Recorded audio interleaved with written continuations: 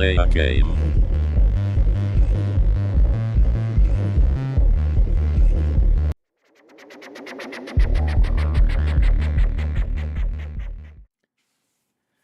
Right then, time to pay attention to this one, and welcome to Engineman Michael Newberry. The bike you had stolen had 2 locks, and they still managed to steal it. That's sad. Welcome to the people lurking in the background as well. You are welcome to lurk.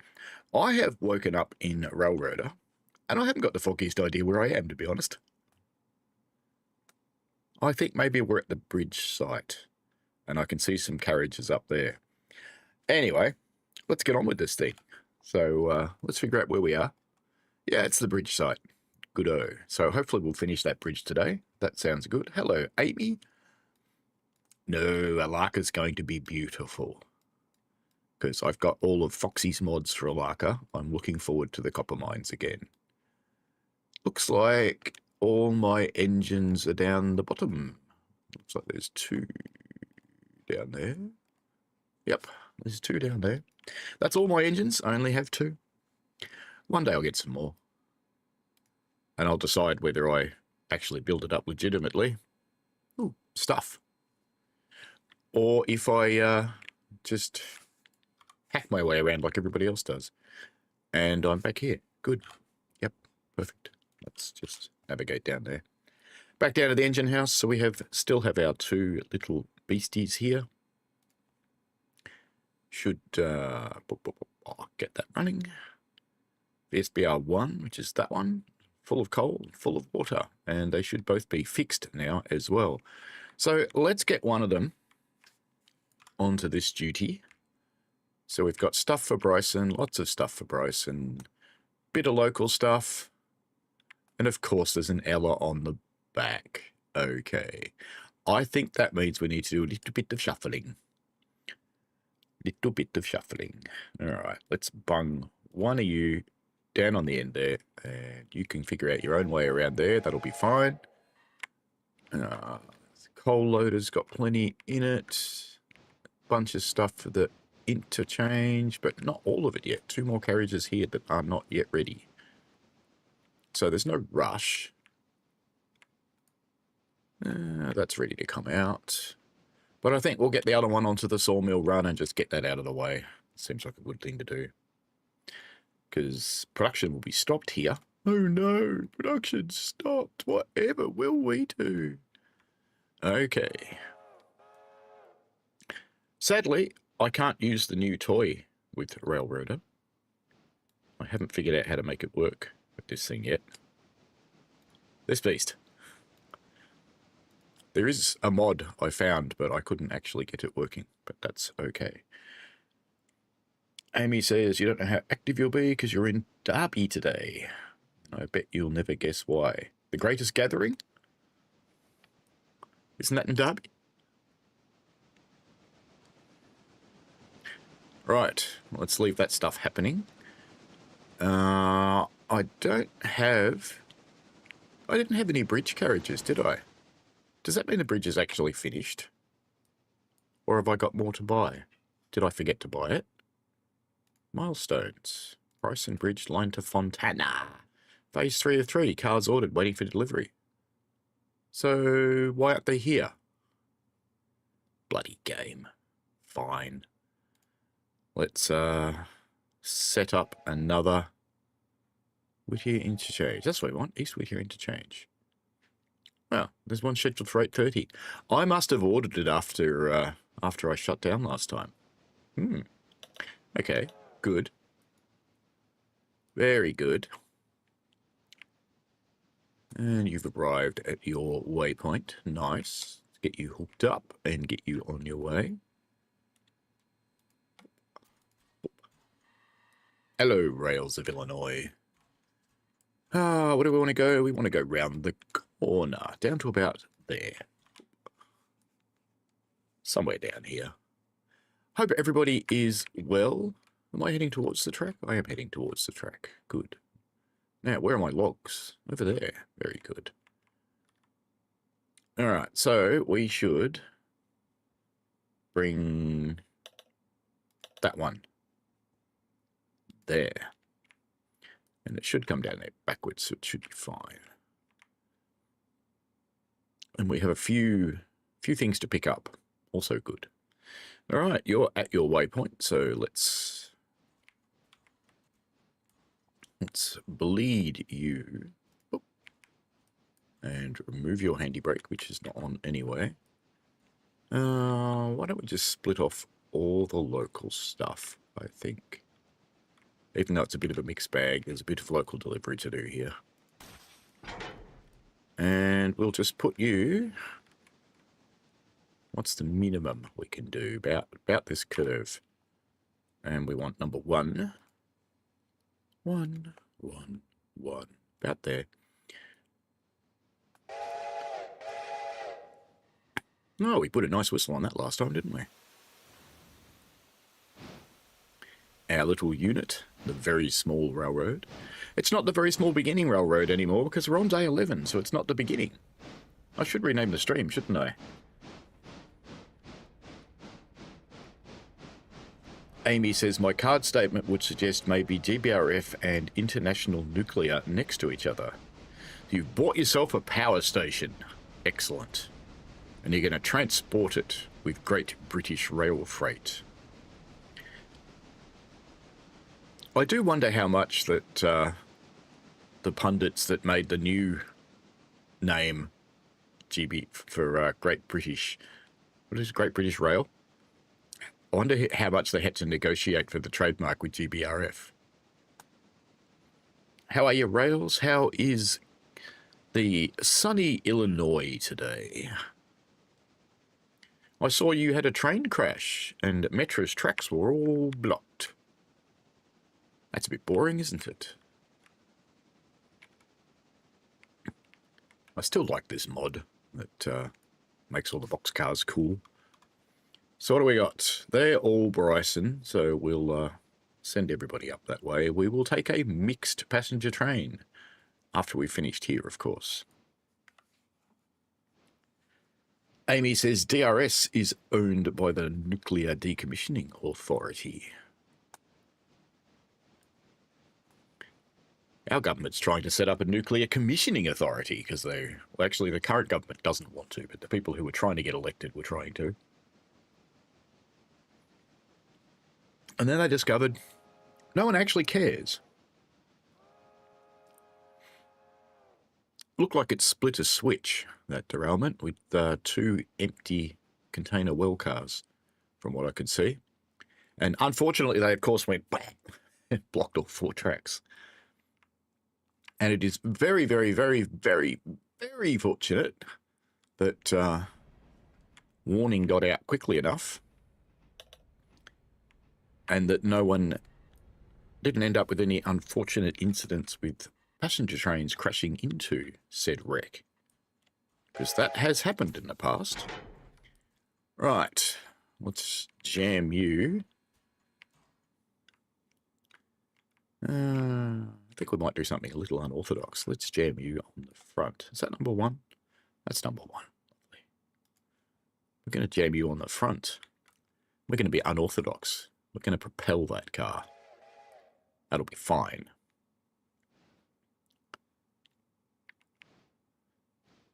So there's no rush to shunt this stuff as long as we get it out onto the interchange by 8:30.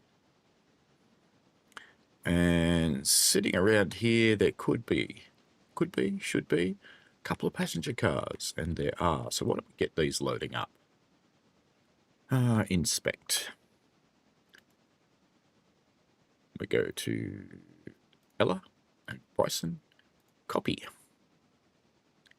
And while we're here, we may as well oil these up.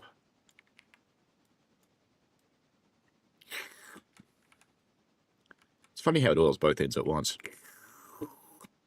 It's a little machine oiling away. And we've got 1 for the interchange there. What about up here? 1 for the... Of course it's the one in the back. Great. How about you? Oh, I've got a bridge. Where'd that come from? I don't remember that being there last time, and I don't remember getting an update. There's a tree in the middle of it. As they say in the classics, that's okay. And the road goes a really long way. That's also okay. It looks like it's going to go into a tunnel at that point. Okay. Well, back down to this fella, because he should be almost done.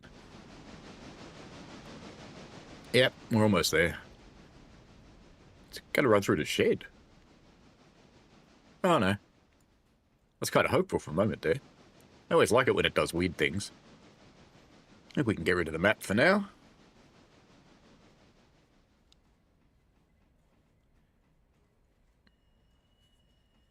Rail says there was a pedestrian hit by a train in Wisconsin this morning. Yeah, well, it's never the train's fault. It can only be the pedestrian's fault in that particular instance. Rail says actually that line has 3 tracks, not 4. I thought I could see 4 in the imagery that I saw. One of them could have been a branch or a siding or something, I suppose. Amy says generally pro-nuclear, but DRS was necessary part of what to do when a site is life expired.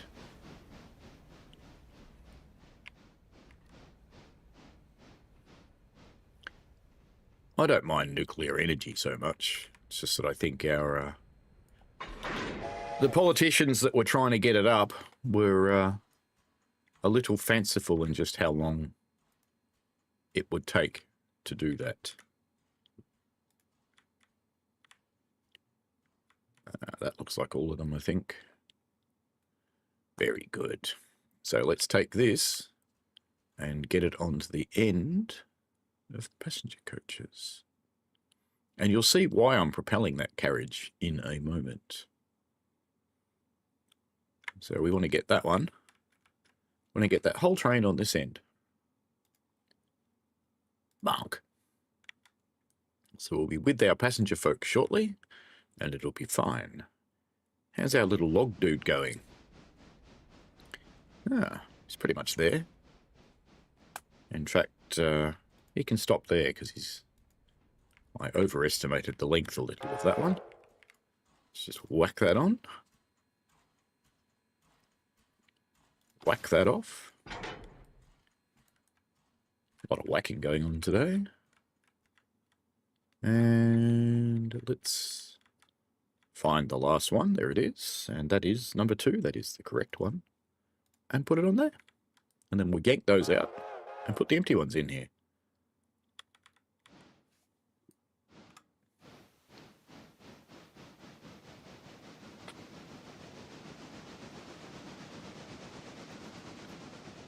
Rail says, I studied that part of Chicago land as you rail fanned that lie. Fair enough. I, on the other hand, have a bus cup.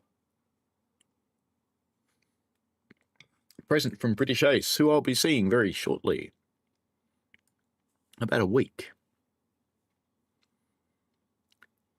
Back from my Japan trip, and I had 2 days at work last week and 1 day on the railway, which was Friday.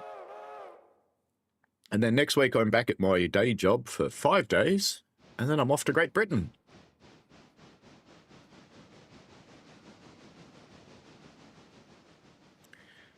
We do not. Rails of Illinois.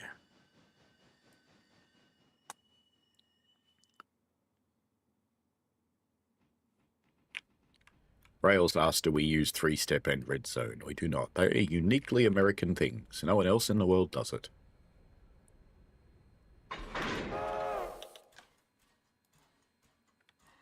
We use that strange thing called communication, where we talk to each other. So if I'm doing some shunting, for example.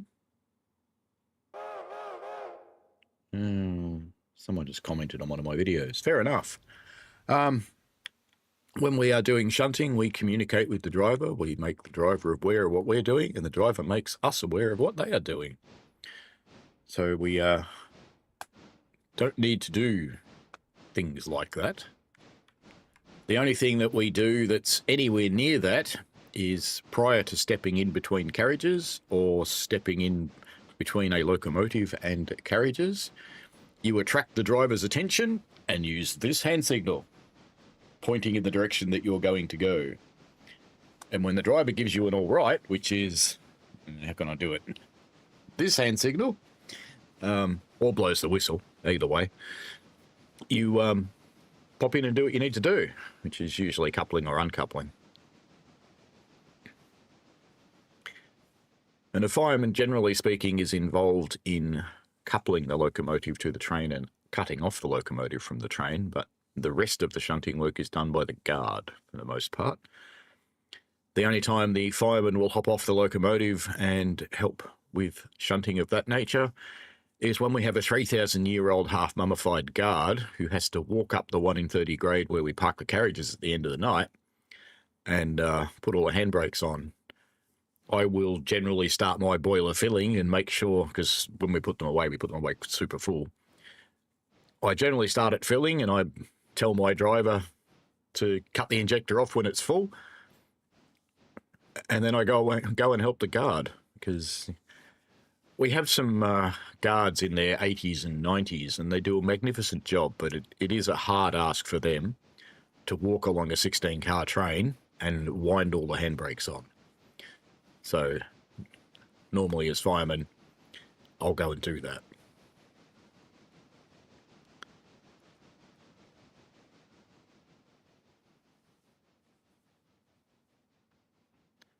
And you can tell how much they struggle, because I normally will have done 14 by the time they've done 2. Had a very interesting day on the railway on Friday. Prepared my locomotive, and I was the third of 3. So I was going to go out to Gembrook, which is the furthest our trains go. It's an 18-mile line. And I was all prepared for the point where we were. We just rolled onto the pit and we were starting to do the under locomotive prep, the greasing of the eccentrics and the inspections and things like that, and getting all that sorted out. And we were getting ready to do our blowdown to take 2 studs of water out of the boiler. And in came our train ops manager, who said, "I'm putting your locomotive on the first train. How quickly can you be ready?" Because the locomotive from the first train had developed a fault. So we got through the rest of the prep, and I handed it over to the fireman who was taking that one. And of course, it wasn't really hot enough or anything, because I wasn't expecting to use it for another hour and a half. So it was only midway through its heat prep. And he, of course, had to get it ready in 10 minutes to go out on the line and pull a train. So he had a fun time of that, but fortunately he's a good fireman. He knows what he's doing. And then shunted his loco into the workshops so that they could fix it. Knocked out the fire on the way in there so it wasn't smoking in the workshops. And then we took the diesel and we did his run. So we ran the first half of our train up to Menzies Creek and collected the second half and brought it back. And by then, the steam loco that had developed a fault had been repaired and was sitting there waiting for us. And I have to say thank you very much to 2 particular gents from the workshop who had finished the prep on the locomotive and built up a magnificent fire, so it was hot and ready to go out on the line. Because had they not been there, I would have inherited a very cold locomotive, and it would have been a miserable day after that. But because there's no real recovering from leaving the first station with a cold locomotive. It's just going to be awful. What are you doing, train? You're trying to push that up the hill, aren't you? You're getting to the point where it's too heavy, aren't you? I think. I think you are.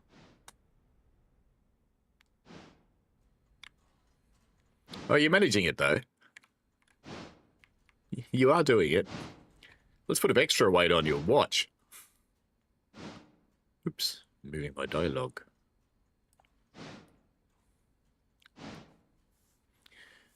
You can do it. Yes, these extra log cars I bought are making this just a little bit too heavy for this poor little machine, so it's struggling a little bit pushing this back up the hill.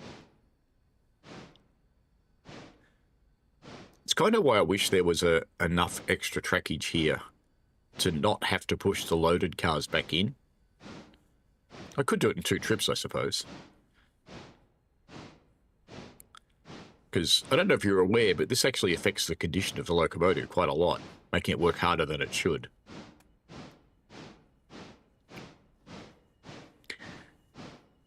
Rail says, no wonder why people will lose their fingers when reach inside the knuckle of a coupler. Well, as a golden rule, you don't put your hands inside the knuckle of a coupler unless you are absolutely 100% certain that nothing's going to move. And you do sometimes have to put your hands in there, because the coupler release bar may not work, or it may not throw the knuckle all the way open, and you have to do it by hand. I don't know if you know, but the whole knuckle coupler actually relies on this tiny piece of metal inside it, and you can actually poke it with your finger to make the coupler come off and uncouple. There we go, she's making good headway now. Accelerated just in time to stop. Lovely.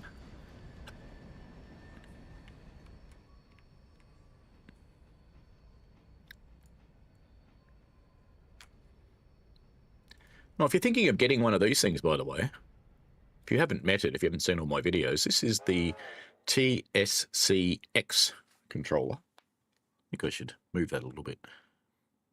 It's quite a magnificent beast, to be honest with you. It has some disadvantages over the Rail Driver because it's got one less axis, but it's got some nice features too. It feels quite nice. And I've got it up and running with just about everything now, which is good. All right, map time. Not nap time, map time. Let's go back there, because we want to put that train there. And the other one should be up around the corner now. So let's go whizzing through the trees. Should be here. We are here. Beautiful. Let's get the air through, and let's get these people on their way. That one's not applied. That one is applied. So everybody should be on board by now. We've got passengers waiting. Do we have 2 full cars? Ooh, we might have reached the point where we need another passenger car. All right, so let's send this to Ella, which is not, yep, that way. How could I forget? And we'll bring it into the main track. And we'll stop him there. Up this end of the main track. Looks like a good idea. And we want to switch to VSR number 1. Boop.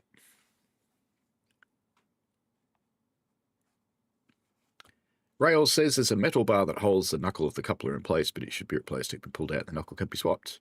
No, the metal bar actually jiggles the tiny piece of metal that stops the knuckle opening. There's a tiny little lock piece. That's why I say it's a bit funny when people say, why do people still use link and pin couplers? Knuckles are so much stronger. But well, actually they're not, because they are still reliant on this tiny piece of metal, so they're actually about the same. Doesn't really make much difference. I don't have the air through on that carriage, do I? Never mind. That's fine. No one will know. It's fine. Now, interestingly, this move might look unusual, but if you look back in the 1940s and 1950s, a lot of short-line railroads actually did this, where the loco was not at the end of the train.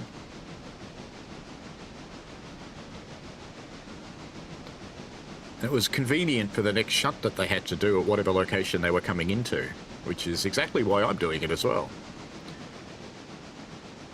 We have our happy little passengers back there.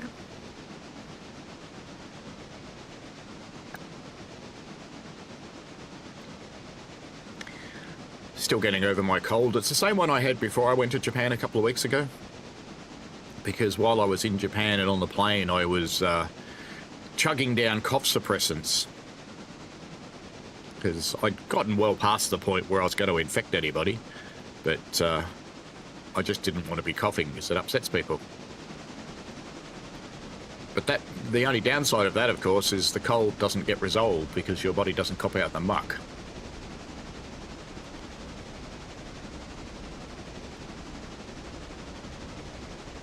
And the thing that holds the knuckle in place, Mr. Rails, is a pin. It's about that long, and it's about that big. In your terminology, it's about 3/8 of an inch, and it's about 5 inches long. That little pin holds the knuckle. The only ones that are bigger than that are shelf couplers for oil. They have about a 10-inch pin, but it's still about 5/8. Did I say 3/8? It's about 5/8 of an inch.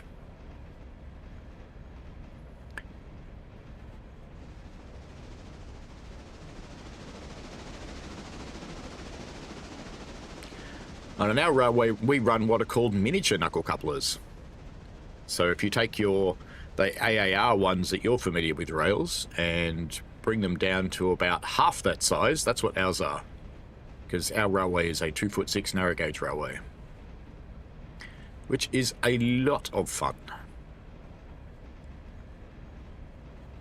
It's a very hard day's work. You know, bad things happen to your hands.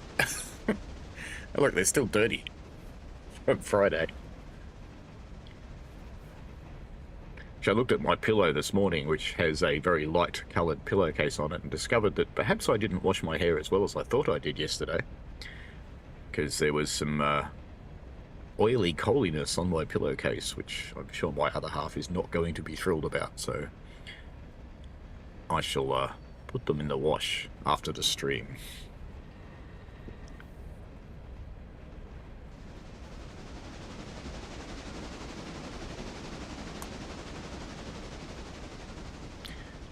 I'm still waiting for the expression of interest to come out for driver training for our railway. It's only good for me that it waits more, because I think I'm up to my 55th firing shift on Steam now, and it's a minimum of 50 to apply, so I have exceeded the minimum. And as usual, every trip there's stuff to be learned. I haven't fired for the driver I was with for a very long time, not since probably about midway through my training was the last time I fired with him. And he had some very good advice at the end of our trip. And it was delivered the right way as well. He waited until we were away from the other crews that were putting engines away and just had a quiet word. So very appreciative of that.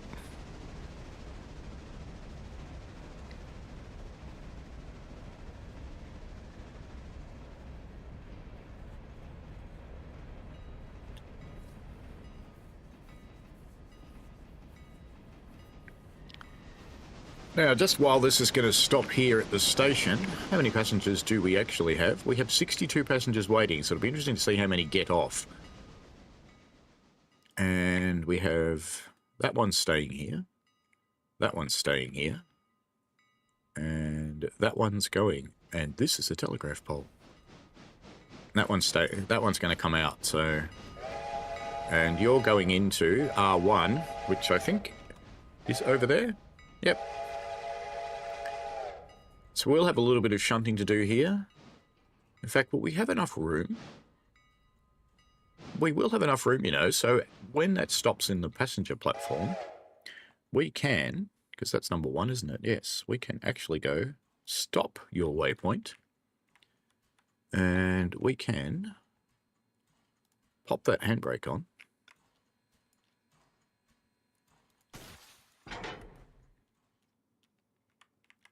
And we'll start. I'll just put this over here. I'm just going to put it on the top, I think. It's very close to coming out, that one, but I'm not going to bother doing all that shunting. Just put that there.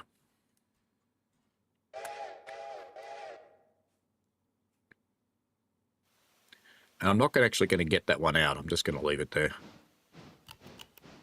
And the reason I'm going to do that is I don't have anywhere to put it, and I would have to take it to Bryson, because I don't have any way to run around it with the train sitting where it is. So we won't bother. Mr. VSR2 is done his deed. So let's pop on a handy brake. It's funny that you only need one. And we can start shuntalizing over here.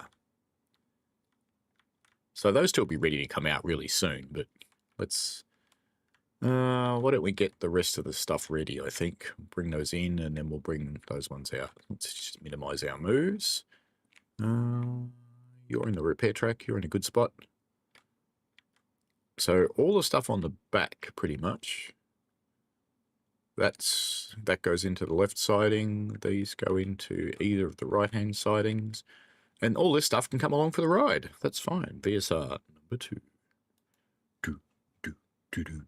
Number 2. All right. Hello, Chase DeFox. I should have said hello before. I saw your thing and I thought hello, but I didn't actually say it because I'm an antisocial donger. I thought it. It was in here. It just didn't get out. Hopefully you're well.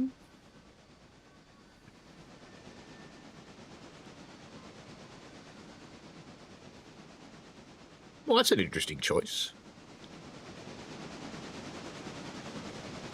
If I'd known you were going to do that, I would have done the shed shunting. But no. You do you. Well, since you're down there, you could actually come and do this then. Because, you know, I was going to avoid this, but no, you can come here and do this. You come and do your deed. Since you went down there and you didn't go down the other side like you meant to. How's the finances? $7,000. And if we wanted another little locomotive, 6,900. We could actually afford another little locomotive. But we do also need a passenger coach. 4450. We're probably getting pretty close to the point where I could afford to buy a coach without cheating, or a locomotive also without cheating. For those of you who are unaware of the cheating, it's very easy. Just do mode sandbox, whoop, and you do cash, I think it is, money, something like that. I think it's money +1 or something. One, you know, whatever.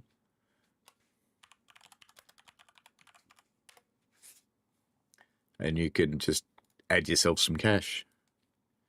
In fact, I think I saw it in the console. I had actually just... No, I thought I'd done it already, but no. Right, let's make sure that has got a handbrake on. Whip that out of there. We'll go and bung it on the end of this one, since we're here. Because that'll cut down the shunting moves with a full train. And it will fit on the end of that, so that's fine. I'm not pulling those ones out yet because they're really close, especially that one. Really close to being ready, so I'm not going to bother moving them just yet. Why aren't you going anywhere? Oh, you want the air through.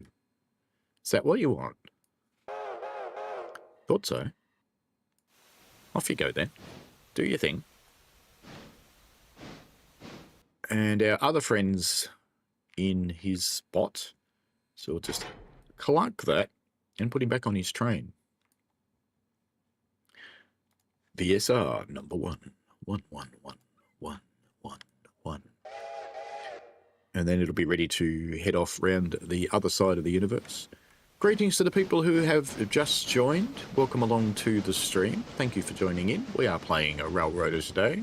We are in what was the very small beginning railroad, and I did actually name the street that way, but we are now just the very small railroad because we're not in the beginning anymore. We are established. And we're almost as big as we're going to get because we're building the bridge to Fontana, which will open up Alarka. I was actually really pleased to see the game's bringing in some changes to make Andrews actually have a point. Because the biggest issue I have with my old map And my old save, which has got the entire railway populated, is that Andrews doesn't have a point. And once you get past Alarka, you change from a 3 to 4 hour day to a 16-hour day, and you have no choice about playing that length of time. You just have to do it. So that's a little bit tedious. As our little friend here runs around. Hello, C, how are you? And we will get this little beast off to Bryson. And while our other friend is shunting down the back there, which he's finished actually. Right, we're going to plonk that car on there and we're going to leave it there. So let's unhook the air. And we may as well put it through at this end. And we'll just leave it reliant on that handbrake. And we'll go and do what we were going to do before, which is bung him on here. That'll be fine. VSR number 1? No, VSR number 2. See, only 2 locos, and I have a 50% chance of getting it right, and half the time I get it wrong. And when you think about it, that's actually logical. Glad to hear you're good, C. I am pretty well, thank you. I'm still getting over my cold. It's mostly gone. Because while I was on my trip in Japan, hope you guys enjoyed the shorts from Japan, by the way. I have a lot more. And I have some full videos too to put up. You may have noticed I'm working my way through my collection of UK videos from last year as well. I'm releasing those on Fridays. So I've got 3 teed up that are set up to run. I've got 3 more that are uploaded and they're just private at the moment. I'm putting them out as members first videos. So probably every 3 weeks I'll do the next 3. And that way the members get a few weeks to enjoy them. And we'll see how it goes. A long weekend, Michael. Oh, that's nice. Very nice. It's effectively a long weekend for me, but that's because my work arrangements, we do a 37.6 hour week, but I have an arrangement that my 10 days of work is spread across 9 days. So I do the same hours, but it's on 9 days instead of 10, which means I do an extra half hour or so every day. And on my 10th day, that's when I go and work on the railway. Because I did that because I can do that arrangement, and I was already doing more than enough hours to be allowed to do it. And it's more useful for the railway to have a volunteer working on the Friday, because that frees up paid staff to do things like exam assessments and things like that. Because they have a glut of volunteers on Saturdays and Sundays, naturally enough, because that's when most people are available. So having some weekday volunteers is very helpful for them. And it's actually quite a different railway on the weekdays. And it is very useful to interact with the paid staff because you get to know the people in the workshops, for example. Which you wouldn't normally see because they're not there on weekends. Unless something's really badly broken and they have to come in. Which does happen, of course. Right, now who's got a handbrake on? You do. Which end is your handbrake? Where is it? There it is. It's hiding. Do you have a handbrake? No. You? No. You? No. You? No. You? No. No. No. All right, so first move will be that into the siding up here. And we'll clunk him onto this one because that one's so under full it's not worth doing the shunt. Clunk. Let's go and watch you do your thing. C says, forgive me, but I've got a feeling TSW6 is going to be epic. You've got a feeling. That's nice. There's certainly been some interesting speculation on the summary of speculation video I put up, so I'll be doing a follow-up video when I have 5 minutes to myself to run through some of the comments, because there's some really interesting ideas there.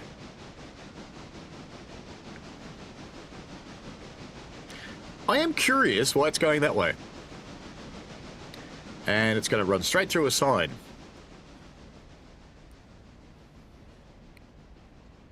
Smash. The reason that sign's there is because this siding's actually a mod. This bit of track down here. And the mod doesn't move that sign, which it probably should.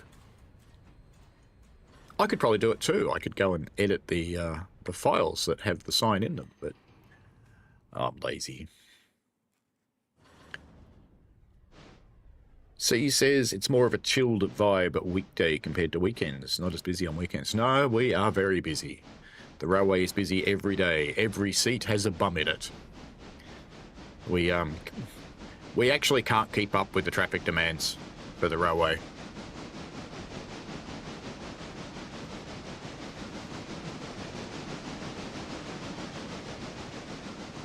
We would like to run more trains, but we just don't really have the capacity for it. And it's mainly crews. So we've got 4 running steam locos currently. There are 2 in the workshops. One is finishing an overhaul and it should be out quite soon. And the other one is starting its overhaul, so it won't be seen again for a while. But so we could run more trains, but crews are the problem. Just getting enough people.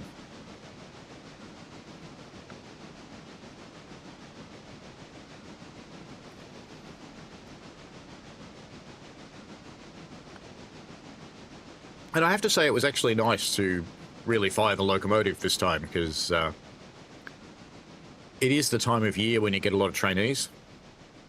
And while I love having trainees and teaching them and helping them in their journey, you have a bit of a quiet, cold day standing on the outside of the locomotive usually to give them enough room to work, because they're a small cab.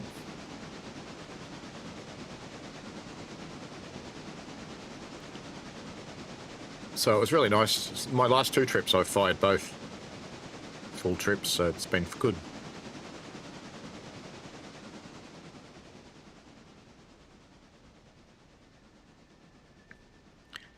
Just about where we need to be, so let's pop up there and be ready to unhook.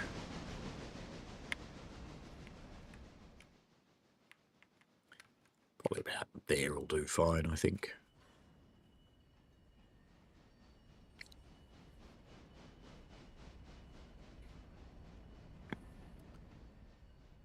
The reason our weekdays are so busy is predominantly Chinese and Indian tourists is the main reason. Now that one I believe goes over here, so we'll just pop that over here. So we have no shortage of people. We also have the people that we very uncharitably call the boat people, which are people who are on cruise ships, because cruise ships dock in Melbourne and they do a whirlwind tour of our railway and an animal sanctuary or a zoo and a winery generally.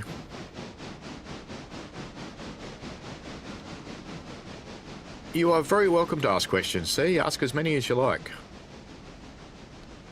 Absolutely as many as you like. I should call you Sai really rather than C, shouldn't I? Given I do actually know what your name is, and I know what Sai is short for.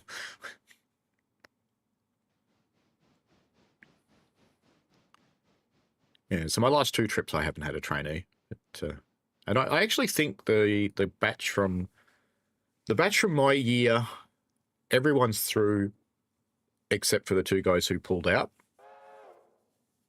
and that happens. I actually pulled out the first time I trained as a fireman many years ago, back in about 2008, I think. It is hard, and it can be very hard to get your head around the job. It's hard physical work, but that you get used to. I think one of the examining drivers describes it as conditioning.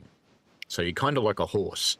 A horse won't naturally run round a couple of miles for the pleasure of humans, but they can run, and they learn to do it, and their bodies learn to do it, and they build up the muscle culture that's necessary to do it. And you do that as a fireman too. I'm tired at the end of a day these days. And I am nearly 60 years old as well, so that doesn't help. But I'm tired, but I don't hurt because my muscles are used to the job. Let's see how many of these are staying here. Looks like it's almost everything. All right, we cut off there. Very good. So let's pop that handbrake on. Let's get down here and clunk this. And this other stuff's going to Stenzel, which is just around the corner, and Holyfield, which is also just around the corner. So we're on the correct end of the consist for Stenzel and Holyfield, but not for the others. Now, while we're here, let's yank this stuff out and put it back in the siding as well. Actually, should we? Because these two aren't ready yet, are they? Not quite. So that one's filling. That one... No, they're not going to be ready. They're not going to be ready for a while, so let's grab this stuff. And let's just go through and pull the air at this end. But I won't unhook them yet. Did that actually close properly? No, it didn't. Come on. Come on. There we go. Very good. C, never thought of tourists. I couldn't do what you do, mate. It's respect if you're doing it, and you can't tell me so he has to remain C. Okay, you can be C. You could probably fire. You have a logical brain. That's all it takes, is a logical brain. And interestingly, that like I was saying, the driver I had on Friday, his name's Gavin. He's one of our examining drivers. I've always let my fire die out on the way into the hilltop station. So whenever you're going to go up to the top and down the other side, and that means that I do actually arrive at the hilltop station with about 10 pounds less pressure than is ideal. And I've always just seen that as okay, and that's fine. But Gavin had a chat about why it's not, and what it means for him as a driver to have that 10 pounds less. Now, I don't know which way this is going to go. Well, we've got a handbrake on anyway, so I'm going to tell it to go here. I've got to come back and address this handbrake, whichever carriage it is. That one? Yep, release that.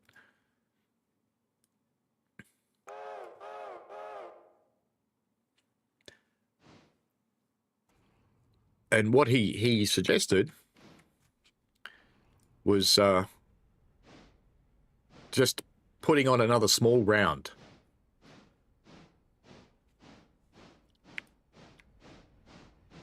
And I've never had that feedback from a driver before, that 10 pounds matters that much to them.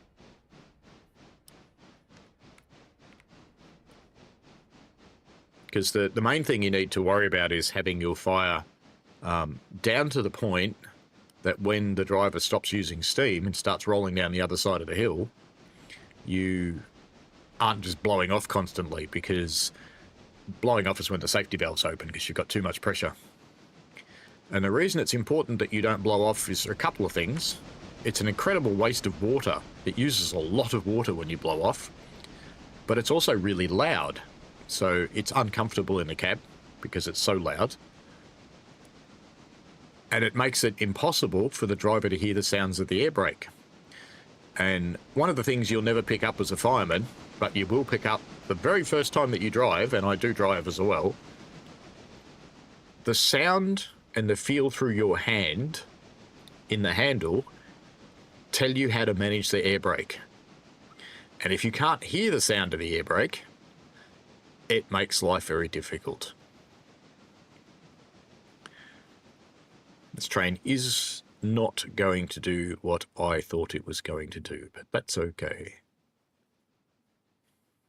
I think it's going to start coming up this track right in front of us. I would have expected it to go a little bit further down and come back up, so it only had one move, not three. But anyway, that's fine. The AI isn't actually intelligent.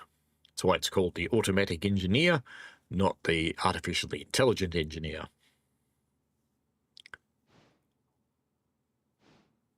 Yeah, it's doing exactly what I thought. So what I'm going to do is I'm going to change its waypoint and put its waypoint about there, which means it'll probably still do what it's doing.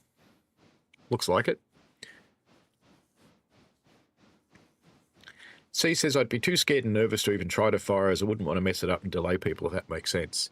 The fireman can cause delay sometimes, so if you're reaching a hilltop station and you're going to go down the other side, you must have enough water. There's no ifs or buts about that, you must.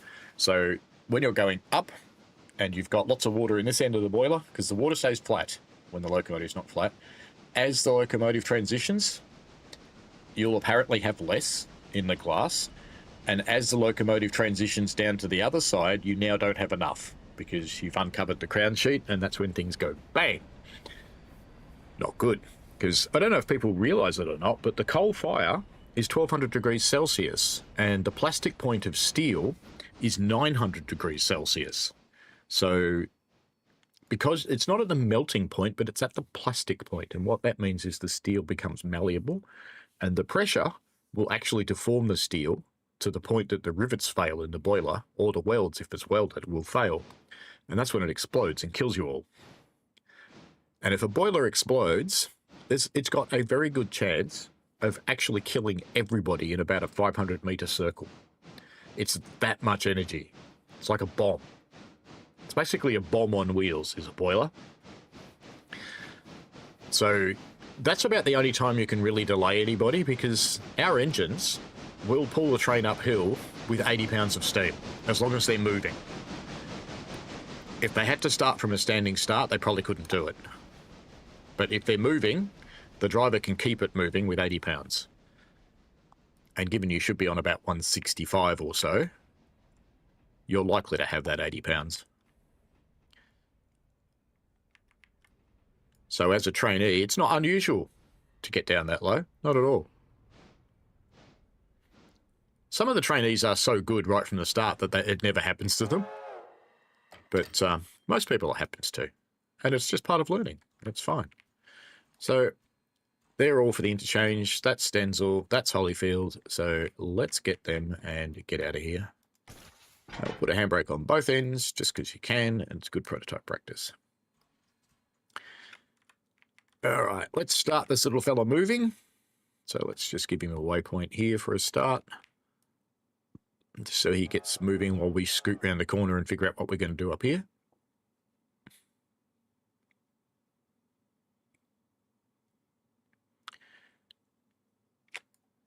So I think we've got the oil on this end, don't we? So we'll just come in here and bonk onto there.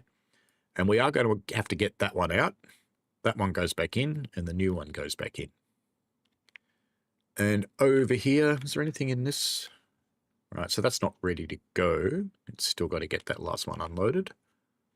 What about over here? Because we've got one thing coming in here. So that's coming out. That's not. So we'll be getting that one out as well. Which is fine. We'll have a little bit of shunting to do. We've got plenty of tracks to do it on, so we shall have fun. Now, what's VSR number 1 doing? Oh, yes, you're here. And I just left you sit. That was mean of me, wasn't it?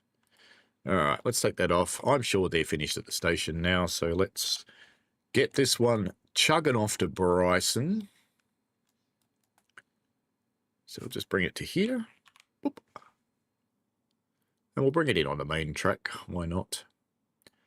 And we will stop it just before those points. And is it VSR number 2? No, it's number 1. Numero uno. Leave that there. Now, what have we got here that we need to deal with? Anything? There's nothing in there. You're fine just sitting there. You're almost empty. You're almost empty, but not quite. What about you? You are empty, so you want to go back to the East Whittier interchange. Let's have a quick look around the corner. Looks like we've had a couple of new buildings turn up back there, which is interesting because I don't remember getting an update. Ah, you're nowhere near ready to come out. We've got a lot of stuff to collect from the bridge, and we don't have track on the bridge, but we do have a bridge, so that's a good sign. Down in here, we'll probably have some stuff to collect, I imagine. So that's interchange, that's interchange. You're staying there, and you're staying there. Very good. And if we pop back down here, because everybody should be moving, Yep, that's moving. Let's just pop back down to LA. How many passengers did we end up leaving behind? Because I am curious about that. I don't run a timetable, so the game just guesses. 62 passengers waiting. 26 for Bryson, 36 for Whittier. So I think we are at the point where I need to buy another passenger coach. I don't think there's any getting around that.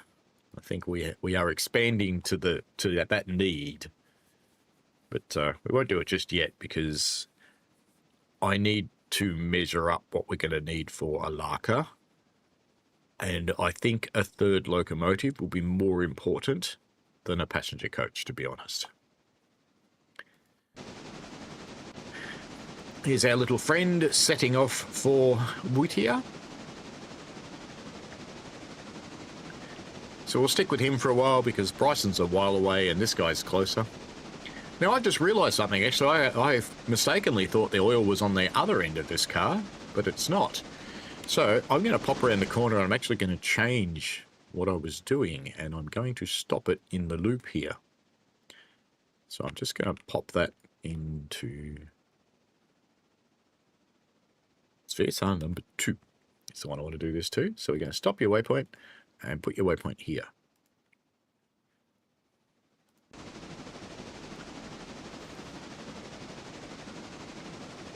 How are you going for cold water? Lovely.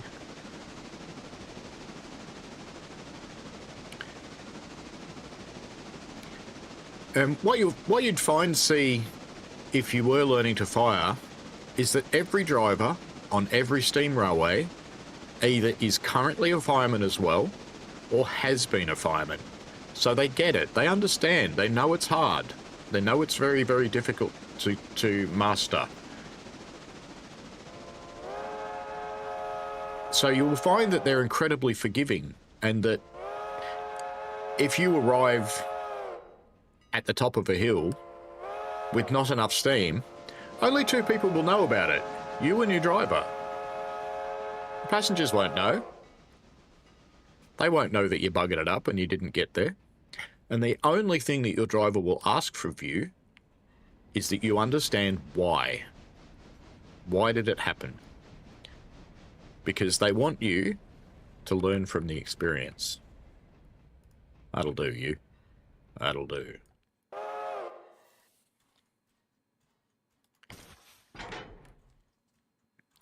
And it's normally because you've developed a really great hole. That's the normal reason. The most common reason.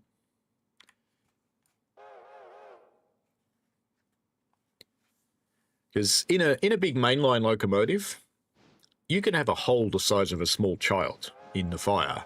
And what I mean by a hole is either an area that's completely burnt out or an area that's full of cold coal and that's not burning. Either can do it. And you'll get this big rush of cold air coming in and it dampens your fire down, it dampens your boiler down, and you're just in trouble after that. Your steam pressure goes whoo. In our locomotives, because the boiler is not much smaller than a mainline locomotive boiler, it's about 2/3 the size, but the firebox is about 1/3 the size. So it's such a small box, which means a hole this big, like, you know, the size of an eye socket, can actually take you out. And the fire is not an easy thing to read. You will often encounter people who say they can read the fire. And to be honest with you, it's like staring at the surface of the sun. When you're just sitting in a station and the fire's calm, you can easily see where it's different because you get black bits and bright bits and stuff like that.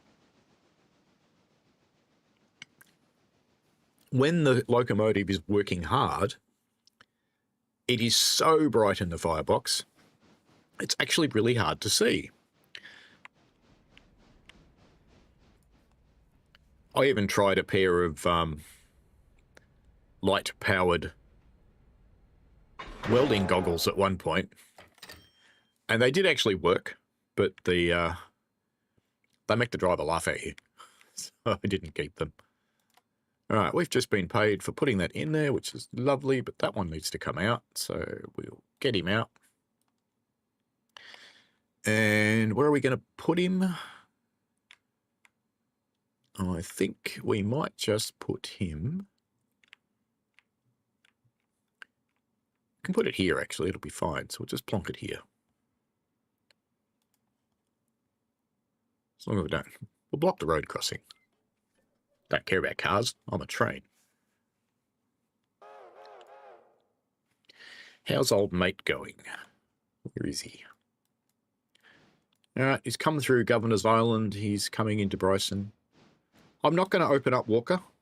I don't need it. You only really need Walker when you have Andrews, because it needs to consume the material from Walker.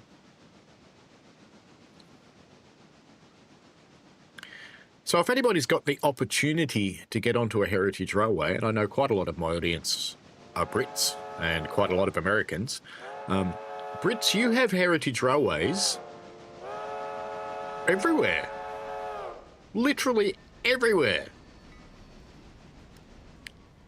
You can hop off at a normal station almost anywhere in the country, and there will be a heritage railway, if not within walking distance, within a short drive. 93 passengers waiting. Wow. I think we're doing a few passenger trips today. The good thing is, because I'm not running a timetable, I don't get penalised for leaving passengers sitting in the stations. It doesn't cost me anything. So I just leave them sit there. Which is why I say another loco is more important than more passengers.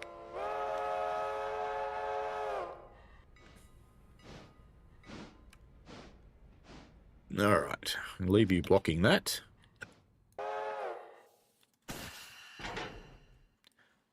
Cut you off. Pop your handbrake on and put the other stuff back over here.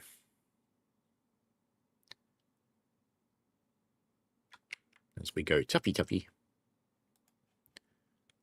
Bonk. And then we'll deal with the other things we need to deal with here.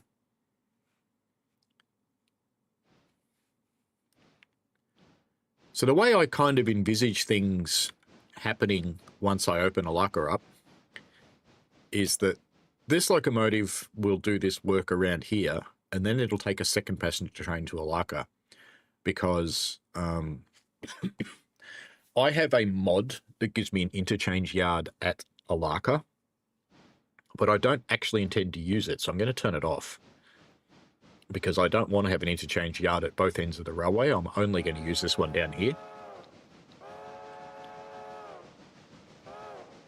So the second train will take the passengers up, and it will bring back ore as well. So it'll bring back all the copper ore from Alarka. So you said I was volunteering at one, but life happened and I had to leave. I had the best experience being there, though. It was nice to see it from a different point of view.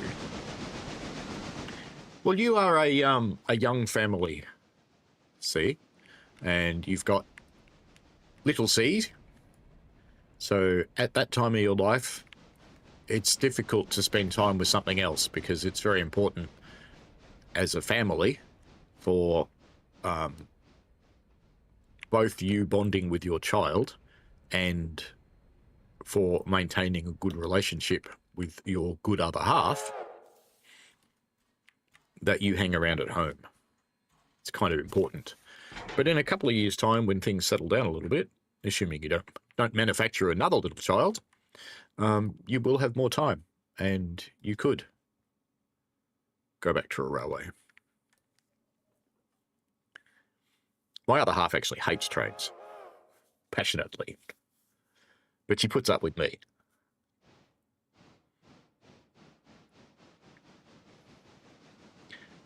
And she does even come to the railway sometimes if I'm going there to do a warming fire, for example, in the evening, because a loco hasn't been used. She'll come up and sit with me so I'm not in the shed by myself. So, because that's not a good thing. There's just too many things that can hurt you on a railway. Too many small mistakes that could actually be life-ending if there wasn't someone with you. And it doesn't take much.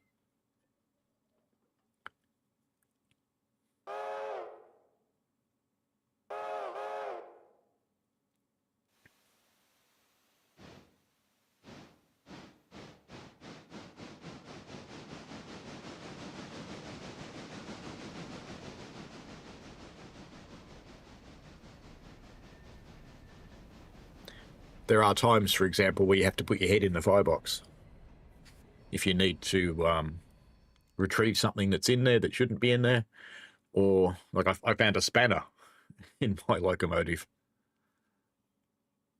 when I got it on Friday morning. I had to get that out.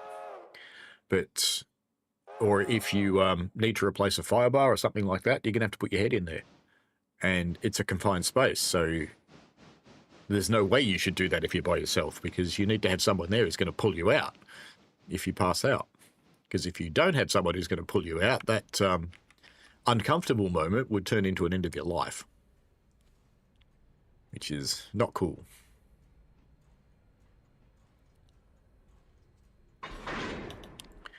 In reality, we probably wouldn't put the air through on that car, but we will. Let's come and grab these. So only the front one's coming out, the back one's staying there, so we'll drag the front one out.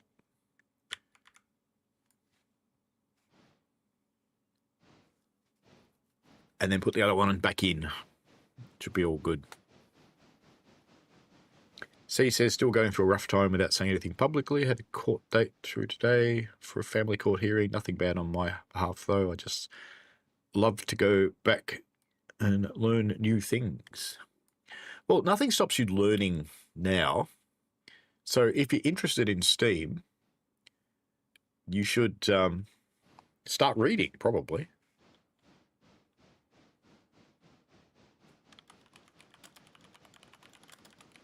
Let me find you a book that's readily available in the UK that's a really good one. In fact, I think this is a PDF of it. It is indeed. So you don't even have to buy something. That is, it's called The Black Book. It is a magnificent one. In fact, it's quite a recent one. It's got colour pictures in it. I reckon I might download this myself, actually. Why not? Download. And put it in there.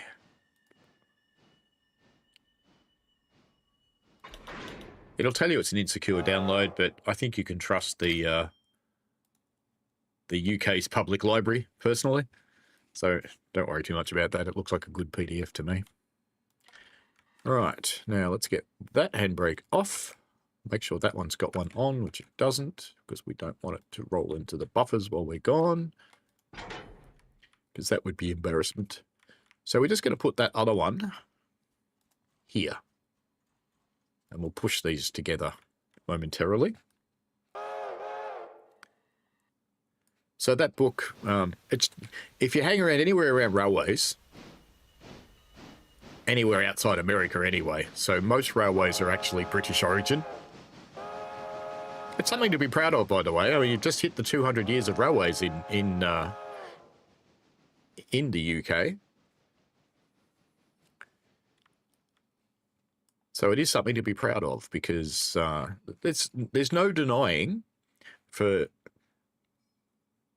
the UK have done some crap things over the years, but they've also done some really good things, and railways is one of them. And putting railways in all around the world, those massive feats of engineering have largely been thanks to Britain.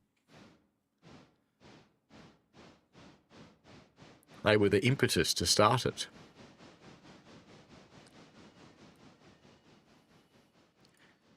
And we don't need to worry too much about why railways came in. They were basically rich men behaving badly. But the legacy is what's important.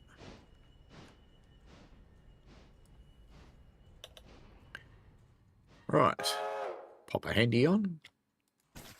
Clunk that, clonk that. And we'll put that car back in here. So we'll just couple them up again. Has our friend gotten to Bryson yet? Yes, he has. We better go and take care of him while we're doing that. Now, are our passengers unloading at this point? No, they're not. They're not far enough in. All right, so we need to pull this lot in a little bit further. I'm just going to set these points. I think the AI will do it anyway, but I'm just going to bring the train up to here. And we want VSR number 1. Number 1. Okay. I didn't look at this one. Do you want to come out yet? Yes, you do. All right, little chuffer.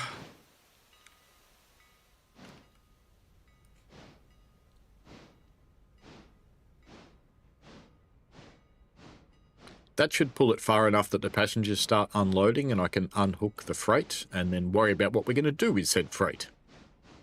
Because I haven't planned out our shunting for here as yet. So at some point when it's ready, it will stop with the passenger cars in just the right spot, which happens to be about where it's stopping. No great surprise there. The other thing I want to make enough money for is to get the signals for here. Because I don't know if you know, but if you actually go into this building, this is where the CTC panel gets set up, in here. So you sit in here in this window and you can watch this clock. I think it would be very cool to have the signalling working. All right, so let's leave them to do their thing. They'll be unloading happily. I'm not going to bother loading them yet.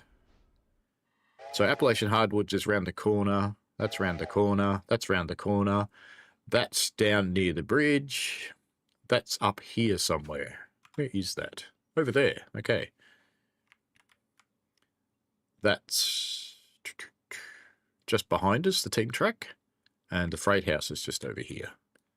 So I think let's get that into... Do we even need to get that into another track? I don't think we do. I think we can leave most of that there. All right. Let's pop that handbrake on. Yep. Or do we want to push that back there? We might want to push that, actually. So let's get it onto a track where we can access it. Might be a good idea. Rather than trying to shortcut this a little too much. So let's put it all here. Because we're going to deal with these things first. And then we'll deal with the things from the back. That'll be fine. Now let's pop back to number 2 because he's ready. There's no real need to put a handbrake on this one because the coupler will hold it, but just as good practice we will. And it's time to complete our shunting at East Whittier. And let's plonk you on the front of this car. And then we'll push those cars together and take them back down to the interchange along with the other stuff that's there. Because we've got time to get the stuff from Bryson down here, I think.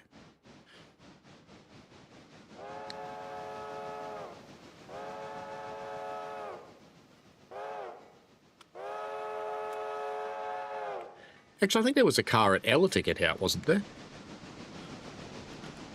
Was there one at Ella? Because we won't have... I don't think that Bryson one will make it back in time for the 8:30 interchange. Might. Yeah, there's one here. What we might just do, actually, is get our friend VSR number 2 up here and get this car out. I think that would be a good thing to do. And then we'll bring everything back and deal with it. So she's good for coal and water. Plenty in there. Let's pop up and see our friend here at Bryson. And let us cut off everything from Standard Oil onwards.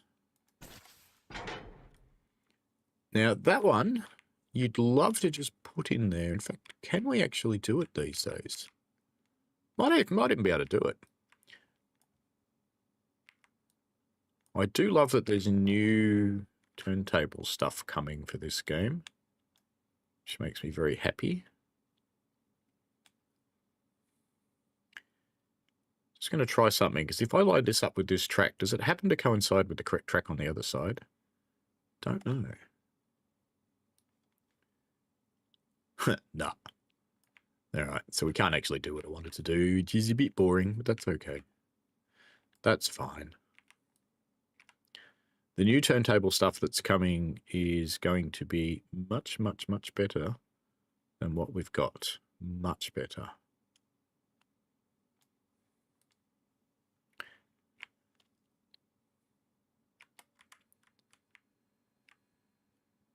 So we might actually just leave that sitting on there.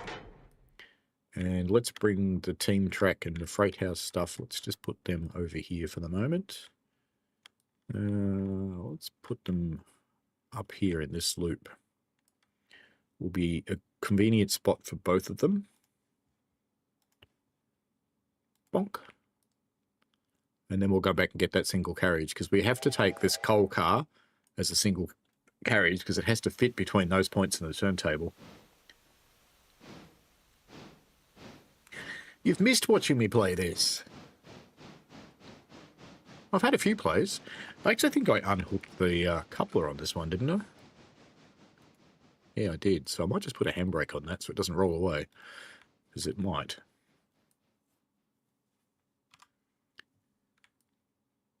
This whole game is a shunting puzzle, basically. We'll just keep an eye on the other one, because it'll get there soon. We might get back in time for 8:30 from here. We've got an hour, so we might do it.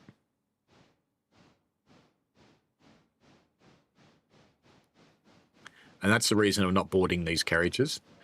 You only get penalised once they're on the carriage. If you don't deliver them within 4 game hours, you get penalised.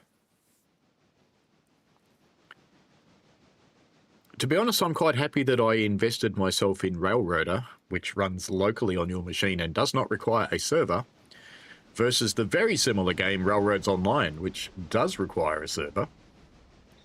Because I understand those people are just a tut sad at the moment that something's happened.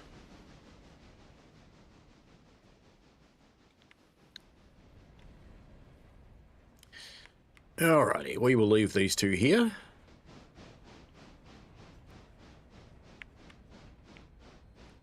Seven months smoke-free is magnificent, see? Magnificent indeed.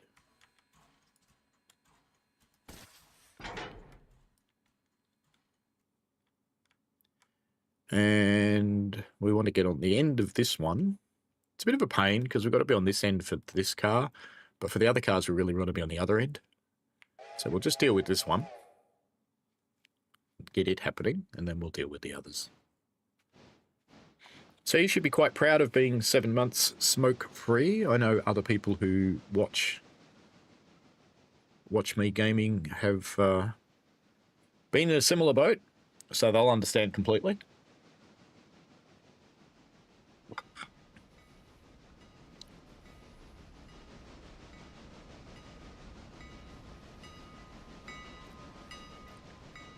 Its water hatch is open. Its water tank will be filling up with cinders.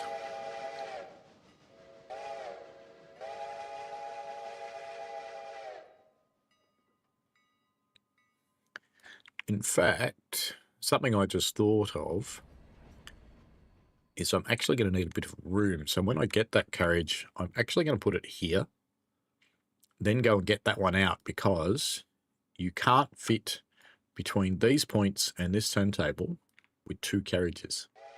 You can only fit 1.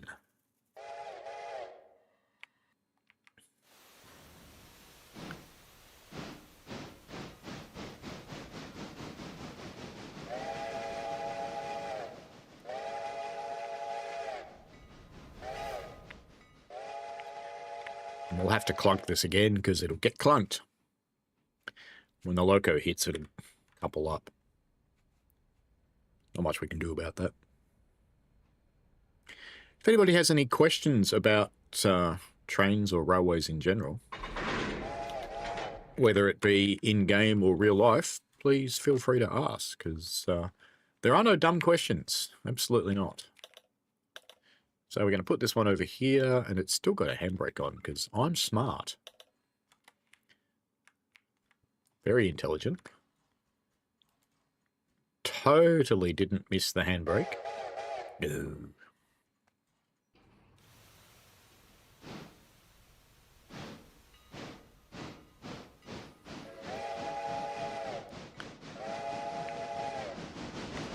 How's our coal and water looking?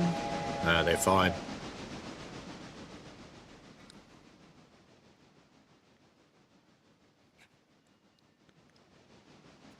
can be a little bird sitting on the wire. Meep, meep. That'd be a roadrunner. Off he goes into the distance.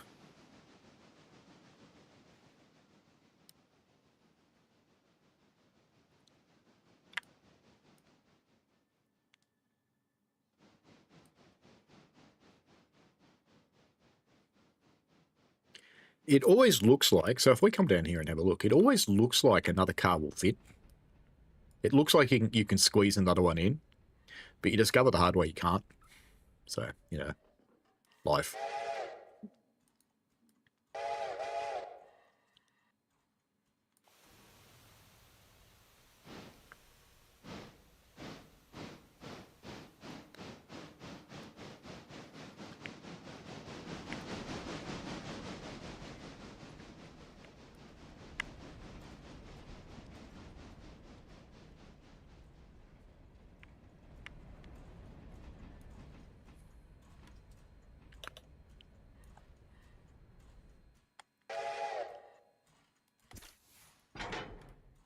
Now, I think that's on the flat, so we can probably just leave it there. Hang on, that's not empty. We're going to get it out anyway, though, because it's about to be empty. I thought that one was empty. Maybe it's that one that's empty. No. Because I want to put the full one in behind it, because within the next few hours, that front one's going to be empty anyway. Now, is this one moving, or is it just sitting there? Getting nice and close and watch the wheels. It's just sitting, so no need to put a handbrake on it. So we'll get that one, put it on that one, and push it up there. And we may have to do that manually, because I don't think A will go onto the turntable. Hello, Lord Vectron 4. How are you? C says, I see this railway not far from me that let you drive trains. I'd love to do, but I can't remember what train they use. Let me go check. Driver train experience, it's called. Class 142, 144, or a 73. That's cool. What's the railway, see?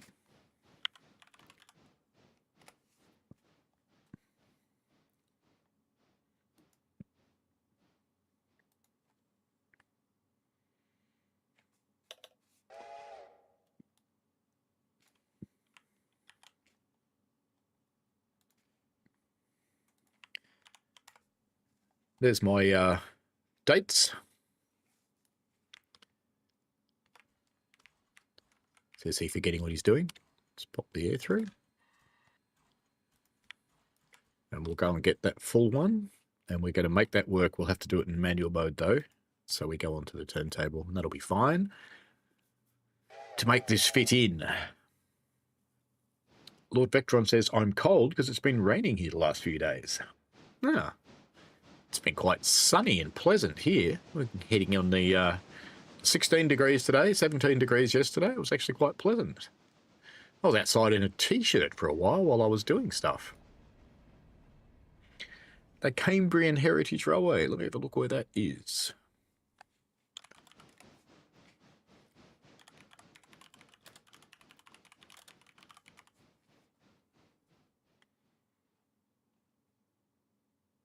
No, there's a few. Oswestry.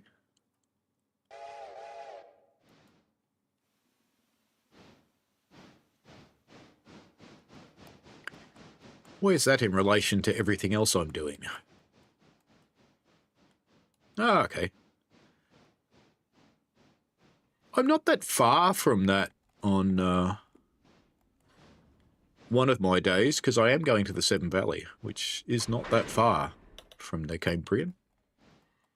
Yes, I'm spending a little bit of time near Birmingham. Ah, Jeff's N-scale train layout. Welcome along. It is awesome when people who are joining in on the stream know each other. Now this, I'm going to have to go... Did I just put that handbrake on? You Wally.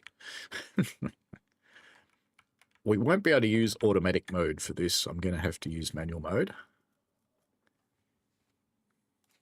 Because automatic mode will refuse to go onto the turntable. Little bit of throttle and brakes off.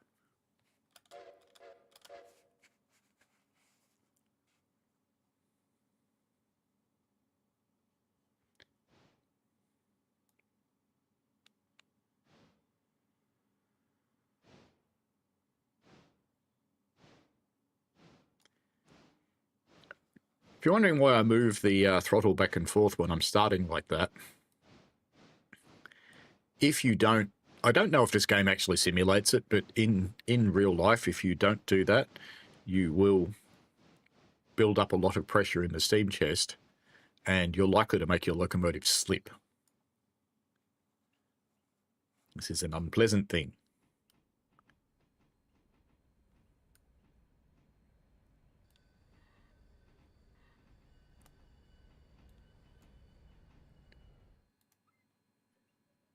Wrong. There we go.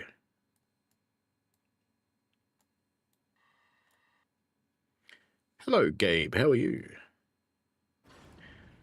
Oswestry, Shropshire. So it was the right one. Cool.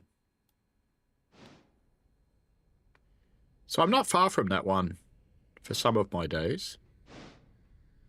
And I may even get closer.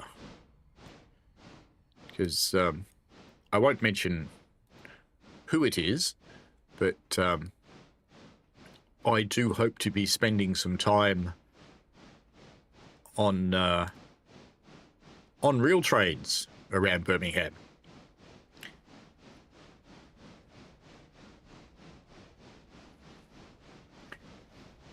So we'll see how that works out.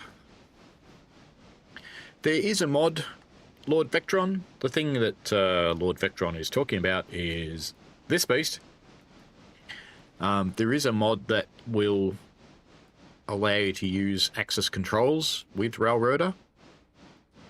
And I did try and get it going at about 11:30 p.m. last night. Come on, you can do it. It's rather a novelty pushing towards a dead-end siding with that much power on.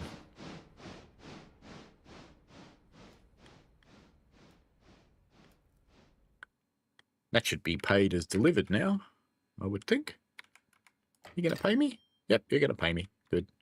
Now, are they both in, though? Yes, they are. Fantastic.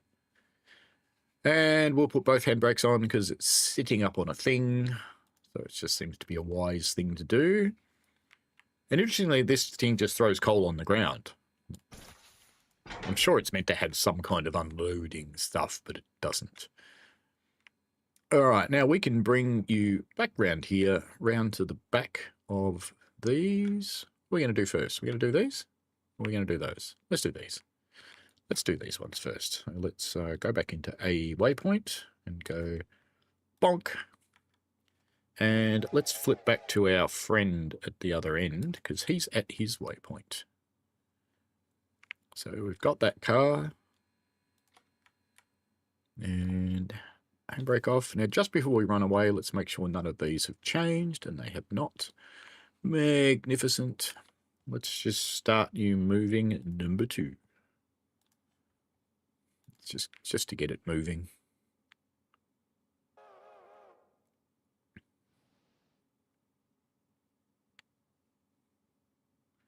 Could use the map. Not. Sometimes it's nice to just fly. Let's just pop it on a waypoint here. Just to keep it moving.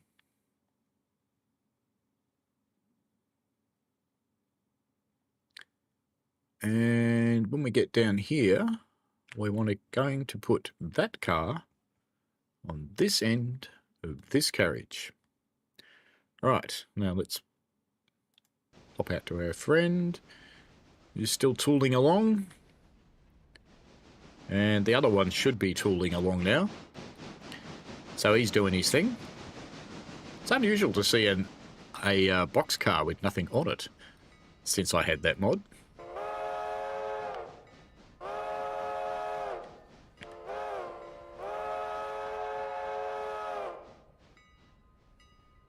Do you know, I reckon in reality they'd go, whoop. as they approach the road crossing there. C says that's only an hour's drive from mine.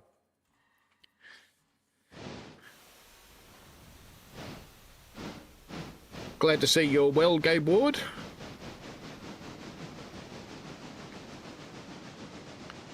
As we have an enjoyable day of trains.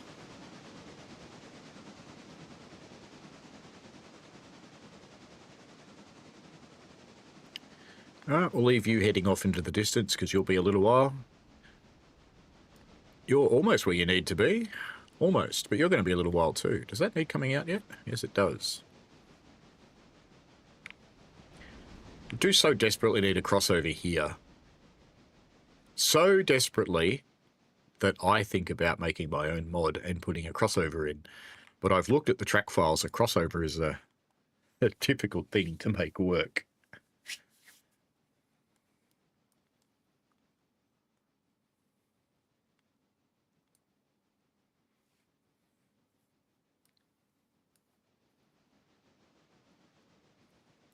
Well, I won't confirm or deny anything about the possibility of a real individual C, because I don't want to get them in trouble. So even if you did guess, keep it to yourself. I won't even confirm male, female, other. Because like I said, I don't want to get them in the shit.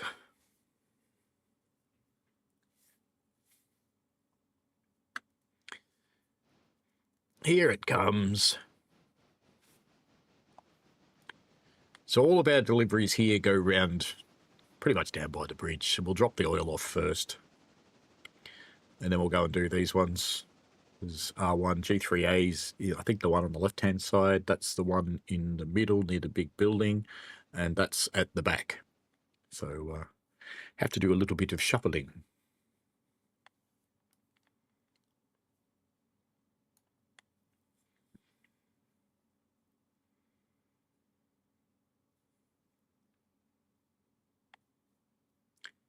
Yeah, so I have a few rail opportunities on the trip.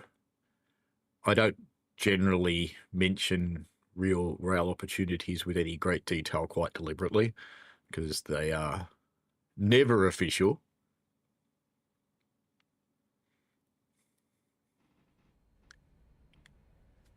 And it would be unusual to even take any video while I'm doing it, fortunately. I wish it wasn't so, but, you know, you don't want to give anybody any evidence to hurt someone's employment. Right, so let's shove this lot down here. Let's just get it moving. So, well, that one is moving. That's the wrong one. I was about to tag the wrong one. Why didn't you lot tell me? Oh, yeah, it's because you're 20 seconds behind me. All right, so that'll get the one moving. And come down here to Oily Land and hook up to this one. Bonk. And you're not ready to come out, so that's fine. Then we will pop around the corner down here and we'll do whatever we need to do here. So we've got coming out, not coming out, and that one is also not coming out. It's got 8 tons of coal in it. So that's where that second one needs to go, and there's enough room for 2 cars there. Given it's 8 tons, I'm not going to bother shunting it out. And that will get down here pretty soon.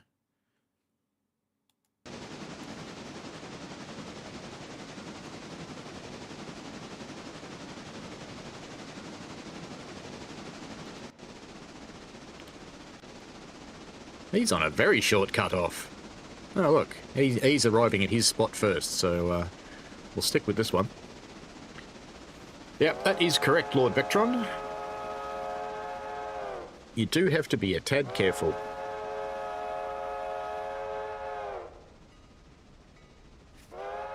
I think that might want to come out of there. Look at that. Oh, well. We'll let it finish its gig and put this on here. And then we'll go and get that empty one that's just suddenly become empty that wasn't empty 5 minutes ago.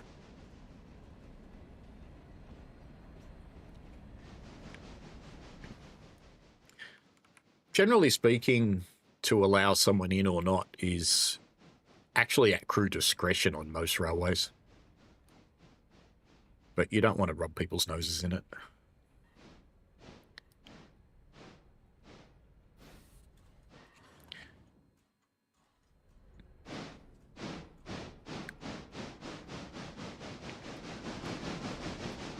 Had I thought about it, I could have set this up for a shove and run.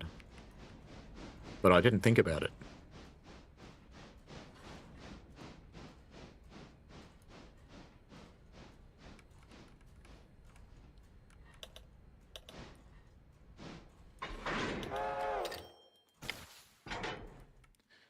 All right, let's just leave those the way they are because we're going to attack them from the other end anyway.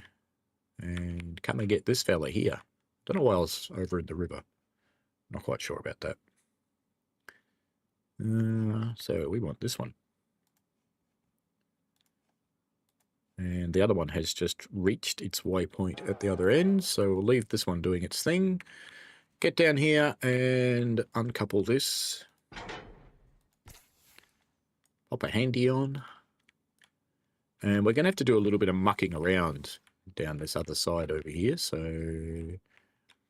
let's just come and stick our fresh things.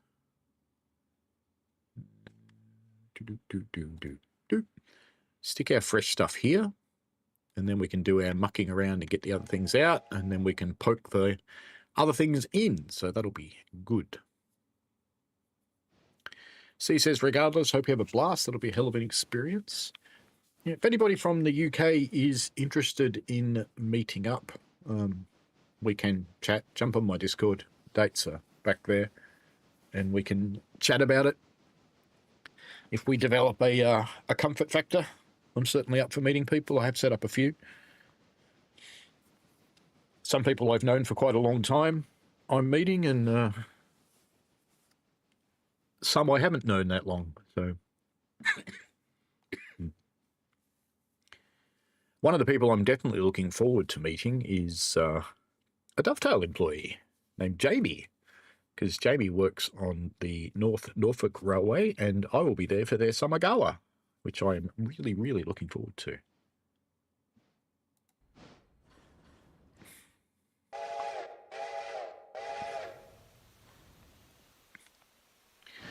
Because I've not ever actually experienced a gala, because it's unusual for locomotives in Australia to go and visit other railways.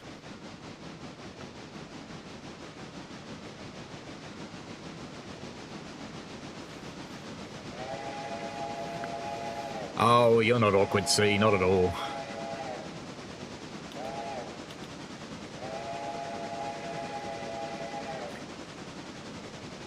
C and I met up on the Llangollen, wasn't it? I think.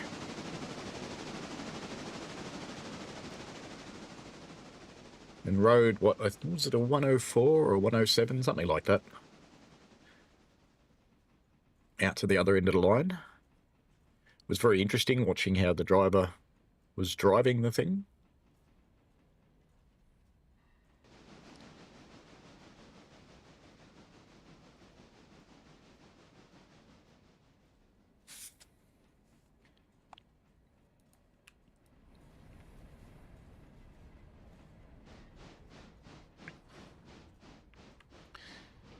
All right, we will drop all of these here and pop on a rear handy and pull this one off here.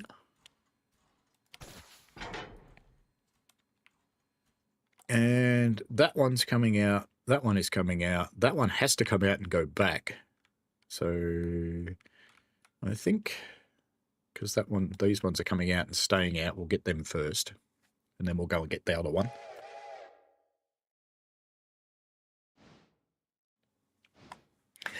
That is true, C. We did get moaned at for not buying coffee from the railway, but I like a nice coffee, and they were making instant coffee from an urn. That is not in my books a nice coffee.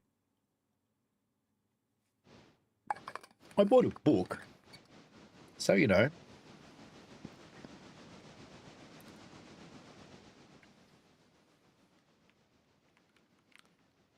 after this stream, I'll probably have a crack at getting the controller working with Diesel Railcar Simulator, because I was trying that last night. So let me quickly whip off and check their Discord. If I can find it. There it is.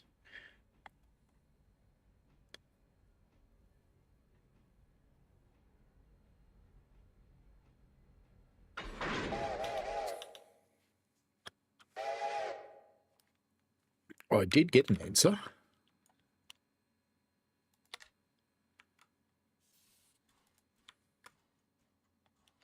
Let's hook that one up as well. And Kitty's handy off. All right, we'll take that and we'll grab this car here. That's our next move. So this one has to come back, but we need to put a coal gondola in on the other side of it.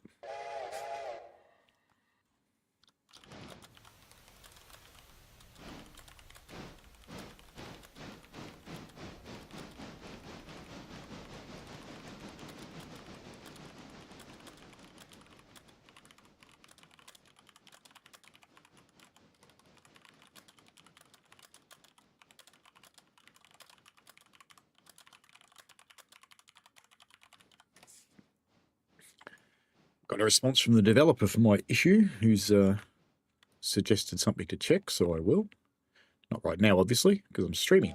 But I thought I'd answer it, because it's a nice thing to do.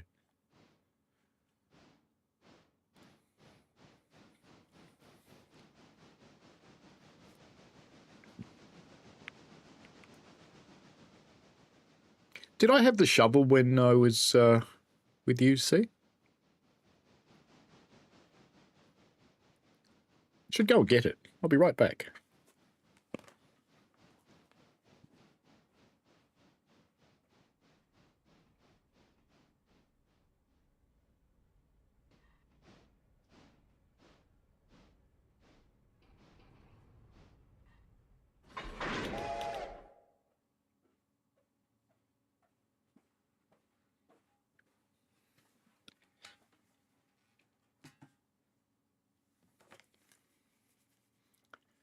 This thing is a mainline firing shovel with a good deep dish pan, perfect for making bacon and eggs, I might say, with a narrow gauge handle, which makes my drivers give me funny looks sometimes on the little narrow gauge locomotive.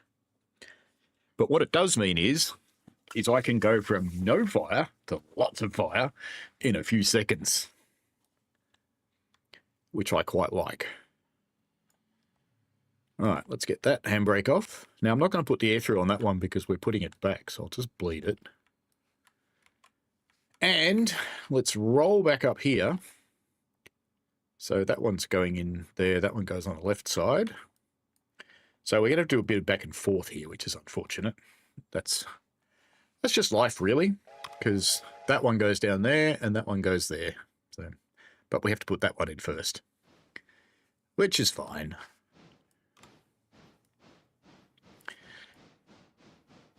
It's a bit like working on the real railway. You just roll with it, basically. Whatever happens during the day, you just roll with it and you'll have a fun day. It's like yesterday with losing my locomotive that I'd worked 3 hours to prepare and getting someone else's that I hadn't prepared. It's like, yeah, whatever. That's fine. Michael wants the chair to spill the secrets. Ooh.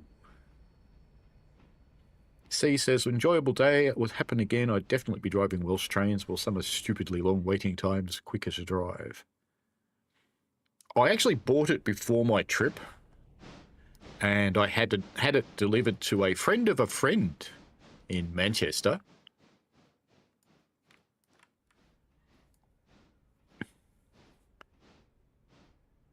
Not even a railway friend. So we'll bleed this one.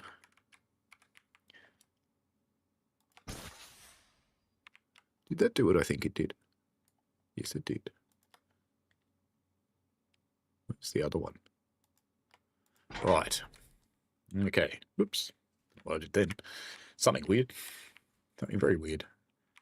Let's bring this up and clunk it into this one. Kaplunk. Now, how's old mate doing at the other end? At waypoint. Okay. Let's just going to make sure this one's going to move. It's doing something. But nothing much. Why aren't you doing much? You've got a handbrake on, have you? No? Let's bleed you again. Is that your issue? Yep, that was your issue. I thought I'd already done that. That's fine. Anyway, we'll leave that doing that one and we'll go and deal with this fella. So we've got our little car here now. Let's grab here, grab a handbrake. I wonder how many of these they broke off when they were loading these cars up.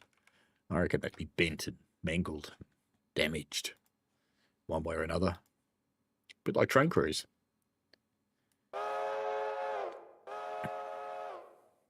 Yeah, so I got the shovel on arrival in Manchester and carried it round for the rest of the trip. And that didn't really cause me any issues anywhere except two places. One was the National Rail Museum in York, where I met up with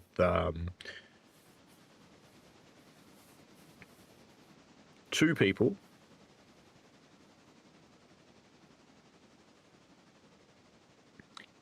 One of which was Richie Rail, and the other was... Why can't I remember his name? Nice bloke.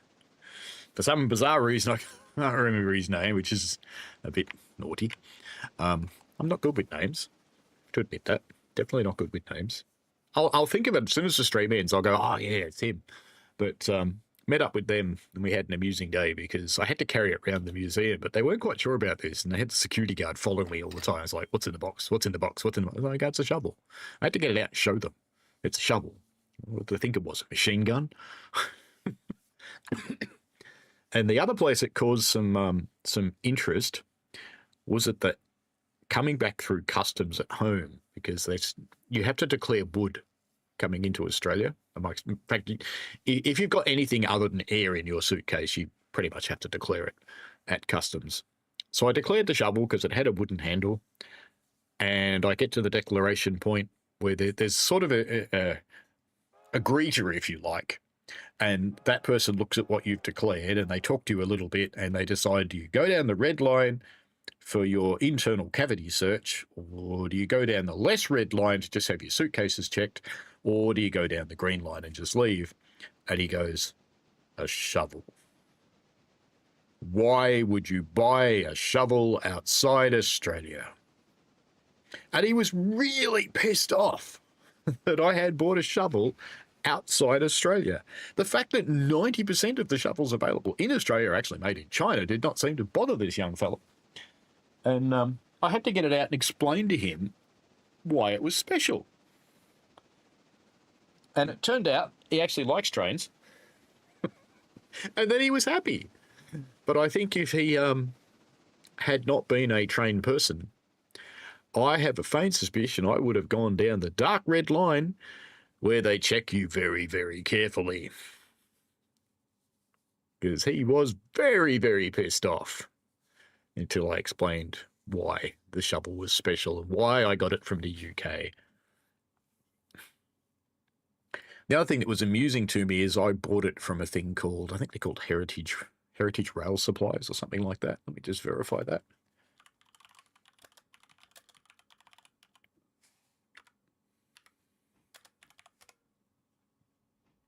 Heritage Steam Supplies, maybe?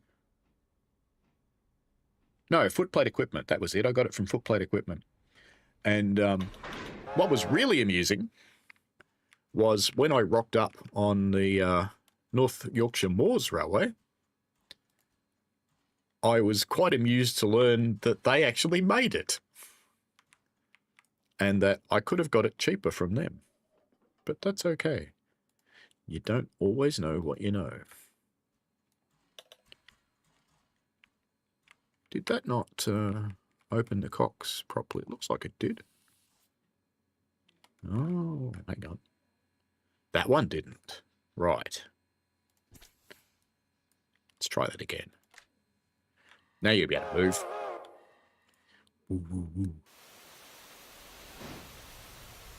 So if you are working on a steam railway or any heritage railway as a volunteer, inside the sheds at Grossmont on the North Yorkshire Moors Railway, there is a footplate supplies shop, and it's only for volunteers, and they will, as long as you've got an identification card of some kind, they will accept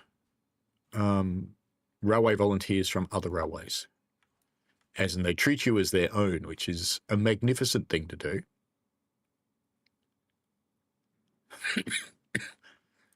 Logs are half unloaded. It's going quick.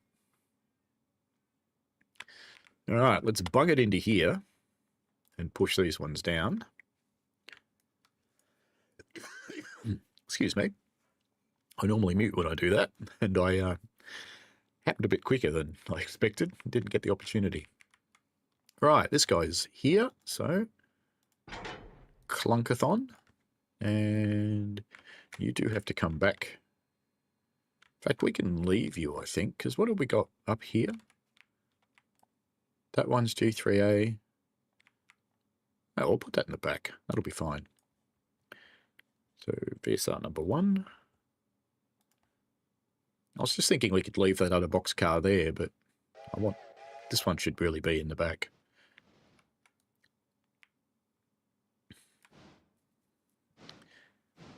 Lord Vectron wants one of the shovels. You don't really have a use for a shovel in a Vectron. Mind you, I am saying that incorrectly, of course. You have to say Vectron.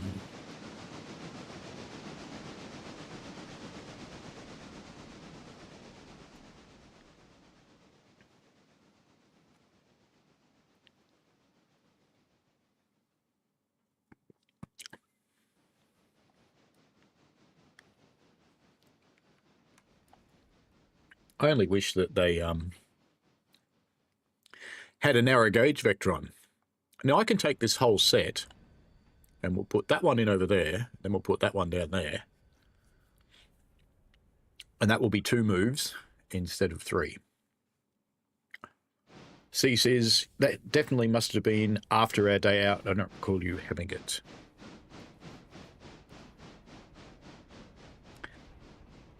Yeah, I think Llangollen was earlier in the trip than Manchester, so I probably didn't have it yet. Or it was sitting in my little rooms in Llangollen. I really enjoyed Llangollen, actually. It was recommended to me by one of the people on my railway, and it turned out to be a magnificent piece of advice. Did I just put 2 handbrakes on that instead of take them off? Am I that smart? Yes, I am. I really am that smart. We don't have air through. Let's put some air in here somewhere. There we go.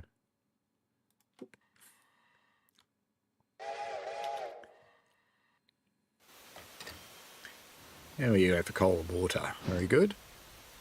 Okay, so the other one's gotten to the interchange, so let's just pop out there and have a look at him. Because does he fit? Yeah. I don't have to move that. That's magnificent. It's kind of blocking that road, but it'll get picked up in a few minutes. Or should we just do it properly? Got half an hour. Let's do it properly. We've got a handbrake on somewhere up here. That one's on. I don't know if the air's through in all of these. But let's just move this down just a tad. VSR number 2. Pop. Just to clear the points.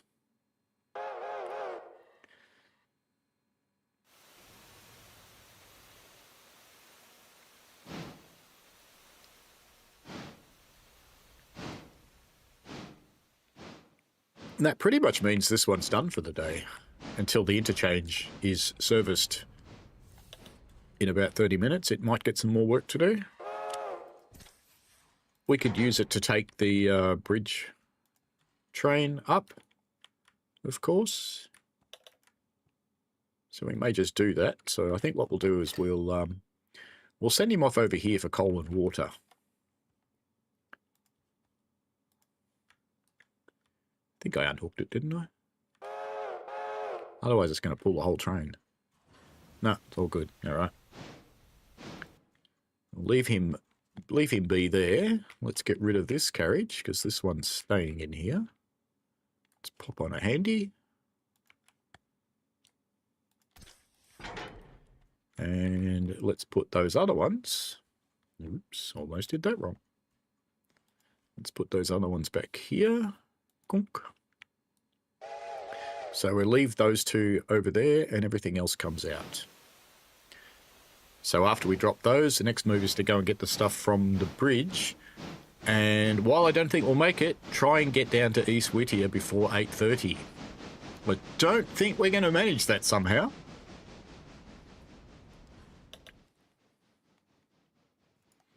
Yeah, Lane Gotland's a really pretty town, so if you get the opportunity to visit, friendly people, some very nice places to eat as well.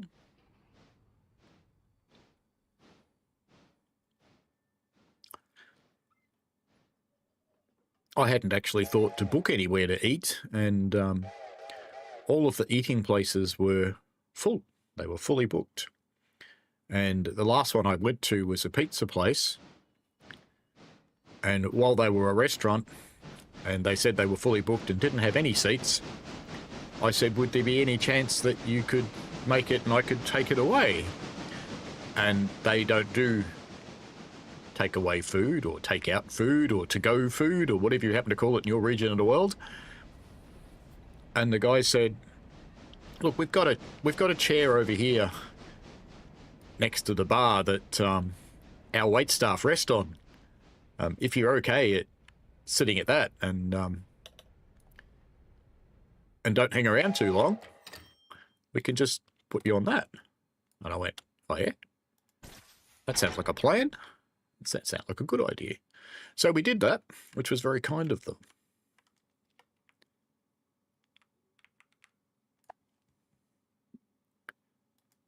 It's always very nice when you encounter kind people in the world because there are so many shit people in the world. When you encounter some kind ones, it's very nice. Hello, Loppycraft52. How are you? I hope you are well. Number 2. How's the bank balance looking? I think the bank balance is looking like a new locomotive to me. But let's just deal with this fella first.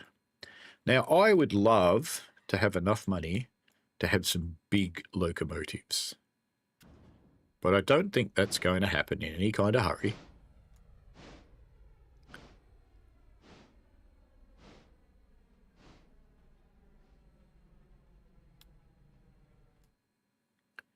Right, let's fill that up. So my locos currently, there's this one, which is, what actually is it? I don't know. Oh, it's a G16 Mogul, okay, 41-ton G16 Mogul. And the other one, VSR number 1, is a T17 10-wheeler.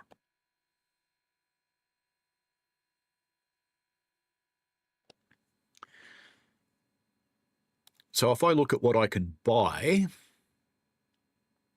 we have the two basic ones. We have the G16 Mogul, which is this one, which is attractive effort of £16,000. And we have this one, which is £16,900. Or we can get a Pacific, which is £18,000, so it's a little bit stronger. We've got $8,700. This one's £9,000, and it's a little bit stronger again than the Pacific. So that's a fair jump between those two. And then that's a good jump. Then there's the T22, which is $9,500. There's not much of a jump between those, so it's not worth the extra money. S23 switcher, not worth it at all. A23 American. C25 consolidation. I'm kind of thinking that I should actually wait until I've got enough money. Oh, actually, look, discount price, 9,720. I actually think that this is what I want my fleet to be, is C25 consolidations. So I think I should earn a bit more cash and actually get one of these, rather than buying what I can afford, which is one of these, nearly. Actually, I can afford that, because the difference, I mean, there's the Mogul as well, but that's a bit more money.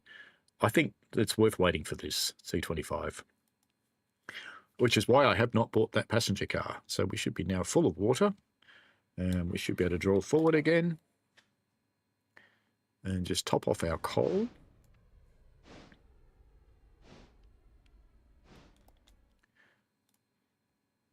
And the other one's at its waypoint, so we'll just leave him sitting here at the coaling point anyway, because he'll be needed in just a moment when the other stuff comes. So let us grab this stuff, and we're going to ignore the passengers in an effort to get this to East Whittier to earn some cash prior to the interchange, and I really don't see it happening. So let's go. Number 1. Can you do it? Can you do it? Can you get here in half an hour?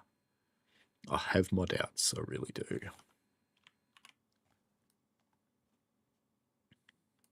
It's less than half an hour, actually.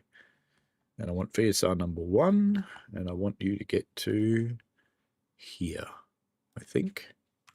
Let me just make sure. Yep, there.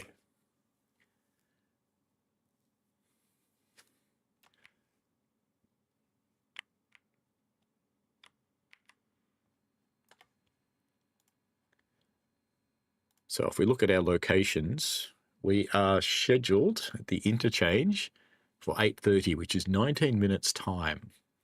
I don't know that that train can get here in that time, unless I jump on there and do some spirited running.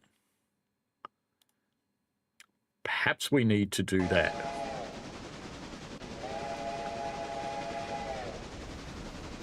Whoppycraft is playing at New York Trenton in Train Sim World. Magnificent.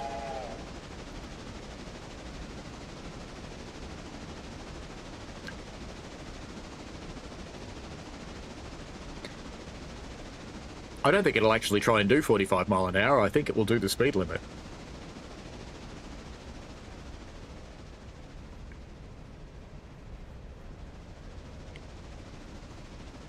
We are going to treat the freight as a priority. We're going to completely ignore the passenger cars that are sitting up here. And we're going to roll on and try and get this lot down to the interchange. There is some more stuff to shunt up here, but it's going to wait till later on.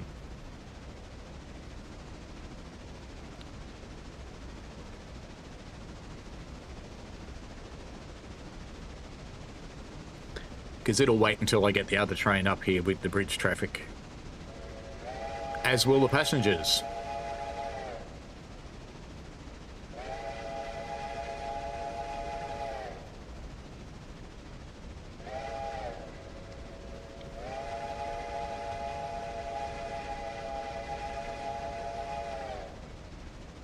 There's another one there for the interchange now, but I'm not going to bother with it because we'll definitely run out of time.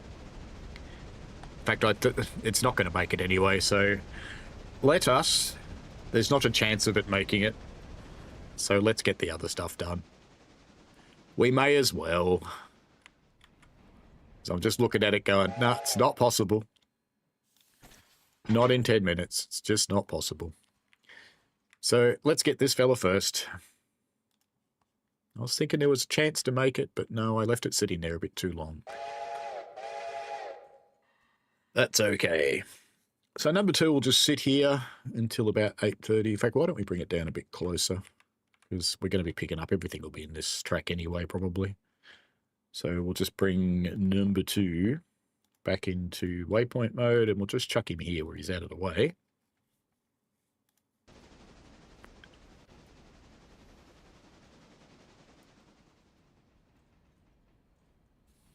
I should have brought that train up here, really. That would have been much more efficient. I'll do that when we put this other carriage on.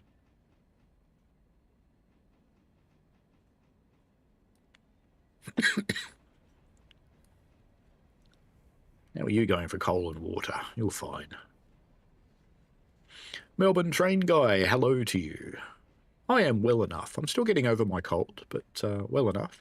Had a magnificent day firing on the railway yesterday. I really enjoyed myself on the real railway. For those of you who are wondering what railway I do work on, let me get you a link.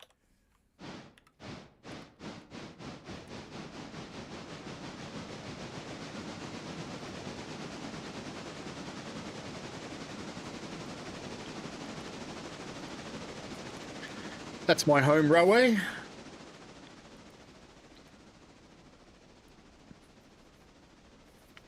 "18 miles of 2'6" from Belgrave. It's a mountain railway from Belgrave to Gembrook. We have ridiculous gradients that make people in the UK cry. It's a very, very steep railway.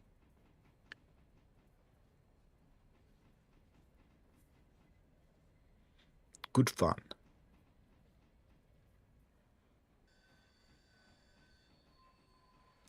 And interestingly, our locos are actually about this size.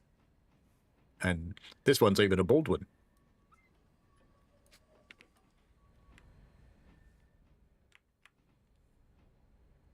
So all of our locomotives were actually made in Melbourne, in the Victorian Railways Newport workshops.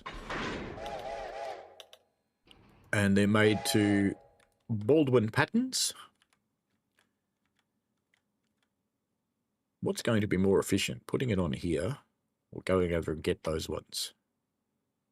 I think put it on here.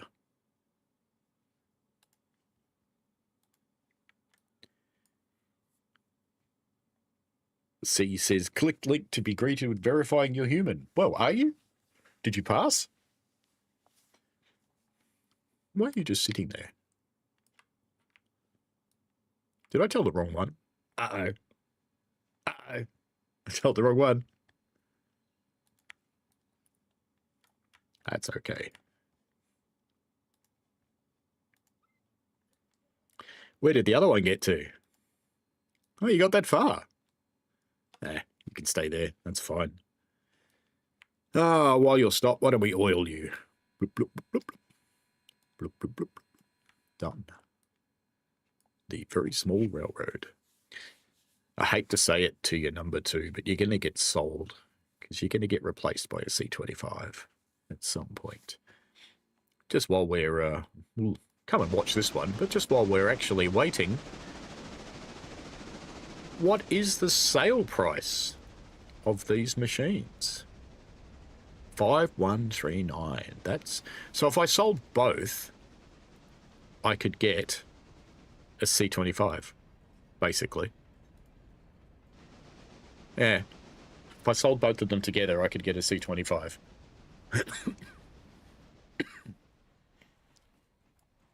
You know, it's almost tempting, but not quite. Michael got the same verification and passed. Very good. That either means that both of you are human or you're very clever robots.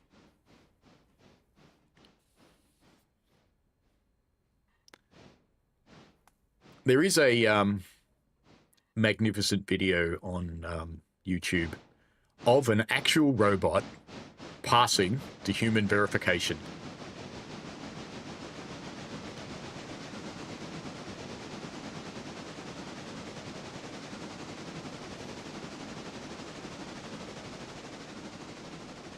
So we'll put this on here, we'll bring this train up to about here, and then we'll go and deal with those 2 carriages, because there's just not a chance in hell that we would have made it in time to beat that stuff coming in. Luis Rodriguez, hello to you. I've been watching your tutorials for the TSCX controller. Recently got one. Need a tutorial for mapping it out for JR East Line. Thank you for your videos.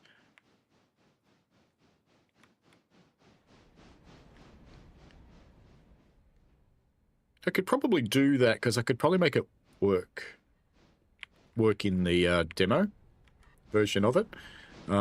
JR East, I like the game, but I don't have it because it doesn't actually work on my setup, and I have to plug in another monitor to make it work. Because it doesn't like my 5K ultra wide. Just hates it. So I can't actually run it. But if I plug in another monitor, and here's what I prepared earlier. There goes the shovel. If I plug in another monitor and tell it that's my main monitor, I can play the demo at least.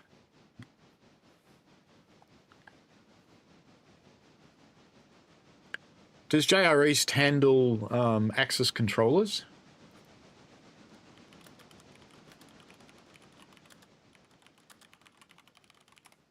So you're about to get the buttons working fine.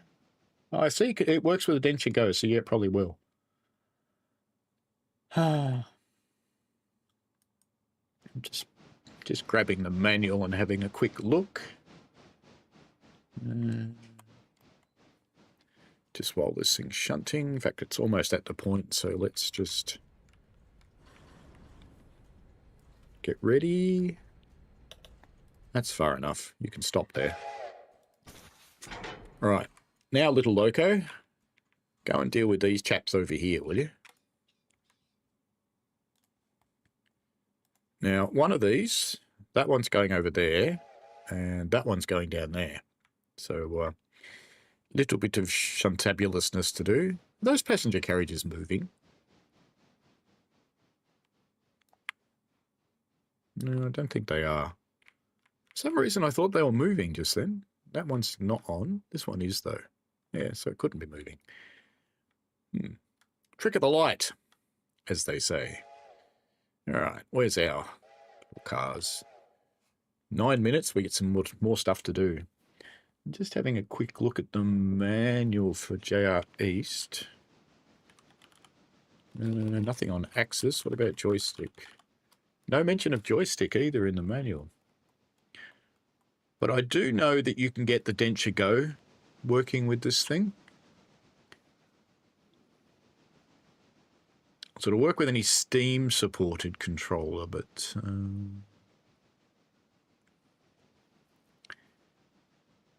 yeah, you have to do it with the Steam controllers. That could potentially be doable, I guess. Get the buttons working easily because they're just a keyboard.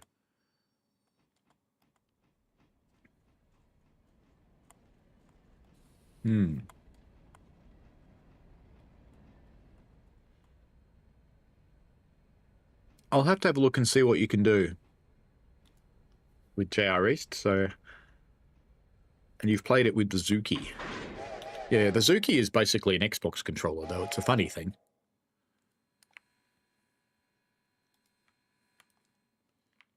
So if Steam supports the joysticks, then maybe you can do it because it works with Steam controllers. So I'll give it a crack, and if I can make it work, I'll tell you how to do it. I have limited time between now and going to the UK, and I do have a bunch of stuff to do. So if I can get it done and make it work in the next week, I'll put it up. If I can't, it'll be more than a month from now, unfortunately. Rails says that he's getting a cab ride on the 8th and 9th of August. And 9th and 10th, depending on what time I tell you these things. So that's cool. Where are you getting a cab ride, Rails? What are you going to be riding? I'll be on the Flying Scotsman during my UK trip. And I have got some firing runs teed up on a couple of small railways.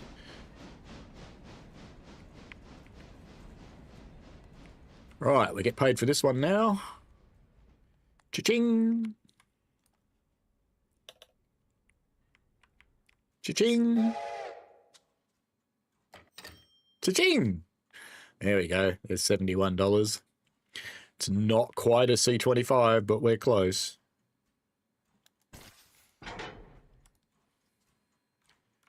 All right, let's get the other one goes in over here. Coop.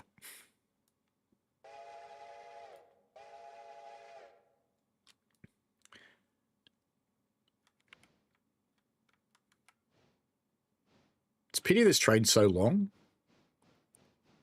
In fact, what we'll do after we drop this off is we will get the passenger cars and put them on the front of that train, I think. So let's start loading these ones up. And we're going to go to Ella and Whittier. Go. Let's load those up, make a bit more cash on the passenger front. How many passengers are waiting here? 110. Yeah, well, you're not fitting in those, are you?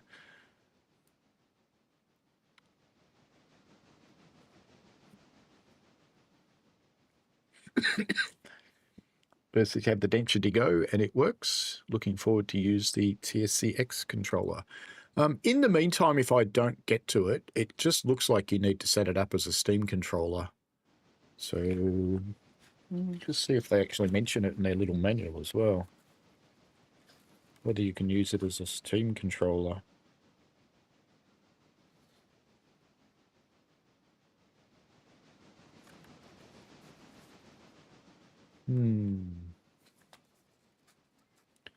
They don't actually mention it, but don't know. We'll have a crack. We'll see if we can get it to go. I've been learning a lot about it. And it took me a good, I think, hour and a half or so to get it working on Train Sim World. And then the other games have all been about 20 minutes each. I have not succeeded yet on Diesel Railcar Simulator, but it works in the configuration and the calibration works. I can see everything moving when I move the axis levers, and all the buttons work in Diesel Railcar Simulator, but I haven't got the axis levers to work yet, and I've been chatting with the developer of the game because DRS has one developer, the LapioWare guy, and I've been chatting with him. He's given me something to check, which I'll have a look at after this stream. But I do have to do some other stuff this weekend because I am taking a motherboard to Hentus with a processor in it, and I want to get an SSD into that and get it up and running and just make sure it actually works, because it's a board that I don't use with an older processor in it, and he's got a half-dead computer and a dead computer, so I want to get him a working machine. So I'm taking that with me. But I want to make sure it works before I cart it halfway around the world, because that would be a bit terrible to get his hopes up and then go, well, actually, it doesn't work, mate, sorry. Because I don't want to do that to the guy. He's too nice a guy. And he's one of those people that just has an awful lot of things going on in his life. And I just want to do him a solid.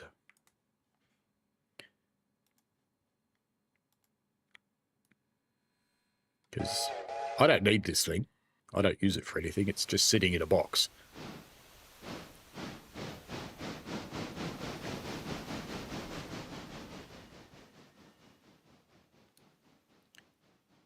Our passengers should all be loaded.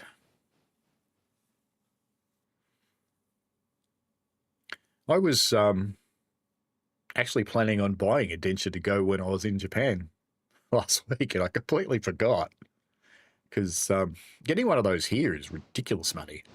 But in Japan, particularly in places like Akihabara, in Tokyo, you can pick them up for just about nothing. The anime bookshops have them. And I wanted to grab one just so I could have one and play with it. But no, I completely forgot. Like a wally. Actually, I think one friend of mine's still in country. I might send him a message and see if he can go and have a look for me. I could probably find one online and get him to go get it.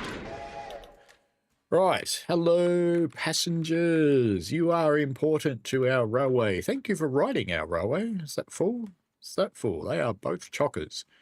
All right. Thank you for riding our railway today. We will be off on our journey shortly, right after we do a spot of shunting. 8:29. Let's go and watch the interchange happen. So we should see this set of carriages disappear and a new set appear. The one thing I'd love to see on this game is that the interchange trains actually get brought in by a locomotive and dropped off, and then the locomotive takes your cars and nicks off. I would really like to see that, but unfortunately it doesn't work that way.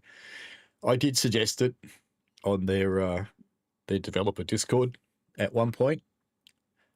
There you go. It's just happened, just like that. And they liked the idea, but I don't think it got a lot of priority. So, Great House, Appalachian Hardwoods, and looks like almost everything else is for the bridge site. We've got one for Whittier House Track and one for Ella. And they're on a fine end of the train for that. And I think I'm going to do something particularly unprototypical. Will I? No. We'll do it the right way. I was going to push the train. But no, we won't. All right, let's go and grab these and go for a burn.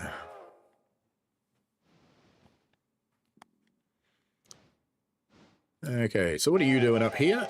You've got your coaches and you're about to set back and pick up the rest of your train. Very nice.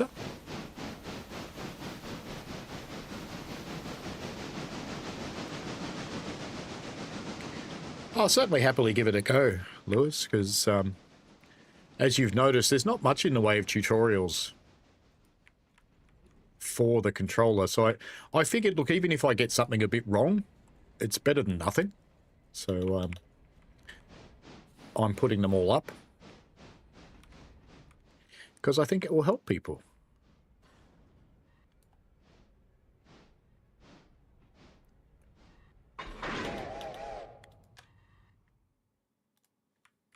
I don't think I put any more handbrakes on, did I? Doesn't look like it. No, I think we're fine. All right. So let's program this through to East Whittier, and we'll just let it go on its own merry way. Was there anything to pick up at Ella? Better have a look. Not sure. I have a faint suspicion we left a carriage sitting at Ella to pick up. Oh, no. Pulled it out. Has anything changed over there? No, no, no. Good. So we will take this all the way through to East Whittier now.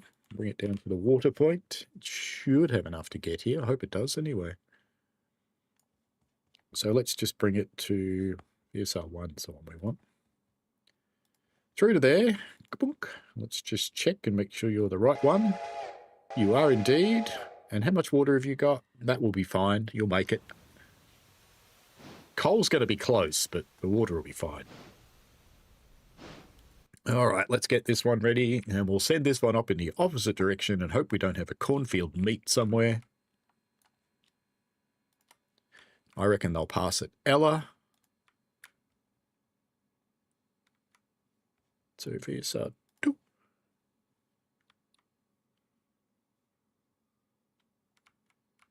So it says that one, it is on. Okay.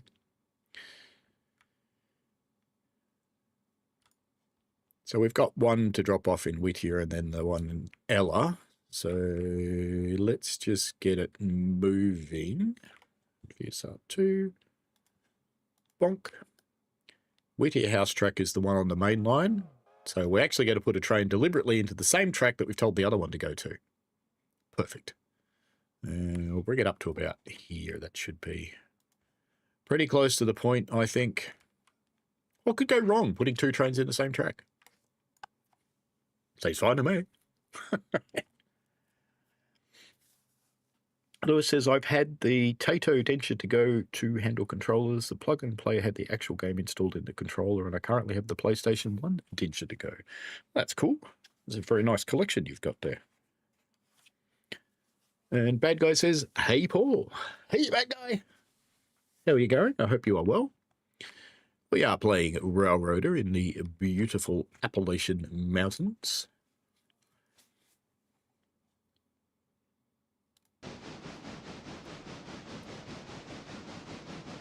They look pretty in this in real life, just saying. Look at those clouds of gritters flying out of the stack. Good to see.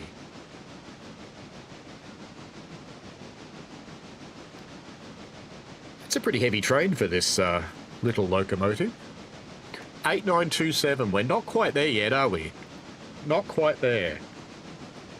We need 9270.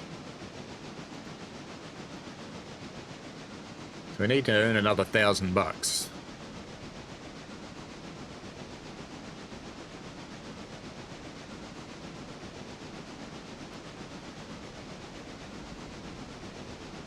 By the time that other train comes back, it'll be time to do the second sawmill run of the day, because we have to do 2 trains a day now.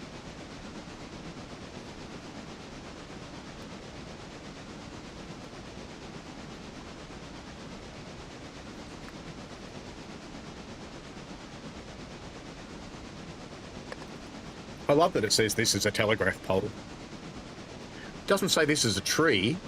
No, this is a telegraph pole.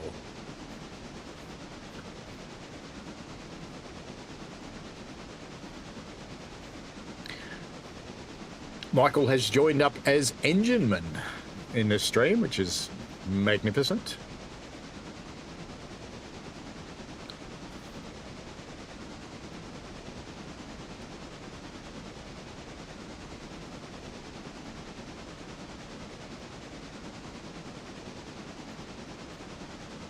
Members tend to see my real train videos before they go public. I think there's 3 up there at the moment. Not so much with the game stuff, because the game stuff often has an element of timeliness to it that I need to get out either in front of or with other gaming people.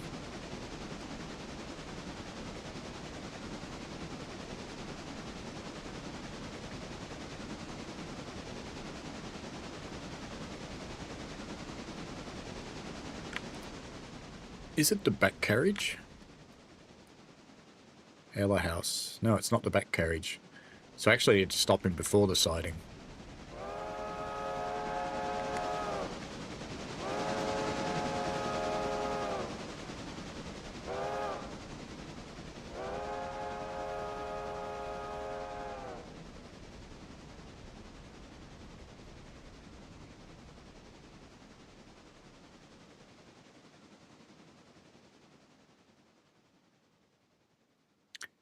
So I think we'll hit the magic stop button about there.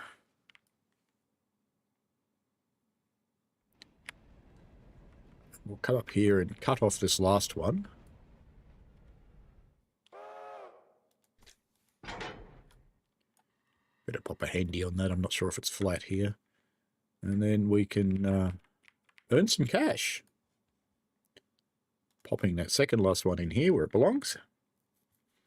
And that'll get us a few dollars. That might get us enough to buy the locomotive, actually. It's got to be close. Will it? Nah. Nah, it's not going to get me $700. Or $800.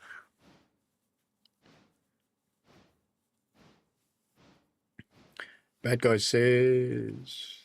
Well, Michael says work's going good and taking a deserving rest is a long weekend, which we chatted about before. Bad Guy says, long weekend, how can you forget? Been spending day after day at the hospital with your grandmother, hoping to have her home soon. Oh, that's not cool, mate. I hope she gets better. We're potentially going to do through that with my wife's mum at some point, because they are reaching that time of their lives, unfortunately.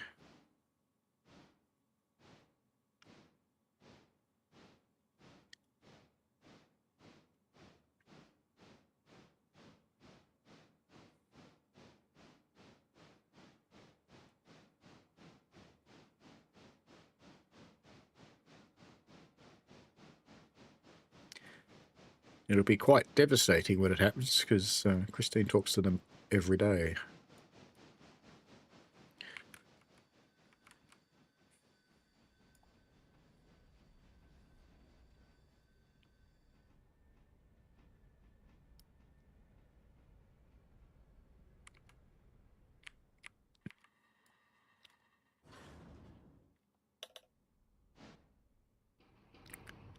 I thought it had stopped.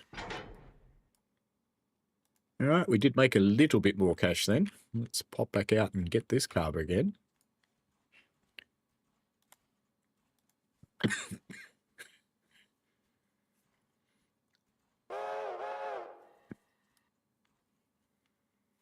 Just keeping an eye on VSR1 so that when it gets to Ella, I make sure this one's out of the way.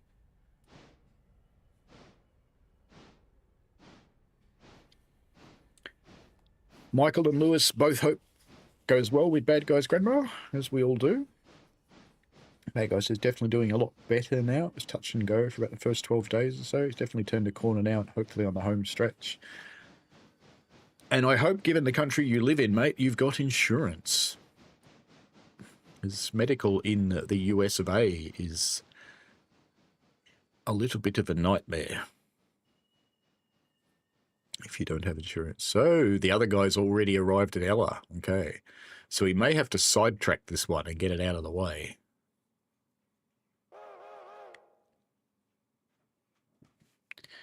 Is there somewhere between here and Ella? No, there's no double track area. So I'll keep an eye on him. If he leaves Ella, I'm going to have to get this one out of the way.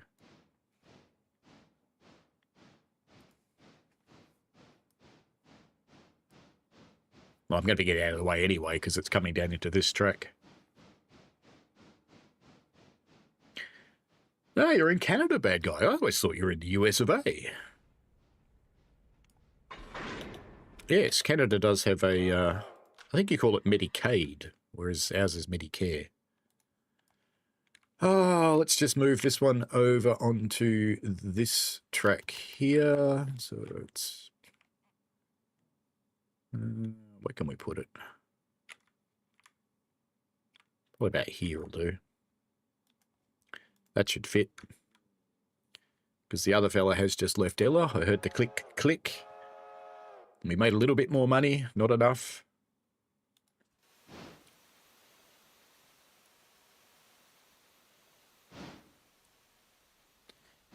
Ah, little dude, you can lift that thing.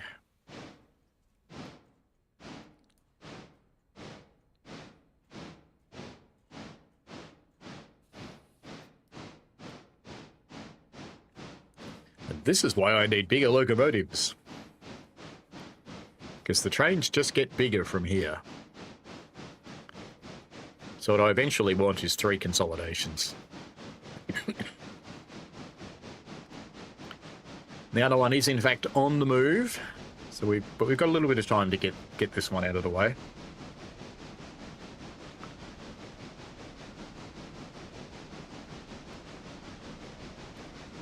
Bad guy says, I'm grateful for it. Right now I've had to pay for it the month she was in hospital. Probably would have run about 10 grand. Indeed.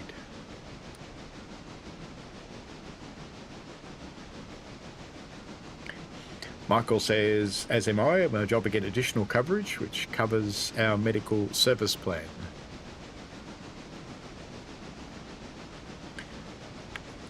Yeah, we buy additional coverage as well. You've got to be a little bit careful, though. You have to ask the right questions because you can actually end up out of pocket a lot of money, even in the public system.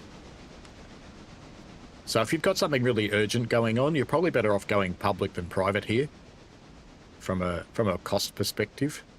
You'll get the exact same treatment, but if it's not urgent, that's when the private health insurance really comes into the forefront because you can go into a private facility and get things treated that you might have to wait 6 months for if you were going through the public system.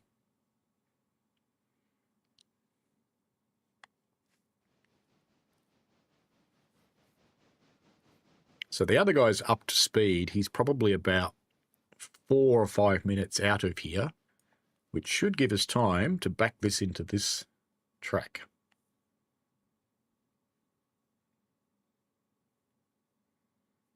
Looks like he's cleared the points up there.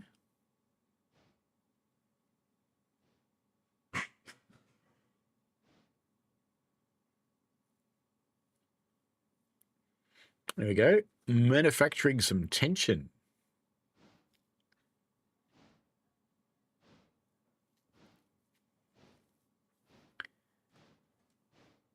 Lord Vectron 4 says private hospital in my town doesn't have an emergency ward. They refer to the public. Well, that's quite normal for emergency stuff. Privates tend to deal with the easier medicine. They don't tend to deal with trauma and things like that. Some of them do. And some of them will take private trauma. Or public trauma, rather. All private hospitals do actually have an obligation to take on a percentage of public patients. It's part of how our system works. But they often they find ways of getting out of it, shall we say.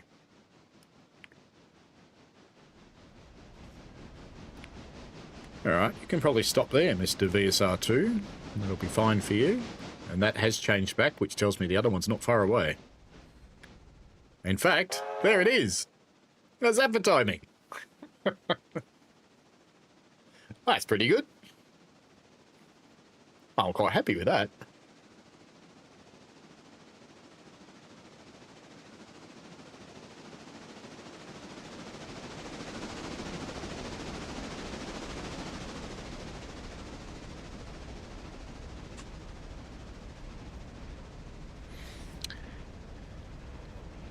There we go.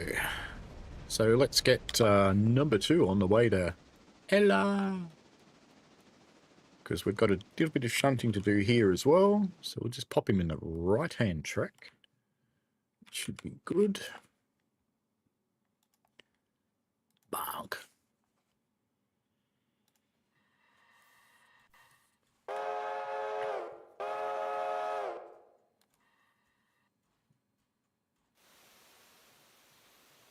Lord Vectron says, thanks to my policy, I had a day procedure done with 0 out-of-pocket at the private hospital within walking distance where I live.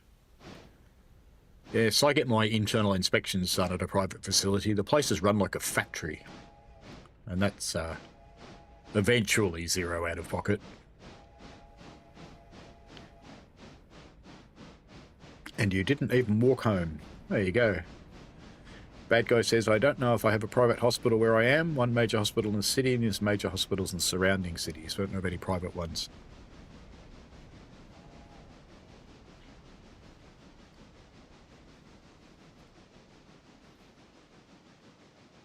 Well, they've arrived at Whittier. We should get some fares shortly from that one. And looking at the time, for the actual travel time, not a chance in hell it would have made it through in time.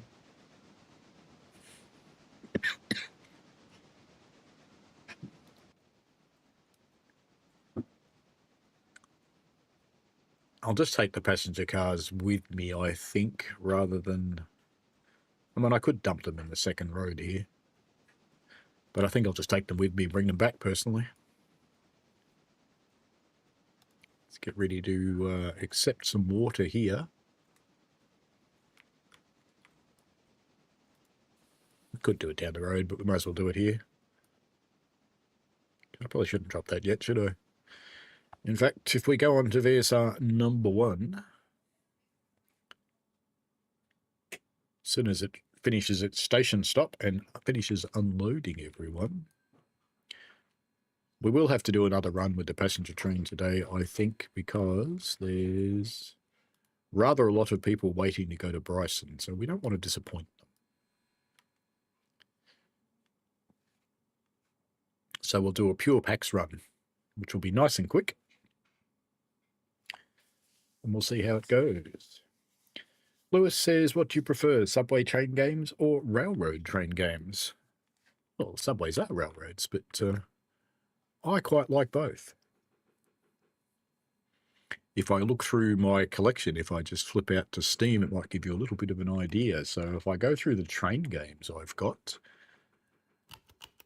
We have Grand Theft Auto is kind of a train game. Not really. I've got a lot of non-train games, actually. We have all the versions of Train Sim World, Trans-Siberian Railway Simulator, Nibanson, Sanbanson,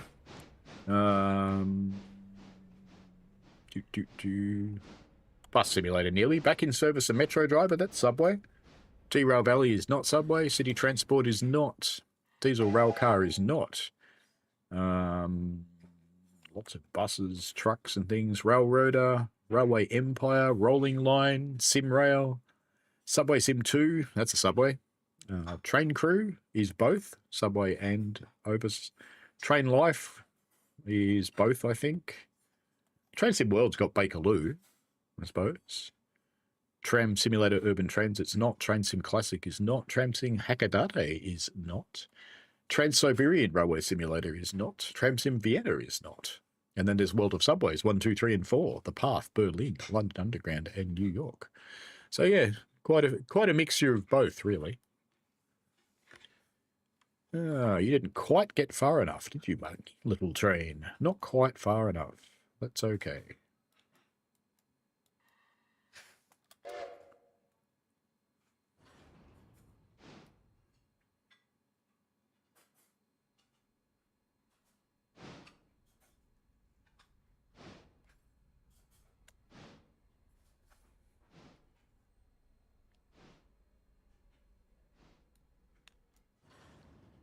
That should do the job, I think.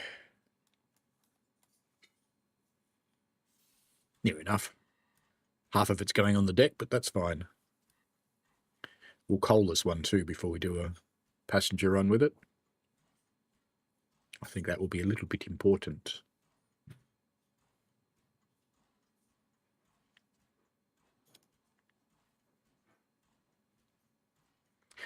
How's our other one going? Watching a train fill up with water is not that exciting. Oh, it's up at Ella. Okay. So what we're going to have to do is unhook the locomotive because we need to get that one. And I think it goes over there. Yes, it does.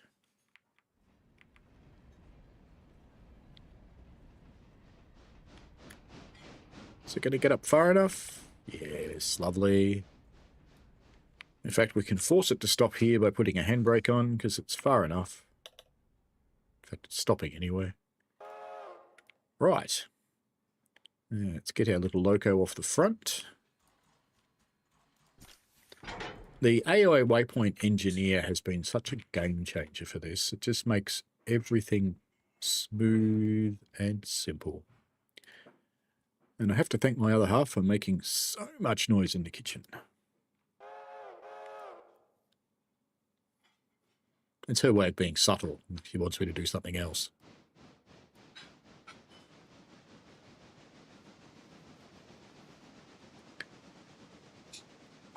Lewis says we have a similar collection. There are about 5 that you mentioned that you don't have. Well, there's a lot of train games. There's some new stuff coming out this year too. There's some gamey train games and some not so gamey ones. I've also got some others on the Xbox, and I've got a couple on the VR helmet thing, which reminds me I haven't charged for a while. Should. Okay. Should give this thing some juice because it gets sad if you don't.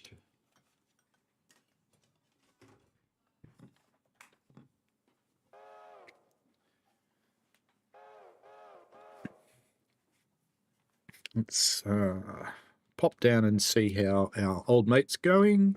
He should be full of water now. Looks like it.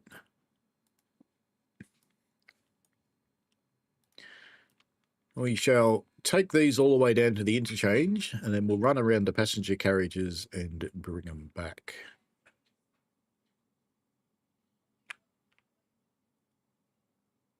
So we'll bring the train down to about here, which is VSR 1, back into Waypoint, and we'll pick up some coal after we get down here.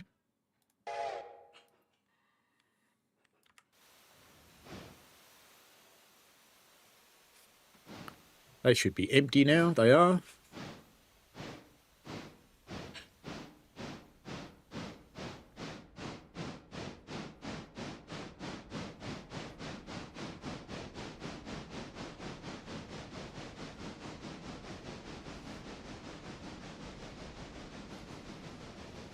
Oh, we're close. $9,200.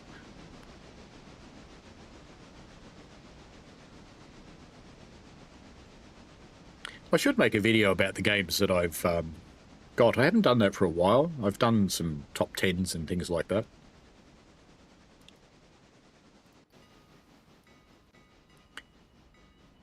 Ah, good timing.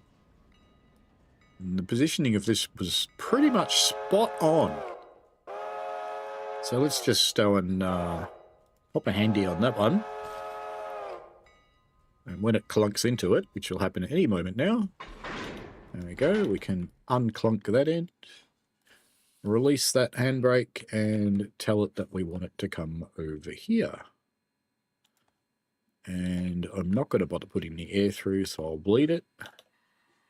Bleeding it just bleeds the auxiliary reservoir so that the train brakes, or the train brake in the carriage releases.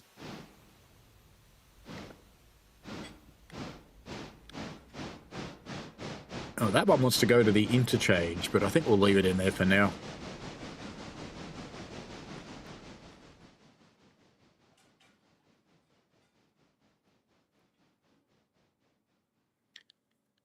Because I probably will bring this loco back down to East Whittier, because my way of running the railway is I have two down at East Whittier in the morning, just for efficiency. Always good to do.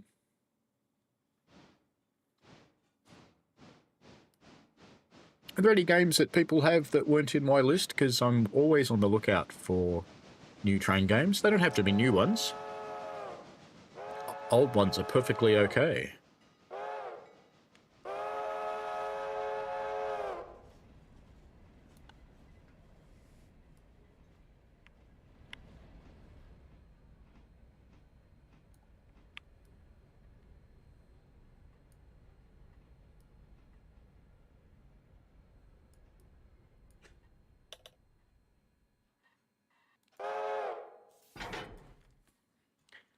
And back we go onto the front again. Is it that?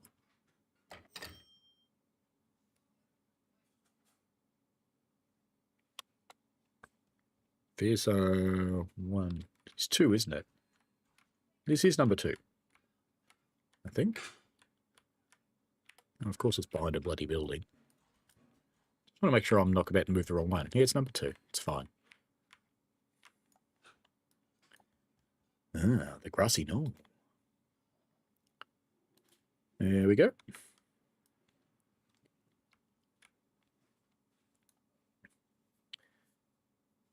Lewis says, right now you're the only one on YouTube doing game tutorials for the TSCX. Oh, hopefully it's useful. Did I not uncouple it? No, it's uncoupled. Why are you just sitting there?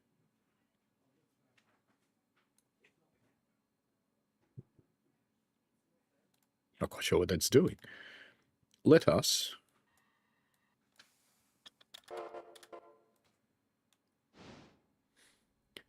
encourage it to do the right thing.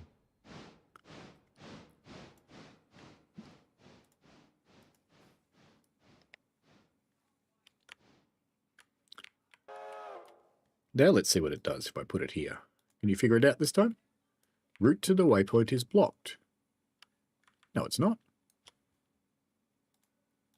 What if I put you here? Right, you can figure that one out.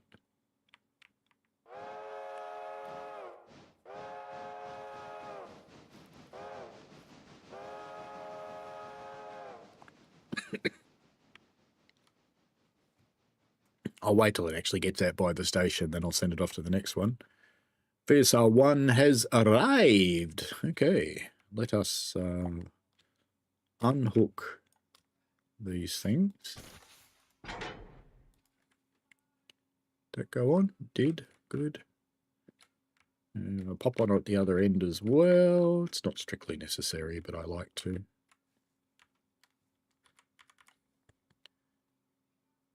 And let us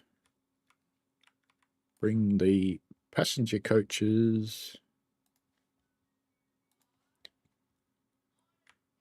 up here so we can run around them. Just make sure that starts moving, and then we'll coal that up, and we'll send it back on its way to Bryson as well.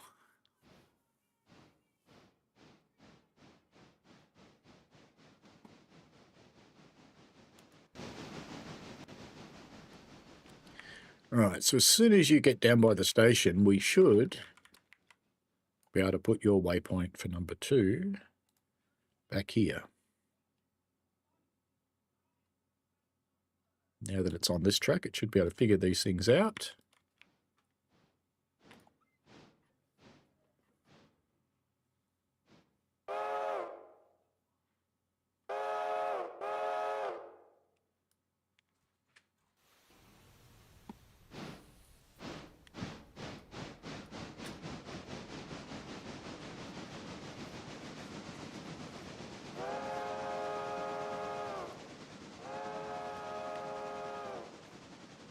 Yeah, I think it's handy to make the tutorials for things like the TSCX because it is a little bit of a niche, but so are train games. So it can be a niche in a niche.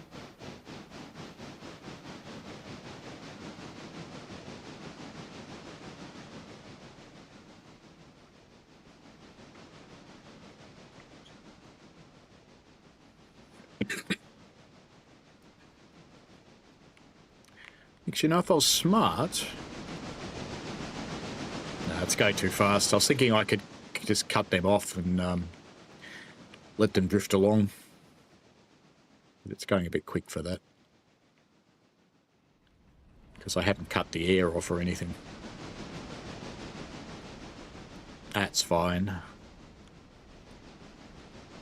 Oh, we're so close to new locomotive time. So close. 9/7/20. Got $200 to go.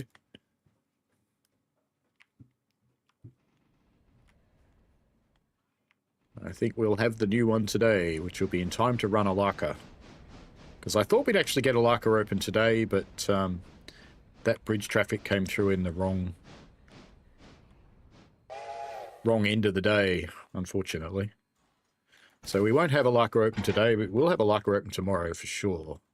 Day 12, but that'll probably be after I come back from the UK, sadly. Because I don't think, unless I run it on Wednesday, but I don't really want to do a 3-hour stream on Wednesday, I don't think I'll get it done. All right, let's see where you're up to. You look like you've just stopped. Nice timing. And let's get the handy off. Oh, the one on this end's not on. Do I have no handies on? No, I've got one on the back. Okay. Get that off. And let's get him on his way to Bryson. So we've got the Bryson Bridge site for most of it. It's an imaginary load of ties and Appalachian Hardwoods and Bryson Freight House. So we'll just go straight into the second road of the station at Bryson, I think. Maybe even the third.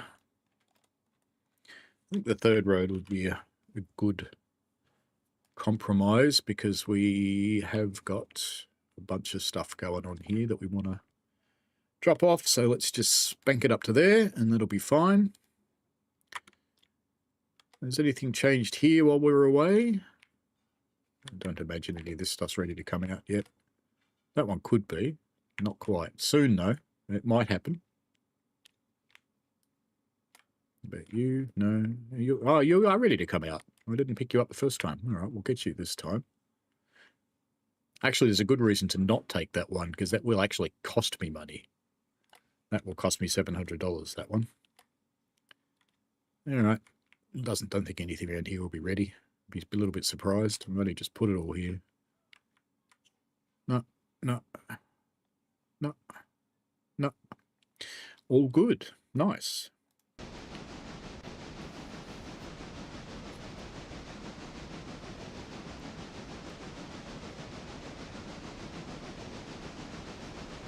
Lewis says, Zim Metro is a nice one. Train operator 377, okay. Actually, I didn't mention that one, did I? I actually do have that, I think. I'm pretty sure I do. 377, I do have train operator 377. And I don't have Sim, but I do have Journey to Kyoto as well. If there's any other Japanese sims that I don't know about other than the JR East ones. I noticed JR East got cheaper recently too. It's a good thing. I only wish they'd make it work windowed. It insists on being full screen, and it blows itself up because my screen is ultra wide and the JR East game can't cope with that.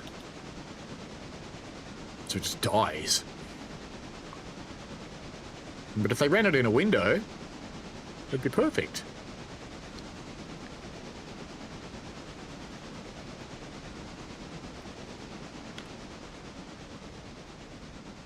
If you remember back into the early days of the VSR, this is the beginning.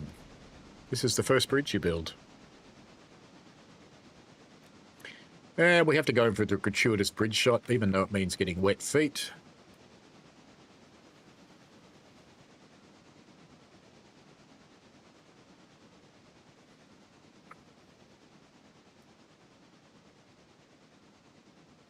Train Operator 377 is quite similar to the JR East in concept. It's a real video-based game that you're driving a simulator with as well.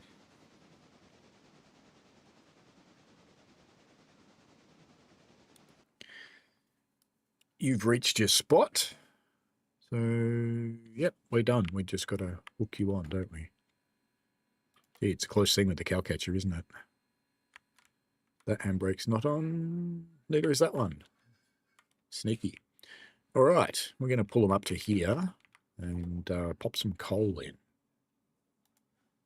to VSR number 1.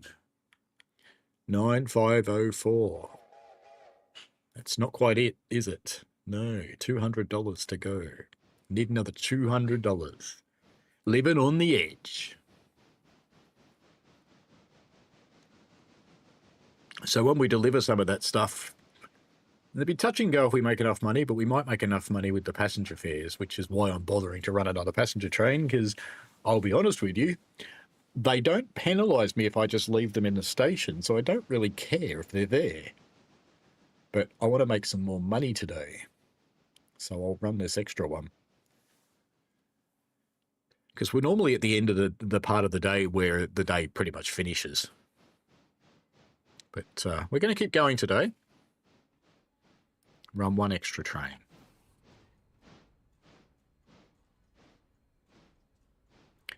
Will it make it? Is that enough for you to load up? That's enough for you to load up. Very good. It's going all over the deck, into the water tank. That's fine.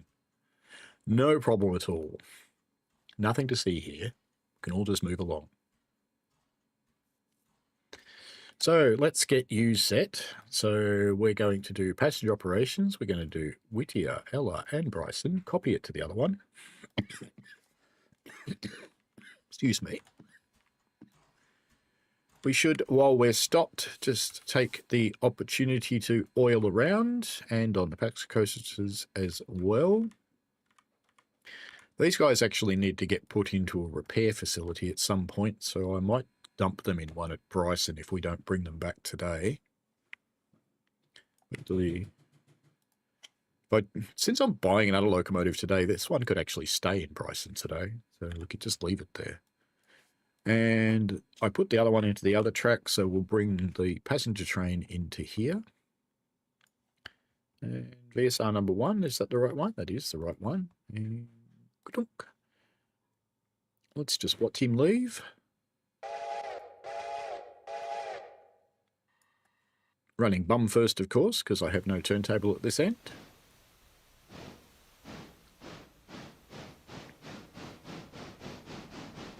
This one hasn't got a light on the back, so it's not good at night time in this direction. Anything over here need shunting yet? No money-making opportunities over here anywhere. When the other one comes back, we'll do a log run, because we need to. But they've got plenty in the pond to keep them busy for now.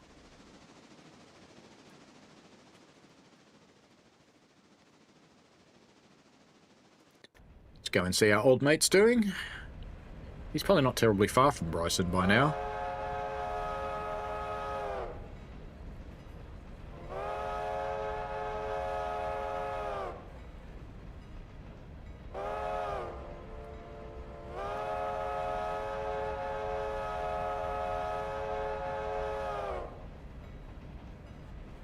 Lewis says, I believe the Japanese rail sim has 3 games and they're all video gameplay.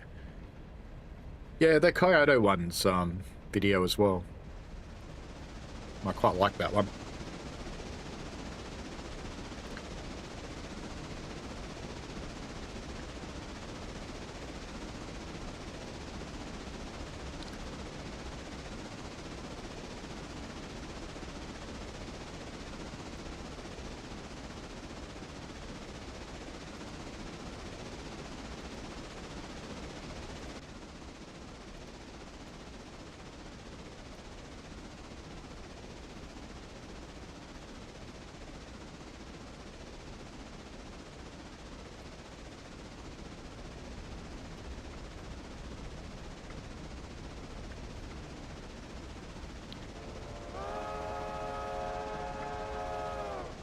Coming up on the bridge to Walker.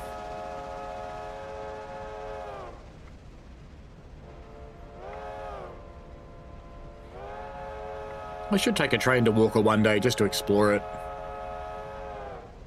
Don't think I've ever been there on stream.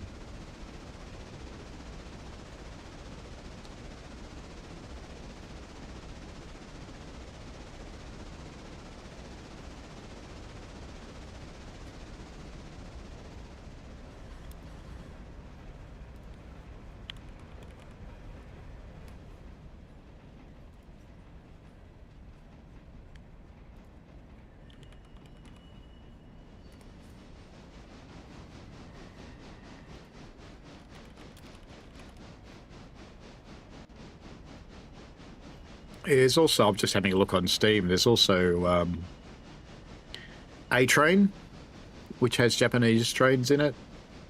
A-Train 9. Not sure what Pomodoro train is. Yeah, there's a few. Shinkansen Zero. Oh, that's one of those escape games. Nice. I like those. Oh, there's a bundle. Ooh, there's a whole lot of escape games. Wow, $167. I don't think so. I don't think the channel could quite afford that. Hello, Maverick. How are you? Enjoy yourself, Lord Vectron. Have a good day. Thank you for joining in today. Thank you, everyone, for joining in today, in fact. Always love having you around. So let's work on splitting this train now. When it comes to a stand. Ready to come out? No. That's enough.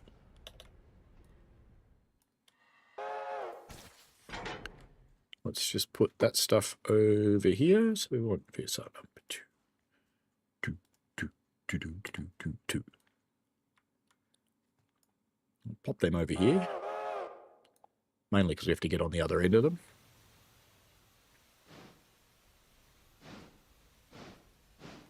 You've gotten back to Japan safely, Maverick. That's good. And you're back in a time zone that you can watch me in. It's a bit hard from the UK, isn't it? It's a bit sad because Maverick and I were interested in meeting up, and my Japan trip was mistimed because he had a trip to the UK, and my UK trip is mistimed because he's now back in Japan. But, you know, life, it's just how it is.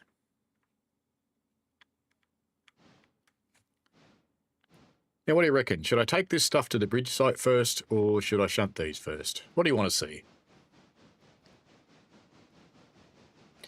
Because the other one's pretty much taking care of itself at this point. It'll just cruise along. They should be full by now. Oh, we didn't pick up all the passengers. Some of them must have left. That's okay. We'll still make plenty of cash. Hopefully we'll make our couple $100. Indeed, it was a case of supremely bad timing, but, you know, that's what happens in life sometimes. So that one's Freight House, which is over there, and that one's round the corner. Puffing Billy is really good. I was there yesterday, had a very fun day. Actually had 3 locomotives to play with yesterday.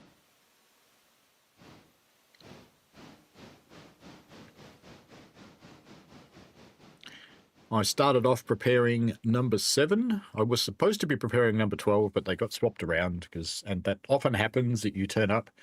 You always have to check on the board when you get into what we call the Hilton, which is where the locomotive crews get changed and have a little kitchen and stuff. You always have to check the blackboard in there because that's the final word as compared to the rosters. Why on earth are you going that way? Why are you going up that track to go onto the other end of this train? You are a weird little thing sometimes. And then 80% of the way through preparing number 7, number 14 developed a fault. So it was decided to take number 14 off the first train and shove it into the workshops. So I finished up preparing my locomotive number 7 and handed it. Well, actually, the crew of 14 took 12, and the crew of 12 took number 7 from me. So I got mine ready and handed it over to that crew, and then you got into 14, knocked out most of the fire, and we put it in the workshops to get it fixed. And we jumped on one of the diesels, and we took a train up to Menzies Creek, stopped just before Menzies Creek. Very unusual move. I don't think I've done it before ever in my career of the railway. And I've been on that railway 43 years. We actually stopped it outside the station, took the diesel off. Number 7, which was the one I had before, came onto it and took that out back onto Gembrook. We took the train that number 7 had, which was half of the lunch train, and took that back to Belgrave with the diesel. Number 14 had been repaired by then, and it shunted our train together, and we put the diesel away, and then I took over 14 from the 2 workshop guys who had done a magnificent job of getting her ready to run, and took a train to Lakeside and back. So it was really good. Maverick says, had to set up my PC in my living room as my recording room has no AC and it's 35 degrees and 90% humidity. Ah, yes. Welcome to Japan, young Maverick. Quite a change from where you've been. I don't think I put either of these handbrakes on. All right, let's dump this in the freight house. I don't think this will be ready to come out, but let's just check. It's not. So VSR number 2 is all we want it is. The other one's having a station stop at Ella. So it's... looks like it's dropping people off here. So what have we got waiting?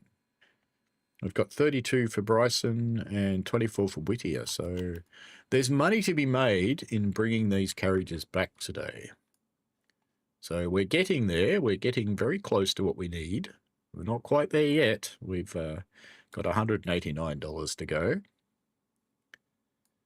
So we're getting there. What's annoying is your recording room had AC, but it got removed before you moved in. That's a bummer. You have to put it back.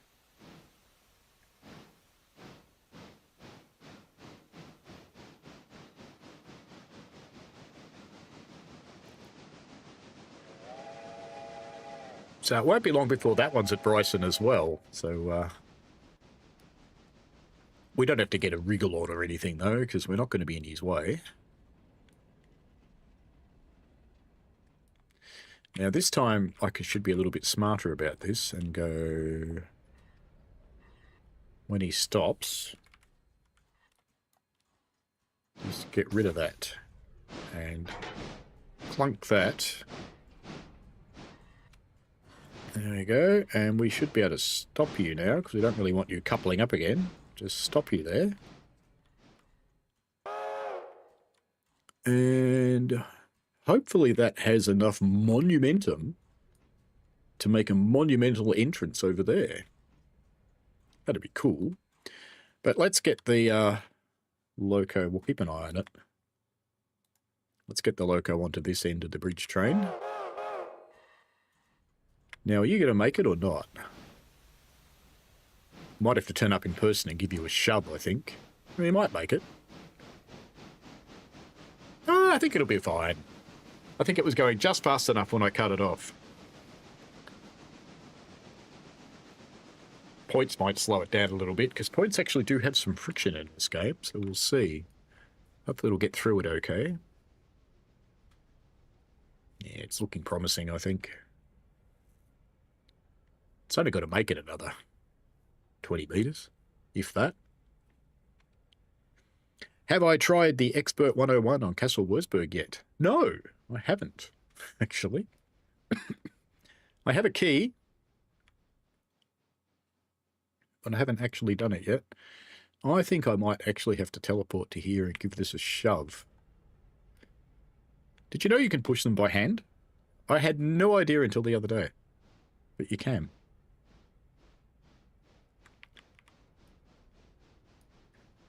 Might make it. It's not actually got far to go. It's got one wheel set on. In fact, it has made it. So I'd like it to couple up to the other one, but it doesn't really matter if it doesn't. So it's made it into the unloading zone, which is where I get paid, so that's fine.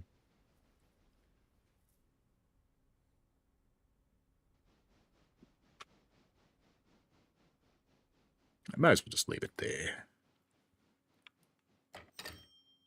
Paid 9602. How are we looking? 118 to go. We're pretty close. We are pretty close.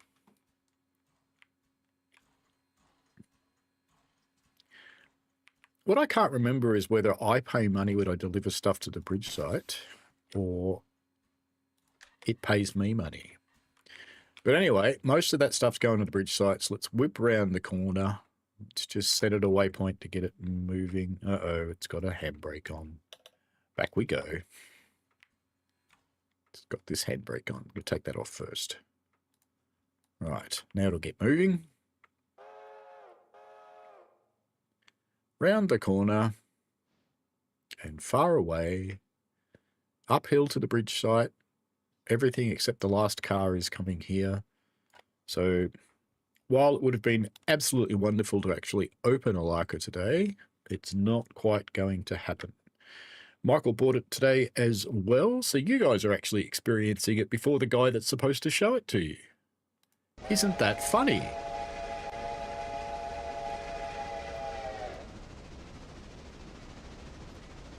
I just wanted to get another day of Railroader in before I went on holidays, so what I'll probably do is stream the 101 on Wednesday night.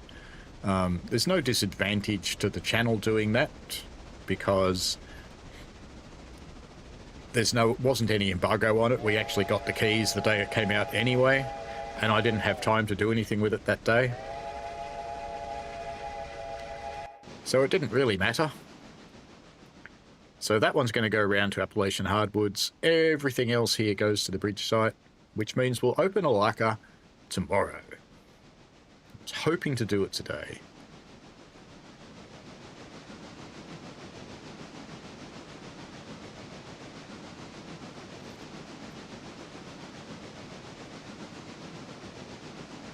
I hope you guys enjoy it.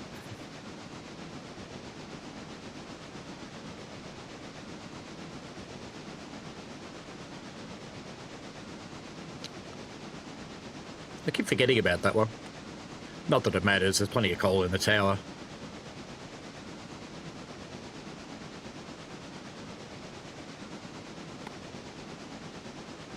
When the new turntable changes come in, which aren't terribly far away, I'll probably make use of Bryson. And Bryson may become the centre of locomotive operations rather than East Whittier, which is at the moment. But until the turntable is addressed, I couldn't be bothered.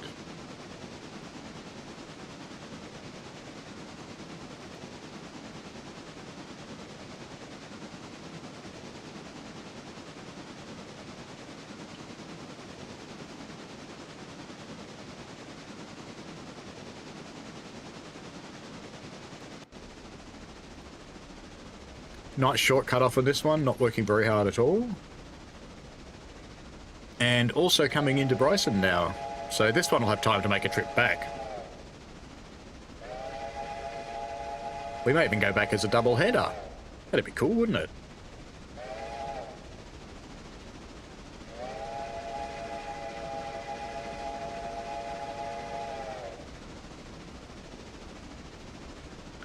Michael's hoping to try it either tomorrow or Monday. Either way would be good. Good way to spend your long weekend. How many have we got? We've got 53 and 51. Is that going to make us $118? We'll soon know.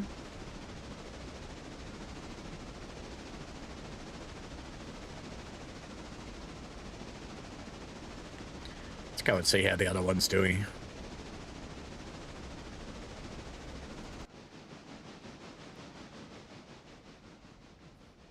Almost there. We'll pop in here and get ready to cut this one off. Oops, too close. When it stops. I think it's this car I want to cut off. I think. Can I put that handbrake on? Yep.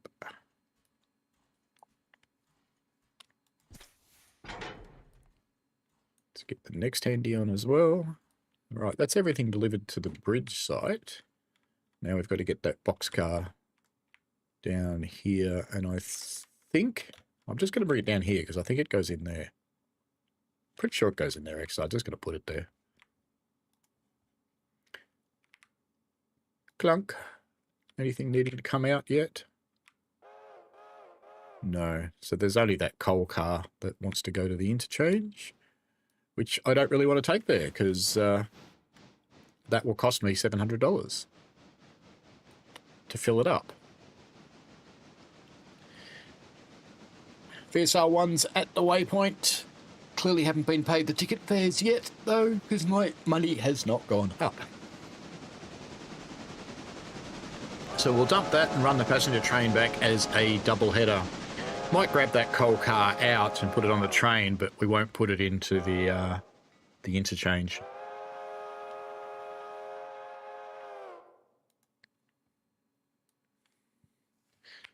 Alright, we can unhook you since you're there. And why don't we send you over to get that coal car out? VSR number uno. Bonk. Nothing else wants to come out. Oh, that one's close. Oh, that one does. Oh, we might get that too. In fact, I think we'll have to get that one out first.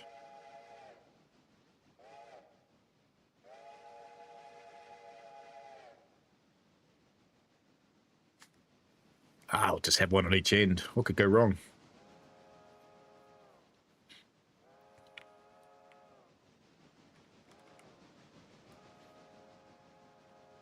Where's the turntable? Yeah, it should be okay.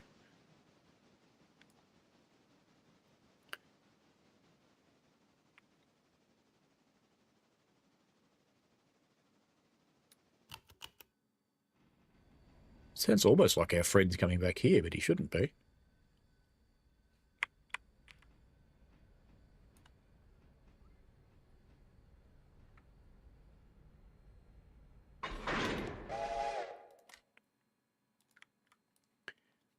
See if you can do this on A mode. I don't think you can, because I think you can have a car that needs to go on the turntable, but we'll try. Gook.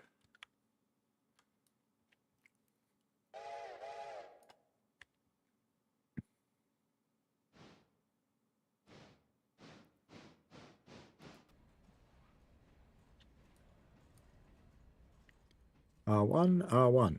Perfect. Alright. Let's unhook your air.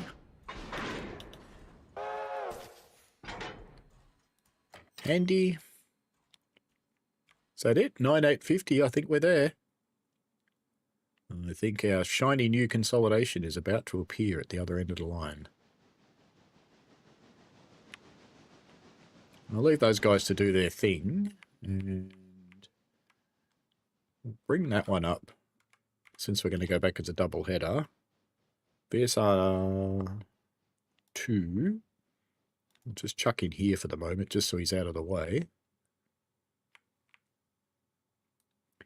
No, it will fit. Look at that.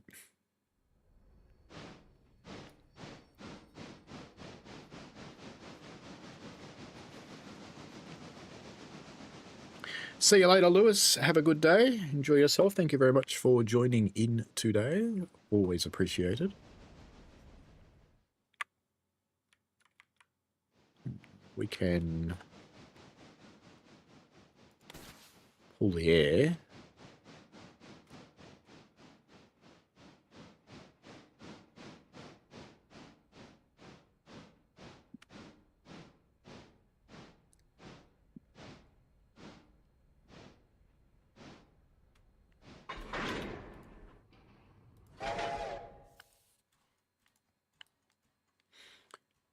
I don't think it'll actually be able to get out here by itself, but let's try. I'm going to bring it over into this little short loop because I want to run around it. Here's our number 1. Plus it'll keep it out of the way of the one that has to go over there. What about you? What do you want to do? Nothing?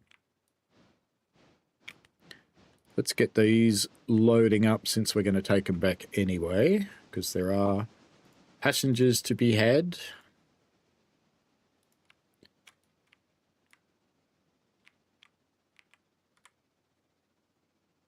Yeah, 120. Well, they should all fit in here. Should be fine. We've got 60 seats in each. And it's consolidation time. Ka-ching! I'm now very, very poor.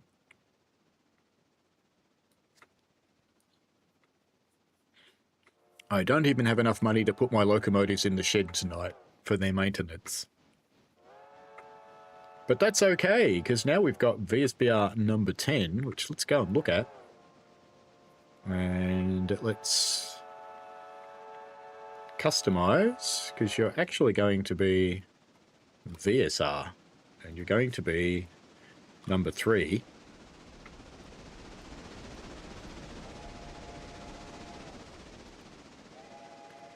You can keep your 5 chime for the moment.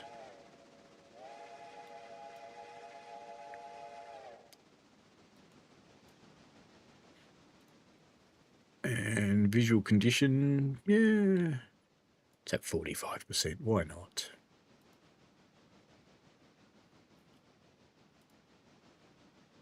No train crew, perfect. That's what we want. Let's go have a look at it. There's our new little locomotive here, as delivered. So we better go and coal him up. Cute little thing. So let's bring you up here where you can be coaled and watered for the first time on our railway. Welcome, VSR number 3. Which does remind me, I need to change my reporting marks somewhere. Settings. Features. No. Railroad. VSBR. So it's there, but how do I change it? I don't know. Must be a way to do it.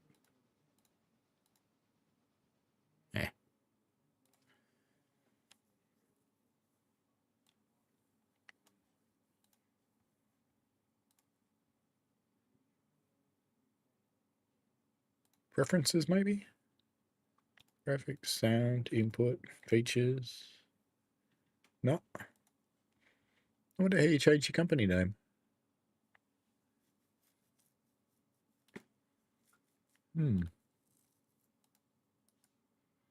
How do you rename your company name? I don't know.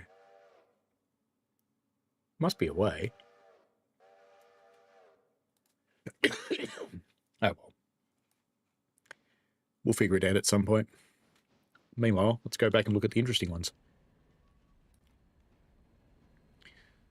So he's arriving at his keep out of the way point. Actually, it doesn't really need to be on his keep out of the way point, to be honest. Could just go straight onto the passenger train. Let's just do that. Can he? No, because we're going to have 2 coal carriages there. So that's why I put him there. That's fine. Now, where are the other ones? At the waypoint. That's because we want to run around you. So we want to drop you off, and you are VSR number 1. So we want to put you on the other end of this. And once that happens, we can put you on the passenger train. And that one's ours that we have to pay for, and that one's not.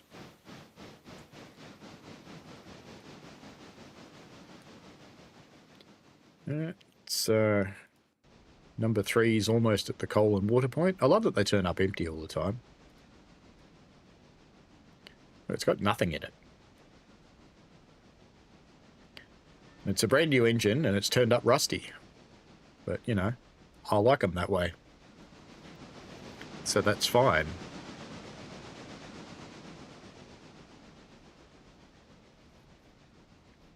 So we'll coal and water this beast and we'll send him off to do a log run. Keep him occupied, making money. That's the whole idea.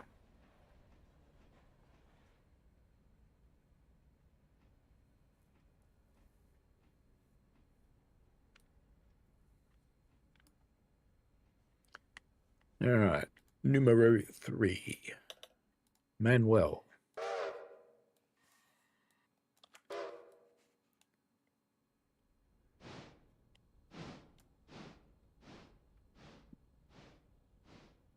What whistle should we give this one?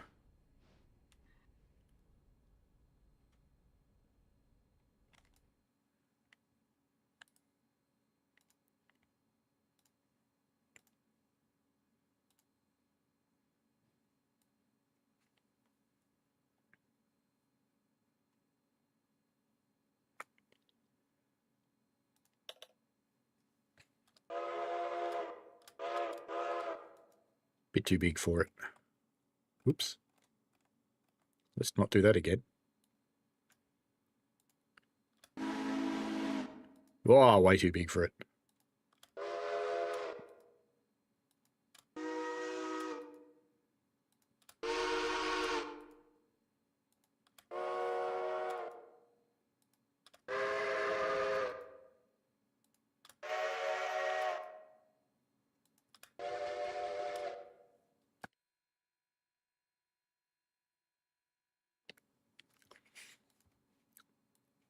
Sing out if you like one of these. Do.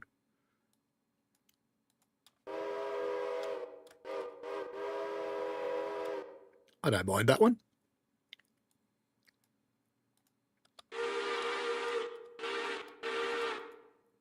No, we're going to Nathan 5.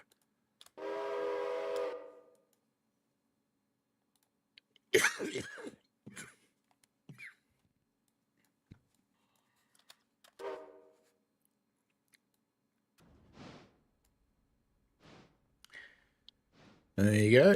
First coal on the VBR. Oh, I need to fix your name, don't I? Inspect, tender, equipment, customize.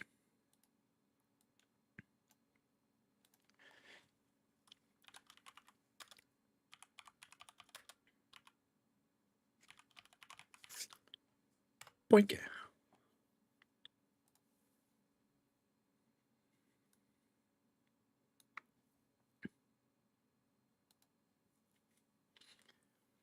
It might even empty that car.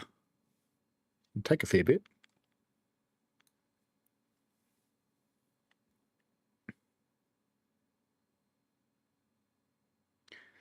No other opportunities to make money today, apart from the logging, which we will send this one round to do. I think it will do an admirable job of it.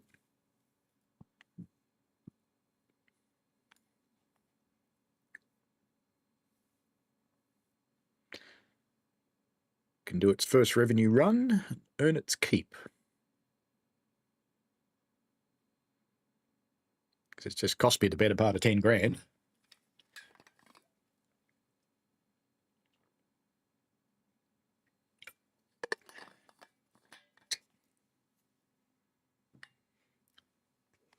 That does take a lot of coal, that one. 7 tons by the looks.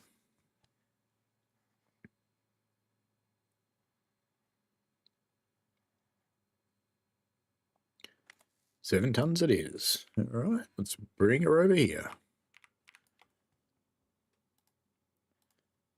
Earn some cash, sunshine.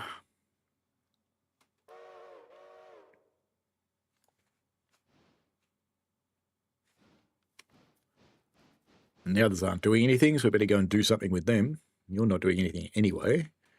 You're on the end of that now, which is good. Let's get the air through. I don't think we put handbrakes in any of those. And we can dump you on the front of the passenger train now, which is number 1.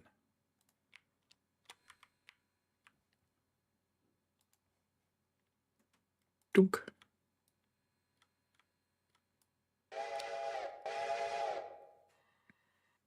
Maverick says you inspired me to take out Clinchfield in one of my next TSW vids. Oh, cool. I actually quite like Clinchfield. I don't mind it.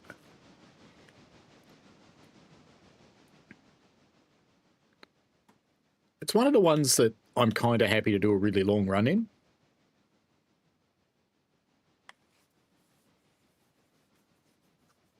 Because particularly if you're behaving yourself as per speeding and things, you actually need to drive the trains on Clinchfield, not just notch 8 and off you go. You've reached end of track, so you're ready. Okay. First revenue job. VSR number 3. All right, let's set you up.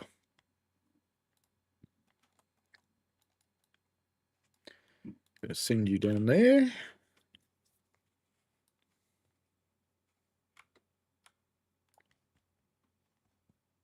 Blink.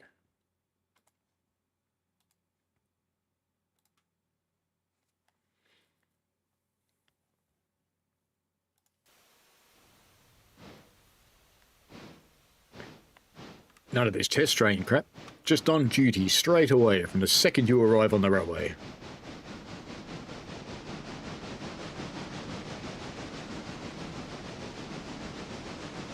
Maverick says, just hope DTG Matt releases the CRR remaster sometime soon. It really needs it. I wouldn't expect that real soon if I were you. Because I know how busy Matt actually is. And the fact that he's doing it in his spare time probably means 3 minutes a day, if he's lucky.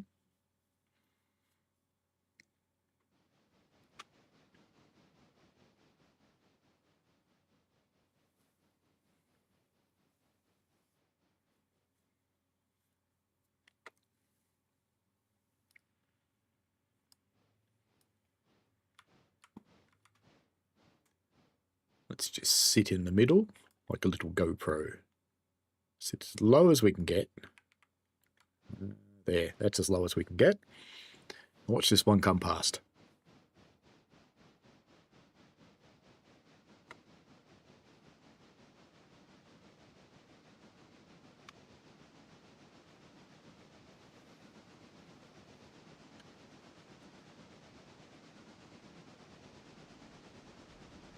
It's weird to me that the trains don't actually need crews in them. You should probably oil these log cars too. I haven't done that for a while. We don't want a hot box.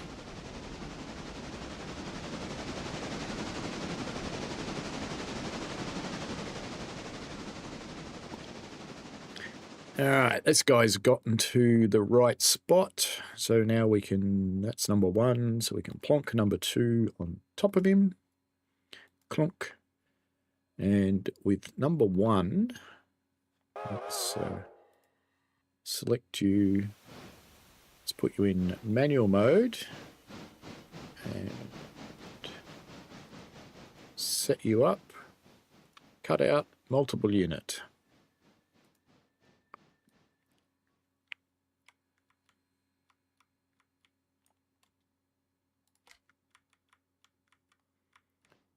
Can take this handbrake. We had one of them on, didn't we? No, no handbrakes on. We should be fully loaded now as well. 137 passengers waiting, really? Where'd you all come from? 60 of 60 in each one. I think most of those passengers will be catching the bus, just personally, because we're not coming back here today. We're going to do a magnificent double-headed run.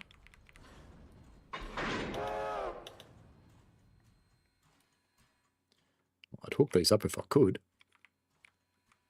It's going to be a difficult spot. Right, there we go. Okay, they can. That's VSR number 2. VSR number 1's in manual mode, so it should be fine. Let's set this up, because we're going to bring them to Whittier.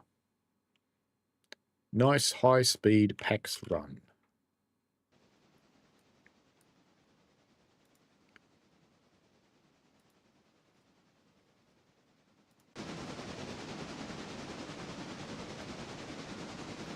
Got this thing just romping through the forest with double the power of the other one. You'll see how much more powerful these are in a moment when we shunt the fully loaded set. In fact, why don't we do it in slightly different order this time? Just because we can. Doesn't really make any difference. Ah, no, leave it the way it is. Leave it the way it is. That'll work. Let's go watch our double header. Not having any trouble at all. Not the heaviest train on the planet. 244 tons. It's probably about the same weight as the locomotives. As it thunders across the bridge here.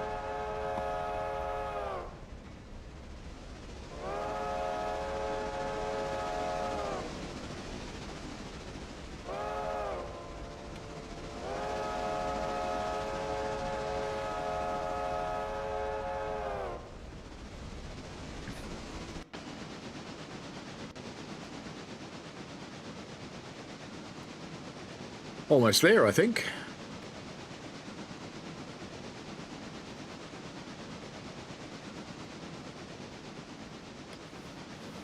Maverick says, I do love that he's doing it. Wish him luck, but not expecting it for at least another 2 years. Still your favourite American freight route, even without the remaster.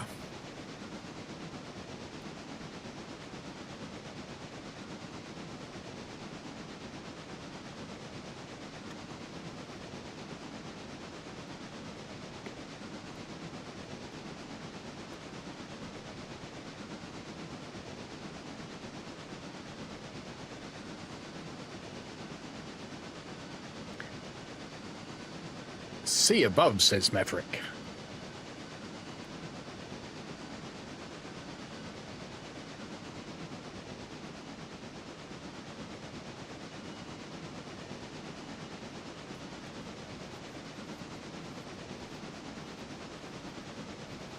The other reason I like the consolidations over the others, if they have headlights on both ends. Alrighty, we can stop number 3 there because that's far enough.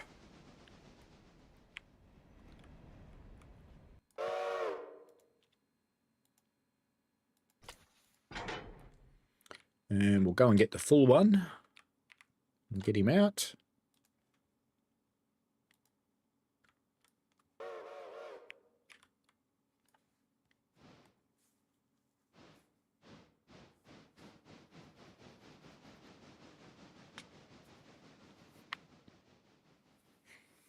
See, my new contract with the sawmill, I have to do 2 trips a day. Keep them busy.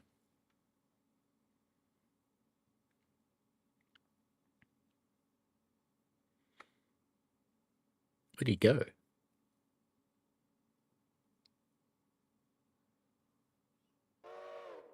Oh, here it comes.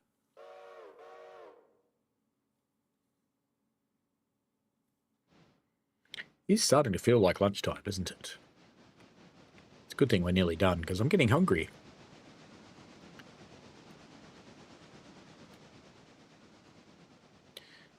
Got some roast chook in the fridge. Make myself a roast chook sandwich and go and sit outside and eat it in front of our chickens. I'm eating your sister. I'm sure they'd be really pleased to know that.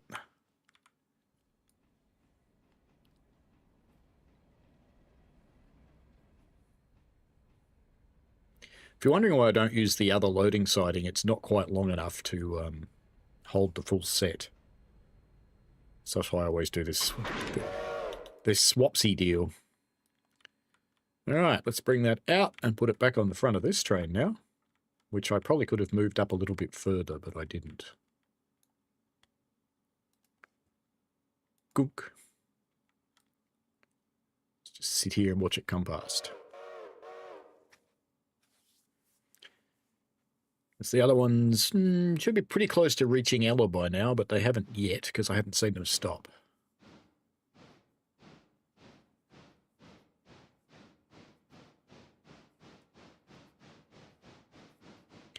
These will be our last 2 trains today. We'll just deliver this wood. And then we'll get the passengers squared away. Get the locos serviced and in the shed, and that'll be it for the day. It's been quite a productive day. Didn't quite get to the point of opening Alarka like I said in the description, but that's because I'd forgotten that those carriages had not turned up in the first interchange. Otherwise, by now, probably that bridge would be finished because the last step only takes a few hours because it's loading, just putting track and ballast down.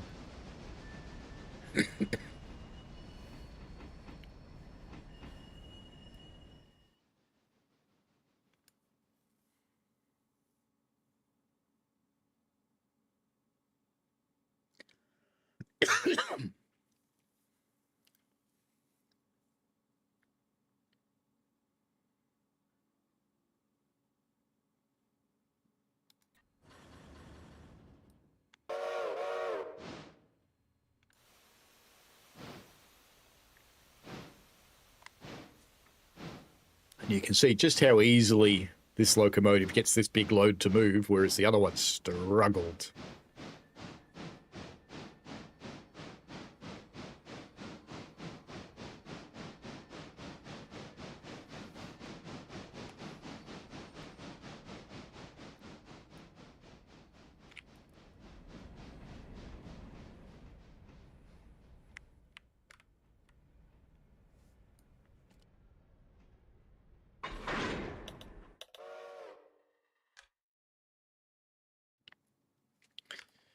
All right, let's get the empties in here.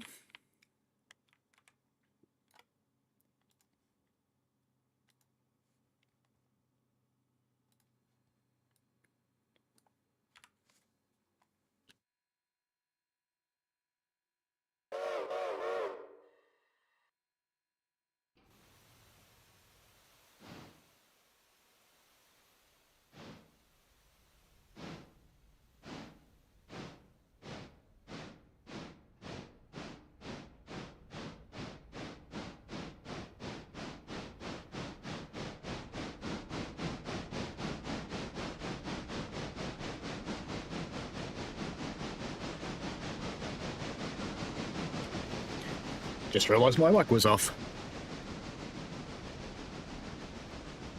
See how easy it gets it going? Just whoosh, off it goes. Looks like the Ellas are probably at Ella. Yep.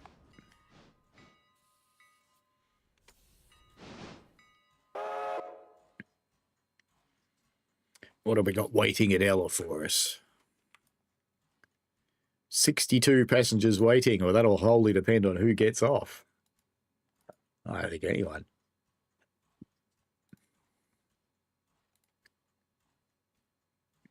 There's 12 getting off. So 12 out of those 60-something people will get into a train today. That's okay. You must be close to being done, aren't you? Surely. Oh, no. You can still push them up the hill. Must have only just changed direction. Well, we just got some fares. We made 30 bucks. We need about another 4,500 for a passenger car. So we've earned our locomotive. And my grand plan is I kind of think I'll run this railway with 3 locos. I don't think I'll need more than that.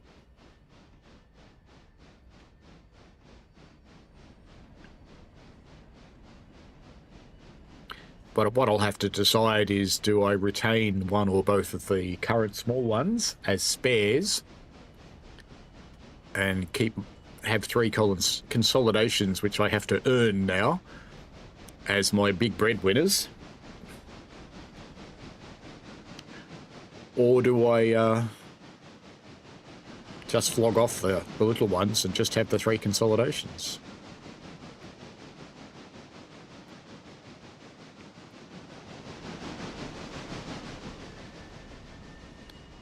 And while it might seem sad to not have any variety and just have the same 3, in reality is they all sound the same anyway. They all sound the same. They all chuff the same. Makes no difference, really.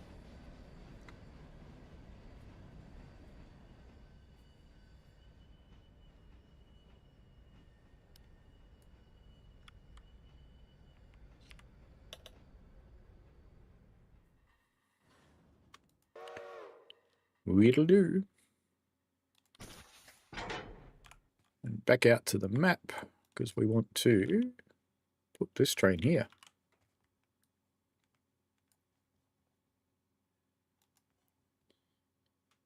Bonk.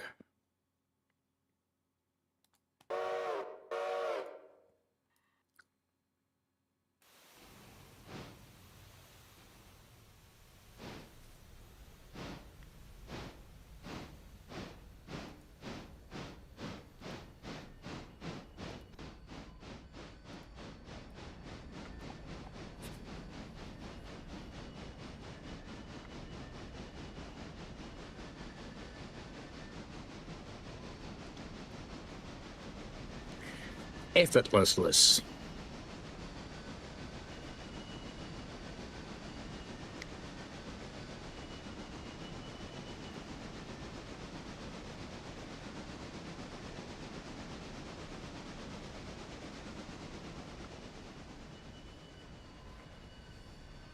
Be a bit of a squeeze getting 3 locos into the shed for the nighttime maintenance, and I'll have enough money to actually pay the crew for the nighttime maintenance, I think, so that's good.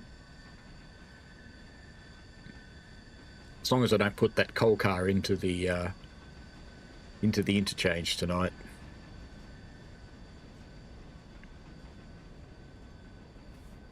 Let's see how our passengers are travelling.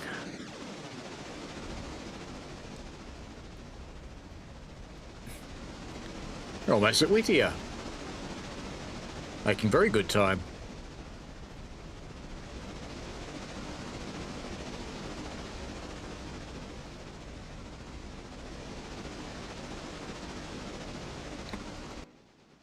Back to this guy because he sounds better.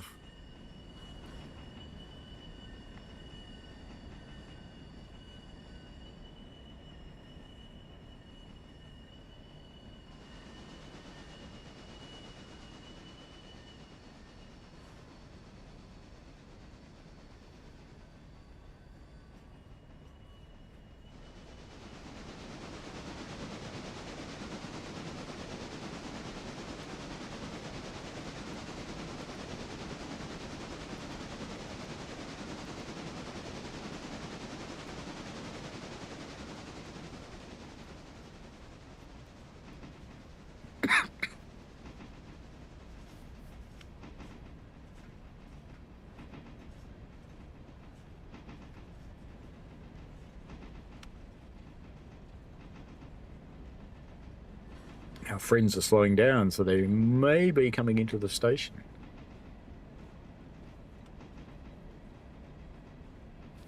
Let's go and have a look. They are indeed, and we will dump the passenger carriages here. Actually, I might take that on just a little bit further than I set. because we're going to want the passenger coaches in the platform.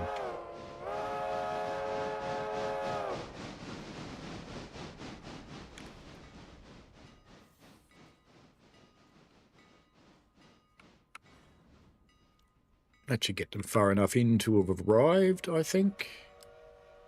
Well, we might just do a few more feet.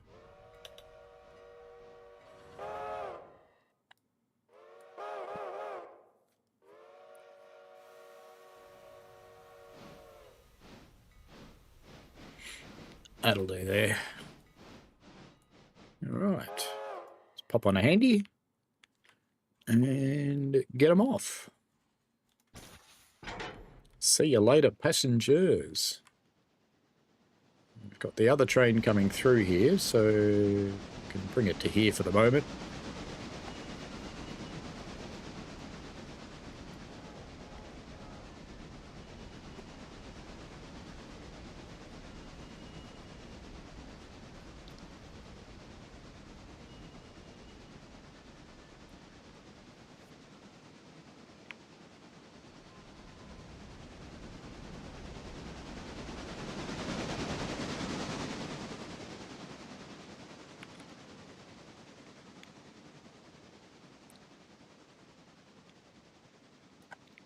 And if we tell the other ones to come here, they won't interfere with the shunting that this one has to do.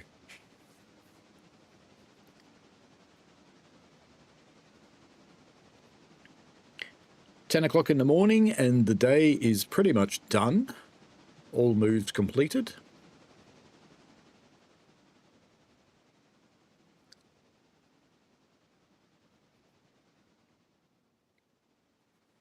Once those two get into the outside track, I will move them on. I doubt this has even used enough coal and water to bother topping it up. It hasn't. Alright, they are now in the outside track. Now, I'm not actually going to put both of those cars into the interchange, so I'm going to put them over here because I don't want the one that I'm sending to Carolina to get filled up with coal to get filled today.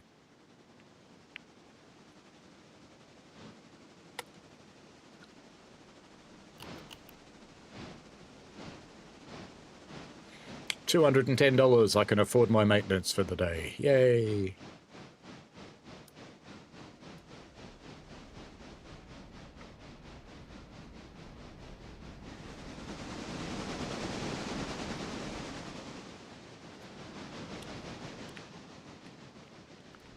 Now, one of these is...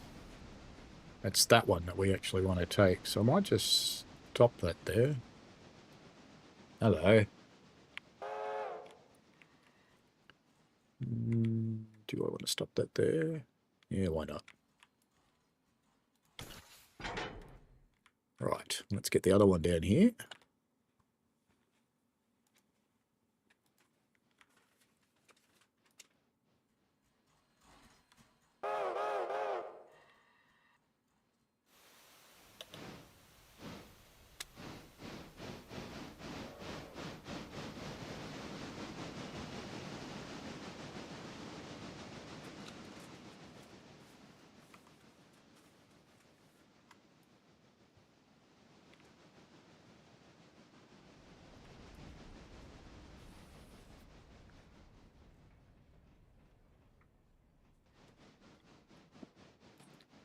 That'll do there.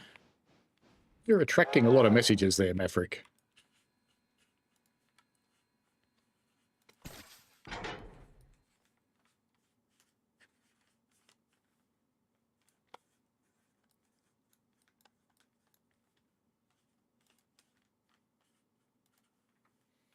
I'll be done in about 10 minutes.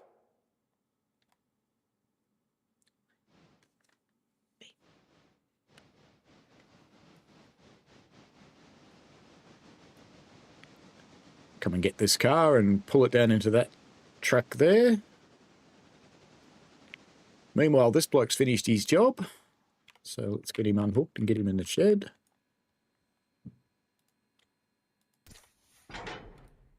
It's VSBR number 3. I'll get the others cold.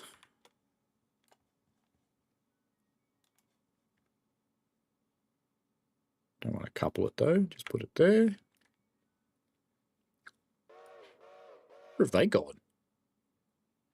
AI does some weird shit.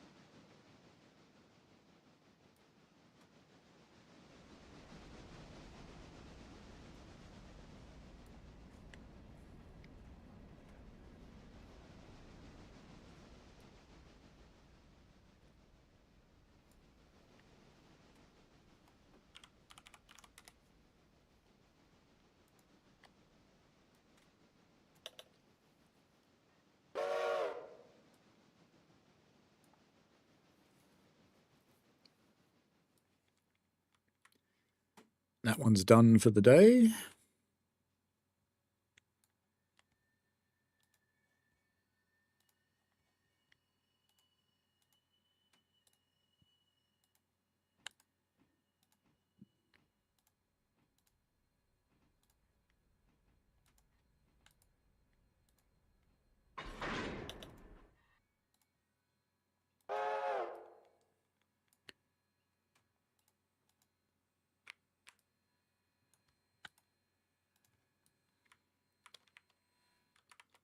Let's get them down to here.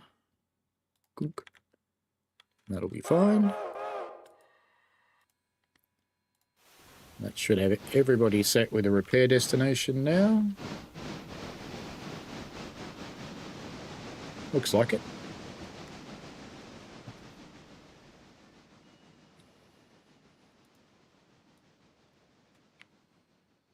It gets him safely ensconced in the interchange, along with all that other stuff that's going back, which should make me a little bit more cash.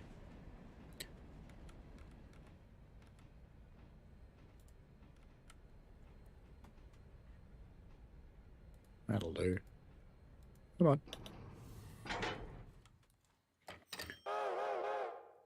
We need to get back these two over here for coal and water.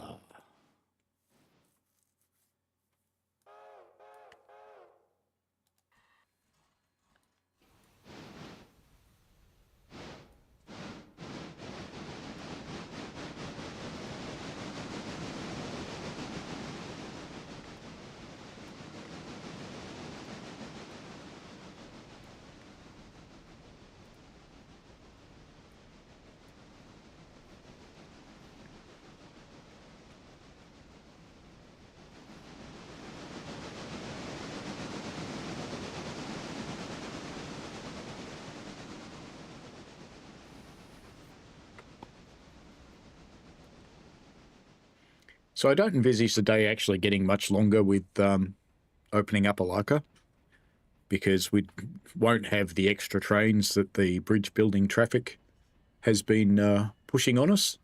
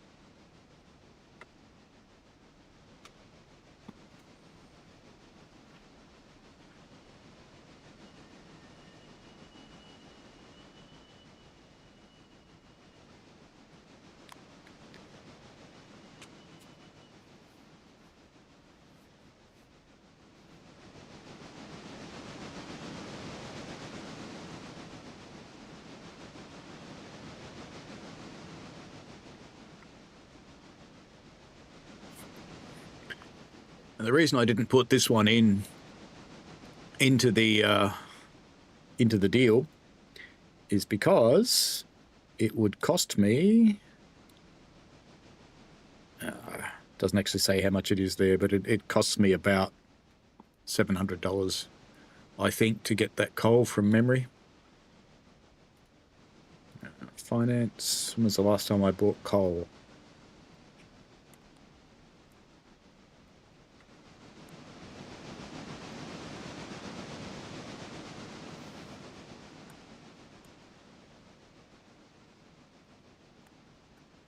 Must have been a while ago.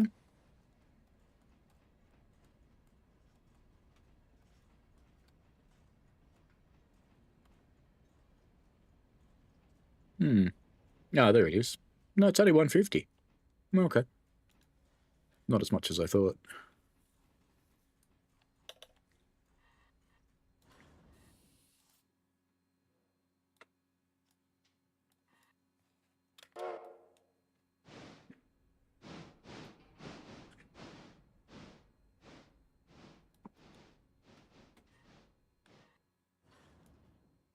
Didn't quite make it.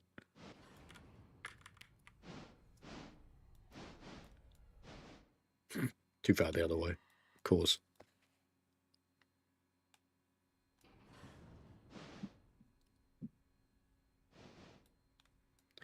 Actually, I really should have got coal first, but, you know, that's life, isn't it? It would have been more efficient. That's going into there. That's going into there. That's fine.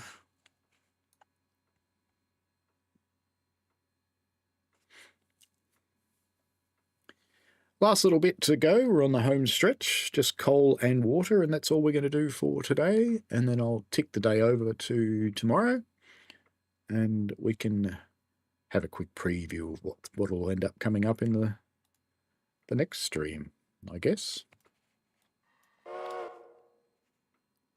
No, other way.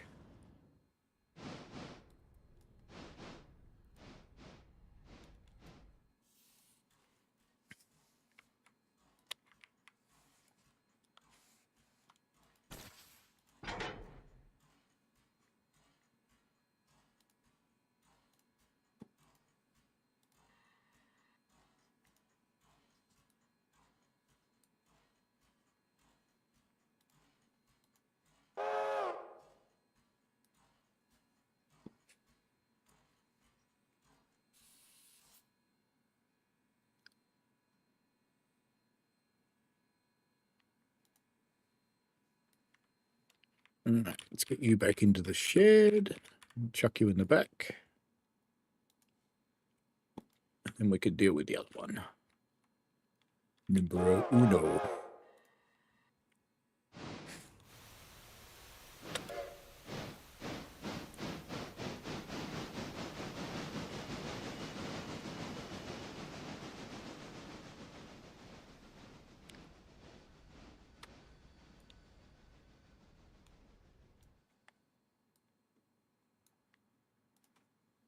We got left? Not much.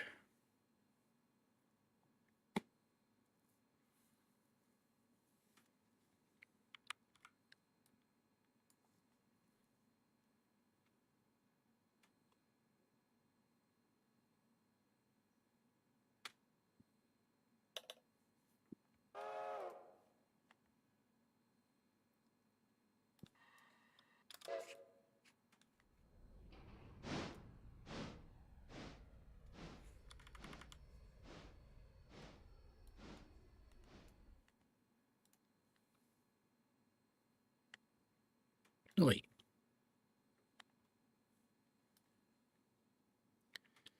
Since that is only 150, I'm kind of thinking I probably should put that into the interchange, because I'm actually going to need it here. So instead of using it for Bryson, if I inspect that, let's unload at East Whittier.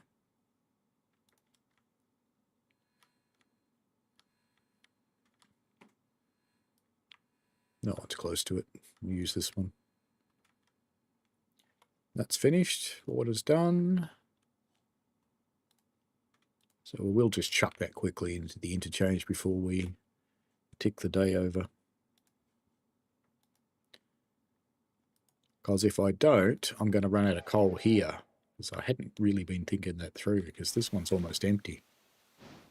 Probably got one or two more loco fills out of that one. Whereas Bryson's got 85 tons in the hopper, so Bryson's got plenty.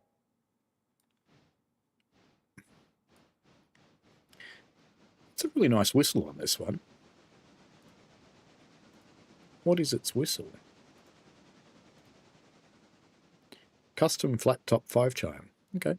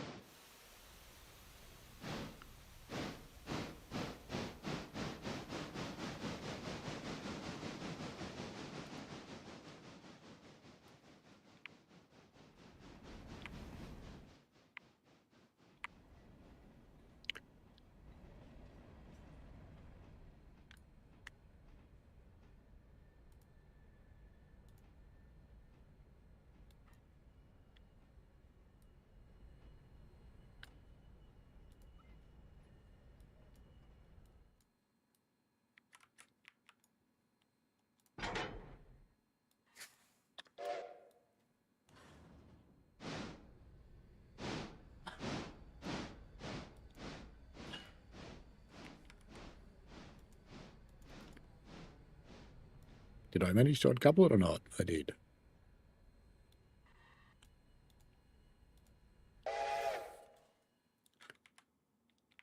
It is going down the right track, isn't it? It is. Let's put you back in the shed. Not quite coupled up, though. And that's made it into the interchange. It doesn't really matter what else happens to it now, as long as it doesn't roll out again. I think it has anyway. Yep, it has.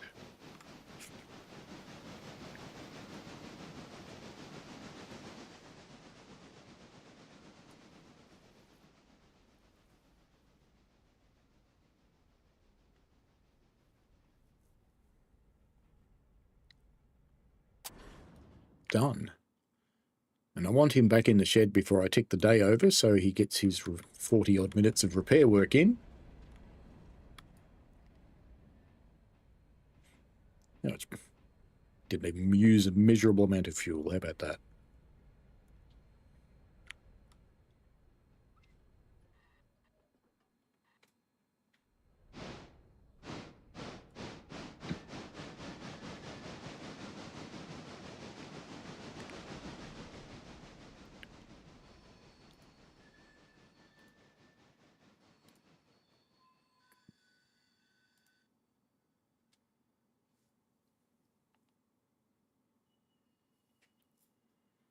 Are we ready to end the day?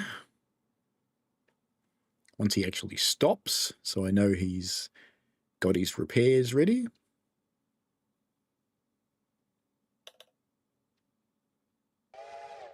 There we go. Let's see what's in the interchange for us for today. So we've got Bryson and a bunch of stuff for here. No great surprises there. And we should have a bunch of stuff to come out of the interchange. So they're all going pretty much, yeah, most of that's going into the interchange. Same there. We've got a lot of logs to go and get, of course. Around the corner here. We're not going to do this today, clearly. We've got, there's one ready. And Whittier House track. Not ready. Not ready. Let's pop around to Ella and see what's happening up there. Don't know why I do this, because I never remember anyway. Always have to go and have a look.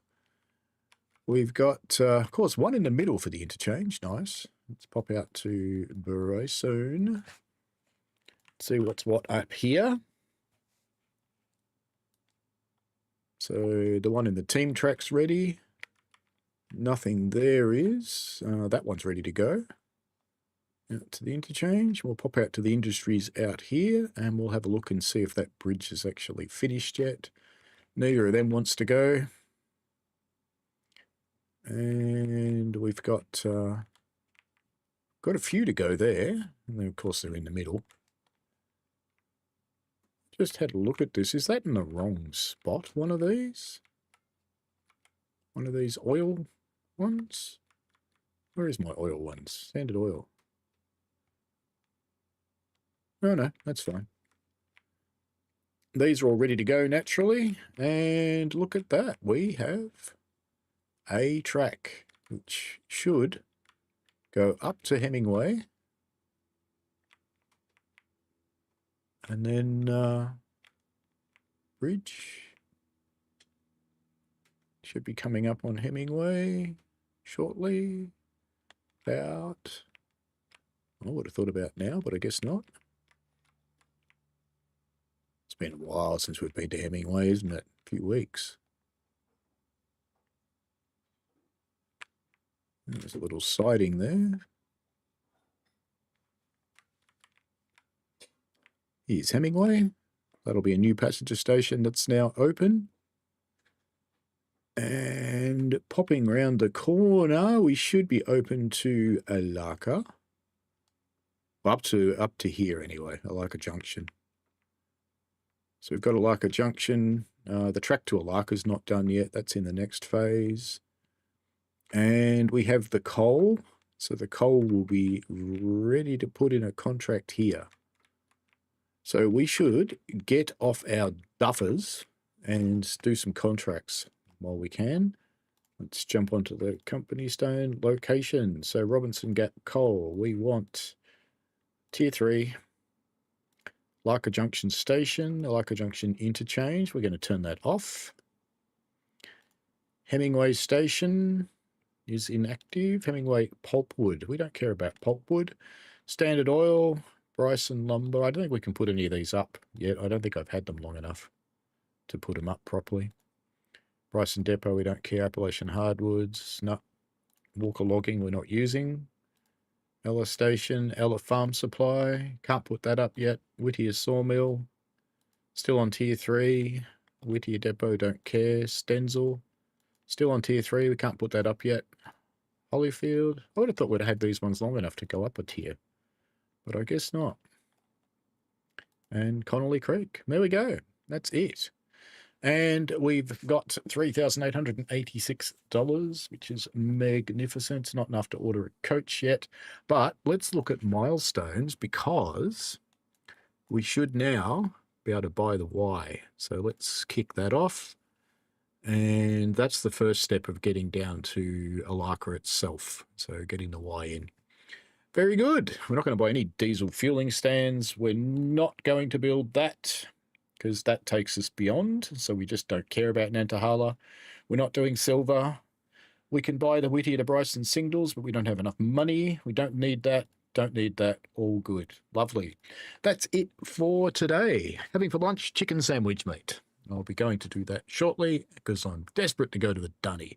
So that's it for today's stream. Thank you very, very much for watching, and enjoy yourselves. And I'll see you on Wednesday night. I think I'll probably run the 101 on Wednesday night. So have fun, folks, and see you later. Thanks very much for joining in. I appreciate you all. And sorry to rush this, but I really have to go. So I'm going to go. Bye.